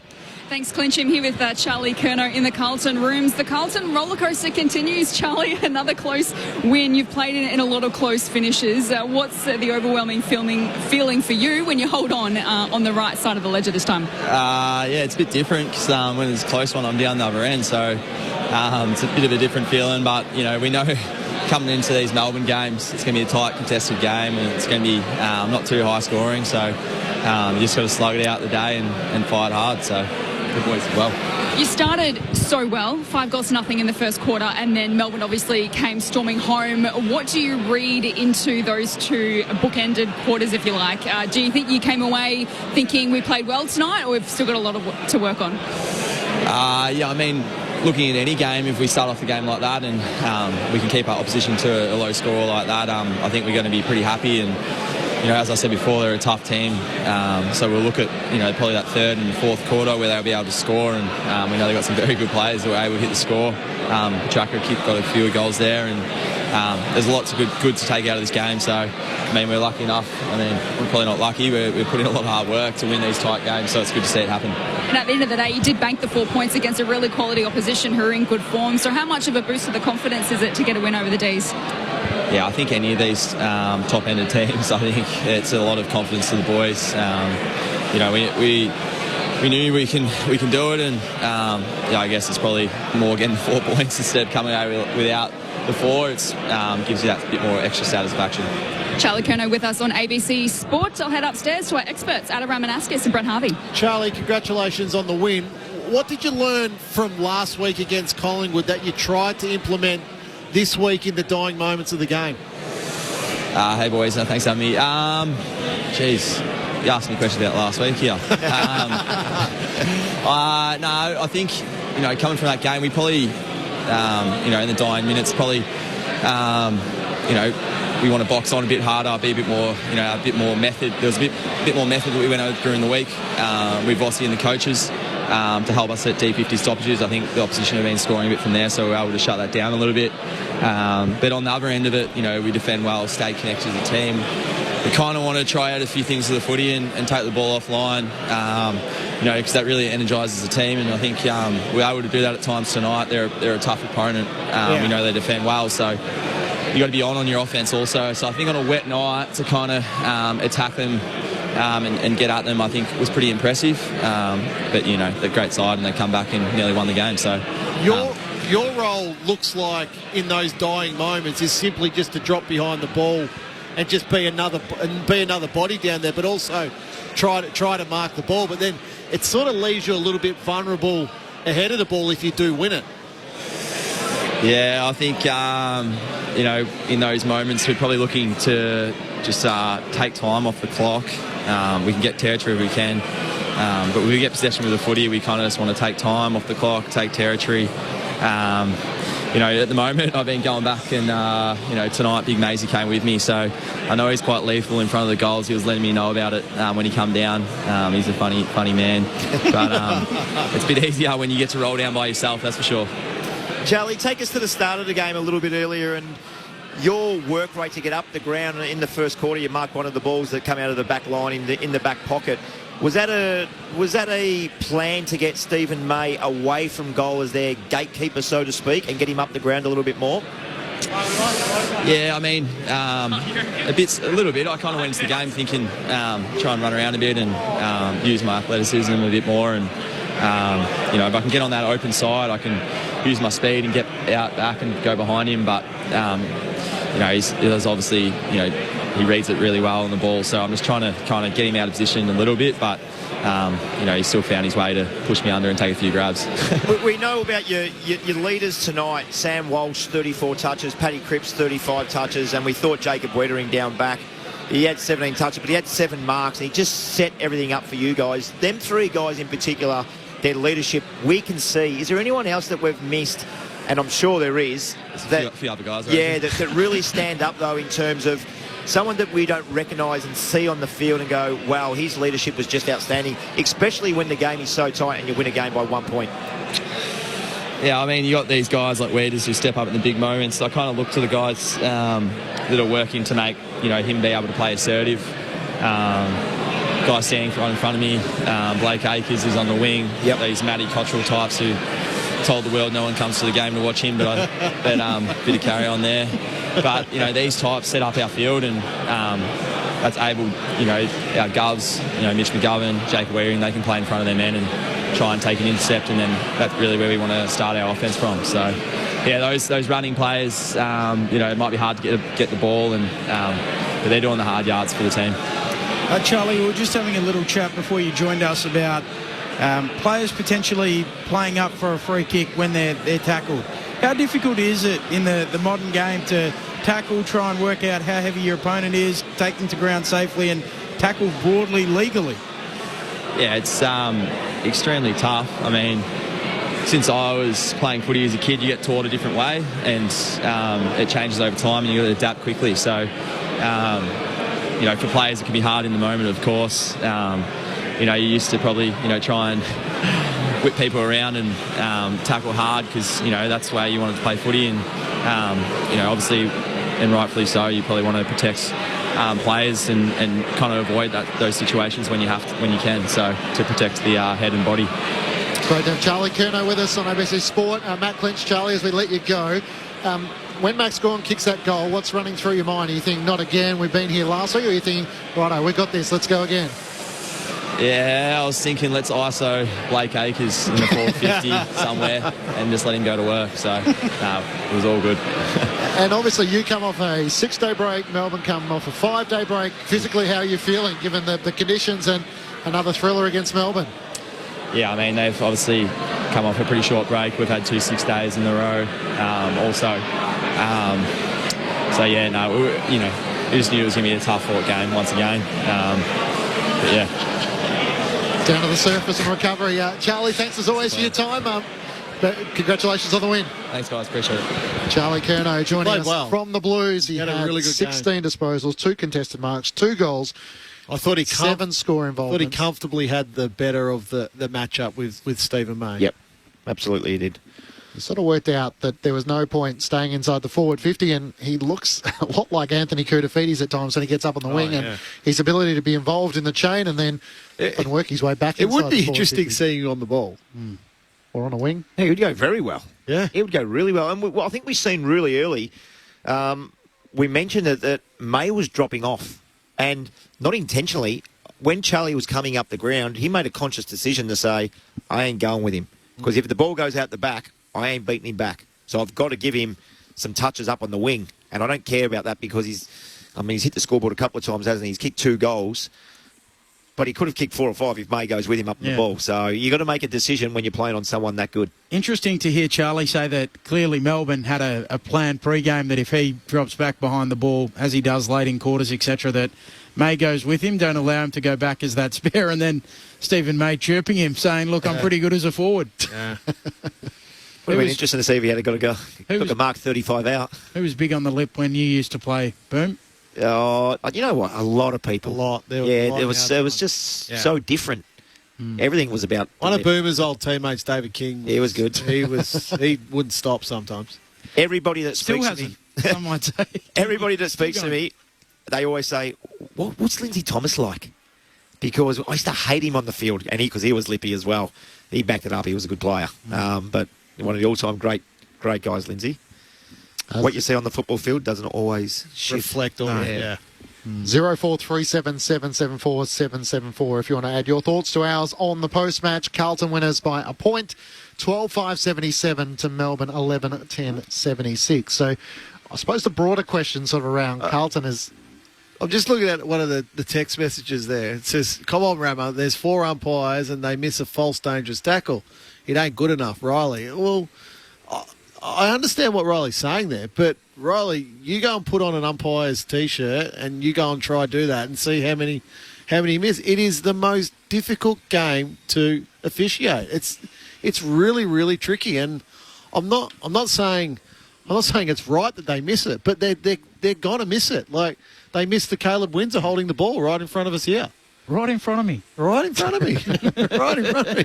So it's like, this is the thing, we look at a result sometimes and go, well, that's an umpire's decision, but we don't look at a result and say, well, this player made this mistake at this moment. But more what I'm saying is we almost have to look after the umpires. So it's almost like it has to be legislated so that players can't do it, whether it's a fine or whatever it is, which I know it's really hard, but I'm just saying... Well, that's an AFL mandate. Yeah. They would have to, you're right, there'd have to be a fine. There might you got a fine, didn't you, at one stage for staging, didn't you, Boot? No, Adam. No, you sure? I didn't, no. I got a fine for wearing short socks, but not for staging. Did you? Yeah, I did. You and 1 metre Peter. 1 metre Peter came out the middle of his socks, didn't he? He had anklets. So it's I get the frustration for supporters, I fully do, but it's very difficult in the moment. Yeah, I totally agree with Ramo. We have the most difficult game, not only to play, which I think it is, but to adjudicate. It is nearly impossible, and there's going to be so many mistakes throughout the night, and you focus on 1 or 2 little ones that potentially supporters say cost you the game. Yeah. Right on the SMS, 0437774774. Not enough from Cozzy Pickett tonight. 9 disposals and 0 tackles. Well, we had a good last quarter, luckily. It's a good point. So Turner's had 5 possessions and a goal. Fritsch 7 possessions and a goal. Petty 8 possessions, no goal. Pickett 9 possessions and a goal. Chandler was okay. He had 13 possessions. Van Rooyen, what did he have? He had 13 and a goal. So they didn't get a lot out of their entire forward line tonight. So, you throw Petrarca and he's kicked 5 out of the 11 goals, and I think he was involved directly in 2 more. So he's involved directly in 7 scores. And Bill on the SMS says Blues had multiple defensive lapses in the last 5 minutes. Yeah, we've discussed a bit of that. So does Simon Goodwin almost need to concede on some occasions? It's going to be far easier to find another midfielder to replace Christian Petrarca. It was Alex Neil-Bullen at times. I think even Caleb Windsor had a little run through. Well, Sparrow tonight had 22 possessions, a couple of clearances, 7 inside 50s. So he's probably the one that would get if Petrarca did play more forward, he's the one that would get the extended minutes as a midfielder. Well, they lost one as well. The bloke that went up to Sydney, he's going right at the minute. James Jordan. He's playing a role. He would have been handy on the ball tonight to keep Petrarca forward. And I said Cozzy Pickett had a good last quarter. He had a good third quarter. He had 7 touches out of his 9 in the third quarter. Yeah.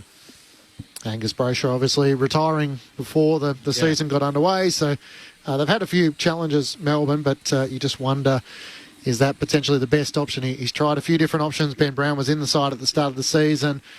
Daniel Turner's getting his opportunity. Harrison Petty's playing as a forward. It was Tom McDonald last year at various stages. Their defence looks better with Tom McDonald there, doesn't it? I think it does. But at the same time, they could simply go back to what their premiership lineup looked like, and that was Harrison Petty as a defender. Yep. Tom McDonald played as a forward. Ben Brown played as a forward, and Bailey Fritsch. Like, they haven't actually tried that sort of again because they've all been injured or out of form at different times. So there is more options that Melbourne can continue to try. I still stick by what I said before the game about Melbourne's scoring power. I don't see Petty having a big game where he kicks 4 or 5. I don't see Van Rooyen doing that at the minute. Cosy Pickett, yes, absolutely. Bailey Fritsch, yes, absolutely. So Petrarca was the one that stood up tonight, but Fritz had 1 goal, and I really feel if you can keep him under 3 goals, you're an absolute huge chance to beat Melbourne. What about Max Gawn's goal? Yeah, the dying seconds showed you don't need too much of a rhythm and routine. If you can go back, and that's for the second week in a row he's been able to nail one from long range. It was poor marking the man on the mark by Carlton. The guy who was on the mark, I can't remember who it was, he was pointing to the right, saying Max is going to run out there and do that swing kick that he did last week as well. And the player was just really settled on his play. He didn't come over into that zone part at all, and Maxi, of course, ran out to the right and slotted it again. But you're right, it was only a 4 or 5 second line-up, wasn't it? And then bang, straight through the middle. He's a good kick for a big guy. He is. If they had another ruckman, they could potentially play him a little bit more forward, but they tried that and that didn't work with Brodie Grundy. Still to come, the 3-2 and 1 for the ABC Footballer of the Year. Jess Webster will head to the Melbourne rooms and we'll get the thoughts of Rama and Boomer for the rest of the weekend. Who are you more of a believer in, Carlton or Melbourne at the moment? Both now Carlton for me. Sit 6-3. Carlton for me. I seen Melbourne play last week. I thought they were absolutely fantastic, and I just thought tonight was a game that they should have won. I see more upside at the minute for the Blues. That's a challenging question, that one. Probably Carlton.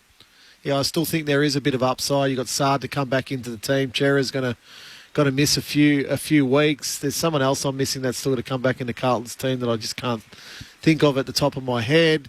I like scoring. That's just how I think Carlton are pretty sound defensively, albeit they conceded 61 inside 50s tonight. So I probably think Carlton. So Zach Williams and Adam Saad are there too to come back in. Jack Silvani and Sam Doherty obviously done. And now Chera. Are you having a look at a replay of one of the crucial moments, Ben, which will be looked at by the match review officer? Yeah, so we mentioned it at the time. So Nick Newman sort of running across Alex Neil-Bullen as he kicked inside 50, jumped, and you guys said at the time that you didn't think there was too much contact. Anything to worry about at all for Nick Newman? I don't think so. No, not for me. Too soft. It was a glancing. It was glancing, very, very glancing. Yeah, it doesn't look like that, Benny.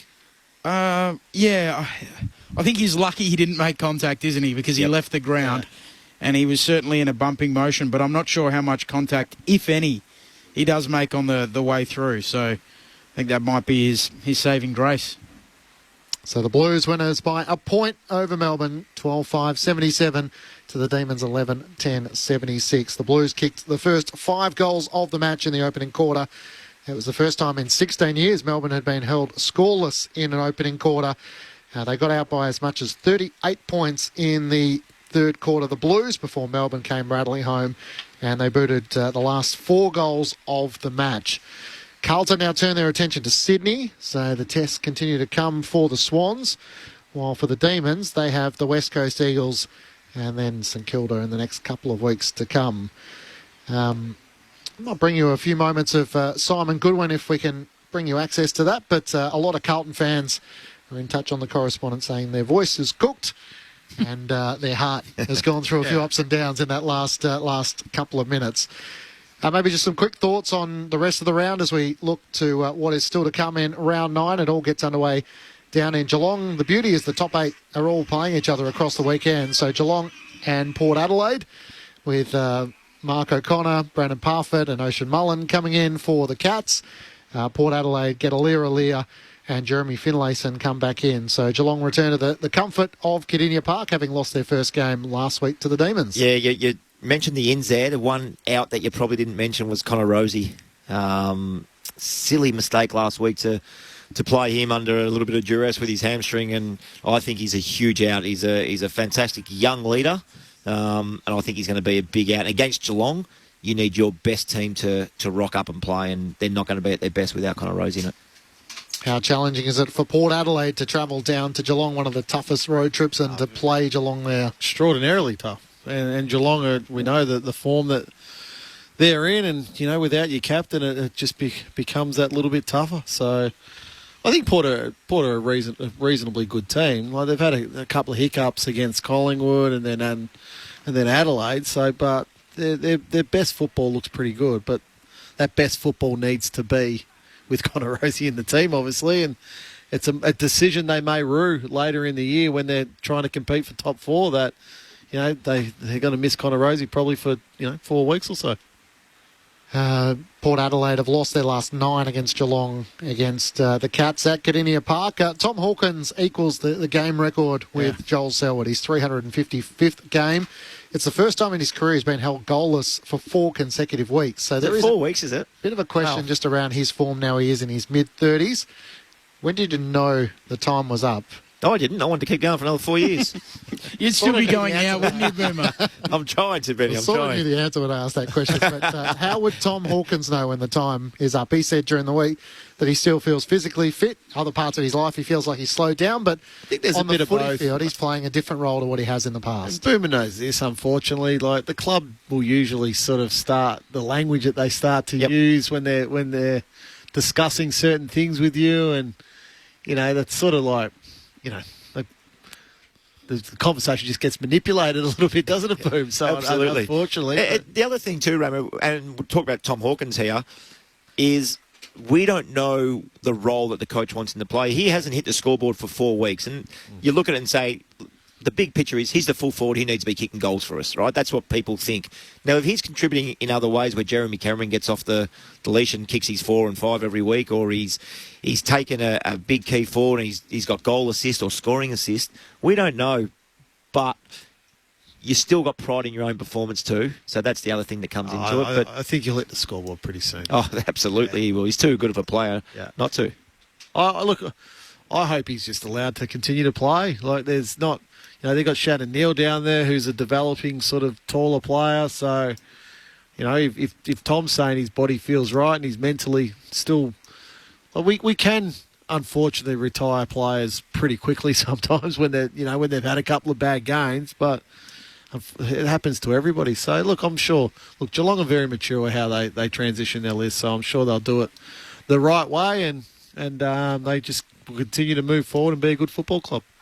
You'd imagine Geelong will manage him through the middle part of the season, which is the luxury you get when you start on such a winning start.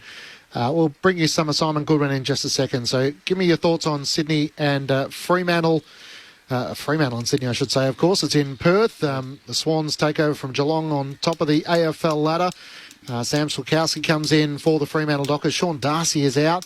And Tom McCartan obviously out for the Sydney Swans with Aaron Francis coming in. Well, it's hard to deny Sydney at the moment. Their win last week against GWS was terrific. They look really balanced. Tom McCartan's a big out. That's sort of, from a balance point of view. Aaron Francis comes in, who did some pretty good things last year for him at certain times when he was playing. But Tom McCartan has become a very good player for Sydney. So I probably think with that, it may just lean towards Fremantle a little bit, being in Perth, Boom. So Fremantle's midfield is really strong now, particularly with Fife sort of finding some form again. Those young Fremantle forwards look like they're starting to really mature now, and they've got a good defence. Their captain Alex Pearce, I think, is one of the more underrated players in the competition. And Ryan's one of the better backmen now as well. So I'm with Rammer. I think just because it's in Perth, like Sydney have done nothing wrong. They're an absolute elite outfit. They're coached well, they perform well, they bring in role players like James Jordan, who just gone up to the football club and just playing a role. They're all expected to play a role, and they all execute it very well. Interesting to see Luke Parker didn't get a game again. Yeah. He's still in the VFL. I think he's at Arden Street this week, actually, playing against the Kangas. So, yeah, I think the fact that it's in Perth, Fremantle are going okay. A little bit inconsistent for my liking, but I think they can get the job done. They look like a different side. The Dockers that lost to the West Coast Eagles in the Western Derby a few weeks ago. But the midfield challenge against Sydney is what's going to be so interesting. They've got midfielders, Sydney, who hit the scoreboard, led by Isaac Heaney. So a doubleheader tomorrow night. Chad Warner's the other one. Yes, for Friday night footy. We start at Cardinia Park and we finish in Perth. Let's bring you a little bit of the Melbourne coach, Simon Goodwin, the Blues winners by a point. We gave a really good side, a 6-goal start, and they played really well early. You know, they were hot. But our responsibility as a footy club is to rock up and compete in a way that keeps you in a game for longer. So, yeah, that's where the game was won and lost early. And there was a lot to like after that, but the damage was done. What do you put that slow start down to? Yeah, look, obviously Carlton were outstanding. I thought their pressure was great early. I thought they won contests at both ends of the ground, and they put us under pressure. You know, it's very rare that we have 10 inside 50s against us for 5 goals against, and that's what took place. And you know, and up the other end, our entries were a little bit average, and our contest was average. So, you know, it's credit to Carlton. You know, I thought they came out, they attacked the game the way it should have been done, and we've got some work to do on making sure we get our starts right. Throwing Christian Petrarca forward was clearly the turning point in the game. He managed to kick you back into it. How special is that to have someone who can turn a game like that? Yeah, well, that was one of the pleasing things in the game. We had to adjust a lot in game. A lot of players played different roles, and we were trying to find an avenue to score and get back in the game. And Christian was one of those guys, and he was outstanding. Clearly had a exceptional night and has enormous impact for us. So, you know, it was really pleasing for us that we were able to put Christian in a position where he had impact on the scoreboard for us. And, you know, he was one of the main reasons for us getting back in the game. How do you feel you covered not having him in the midfield? Because you'd love to have 2 of him. Yeah, look, Langdon played a different role, you know, at times, especially forward of the ball, and Neil Bullen went in there and did a really good job. So, you know, we just got to adapt on the run, and the game demanded that we needed to change things up. You know, Carlton obviously started the game really well, had control of the game, and we impacted the scoreboard. We needed to find an avenue to score, and you know, some of these adjustments allowed us to do that. So, but we sit here, we're not happy. You know, you come away with a loss that, you know, will hurt. Talking about trying to sort of grow your defensive system, did you see that as a bit of a step backwards tonight, that it took that tactical move to get the scores coming in? Just looking at 61 inside 50s, does it feel like a bit of a step backwards on where you were a week or 2 ago? Just a different game. You know, certainly, obviously, with the rain coming in, it was a different type of game and different type of entry to what we're normally, different type of ball movement. So, no, I wouldn't say it was a step back. You know, there's certainly lots to like in winning a territory game, and certainly lots to like in having more shots at goal. But ultimately, you've got to be efficient. You've got to be able to convert. So, you know, we walk away with still some really positives in that phase of the game.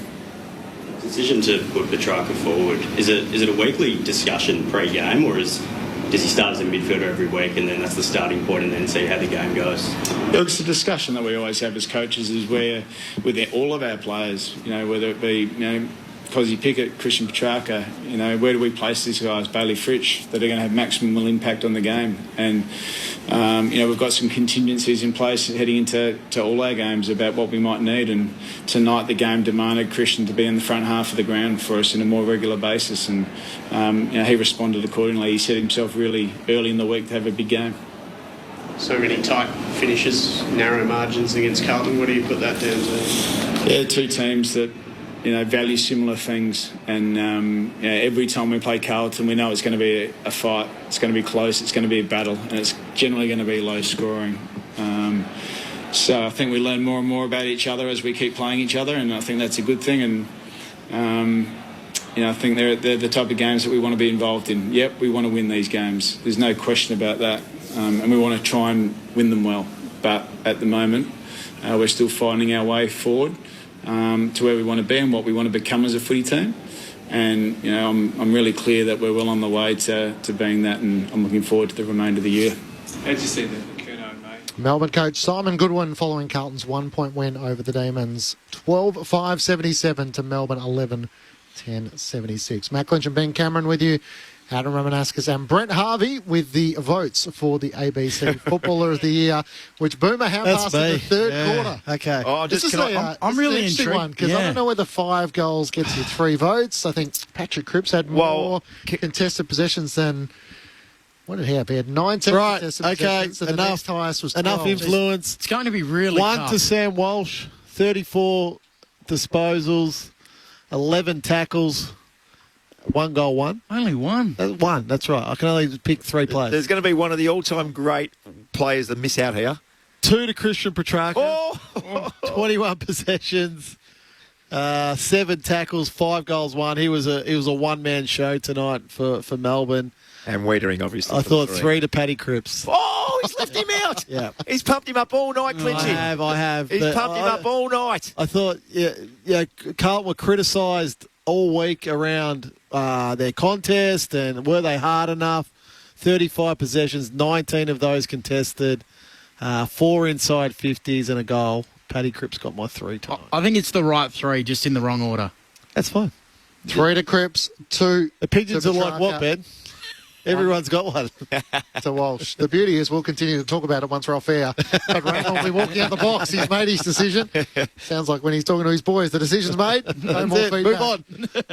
Carlton, 1-point winners over Melbourne at the MCG. A couple of quick questions just as we're about to wrap up. Boomer, Will Powell from the Gold Coast Suns has been given a 5-game suspension by the AFL for making a homophobic slur against a Brisbane player on Sunday night. The club and the AFL were aware of this on Monday. It's taken a little while for it to come through, but after Jeremy Finlayson's suspension, is enough being done at Clubland to try and stamp this out? There is education around everything you do, not only racial vilification, homophobic vilification, or anything like that, gambling, drugs. There is education that the AFL do. I think they've put a line in the sand, the AFL here. And what did Finlayson got 3 weeks? Did he? Yeah, got 3. So we're not far removed from that. So Will Powell gets you. It's simple, 0 tolerance. 5 weeks is a long time. Oh, I think they can take a bigger stance, and we spoke about this on radio numerous of times around the drug stuff as well. My opinion might not be popular amongst some people, but I just think if that's worth 5 weeks, what just happened on the weekend, you can get 4 or 5 different times where you can have strikes using illegal drugs, which kill people.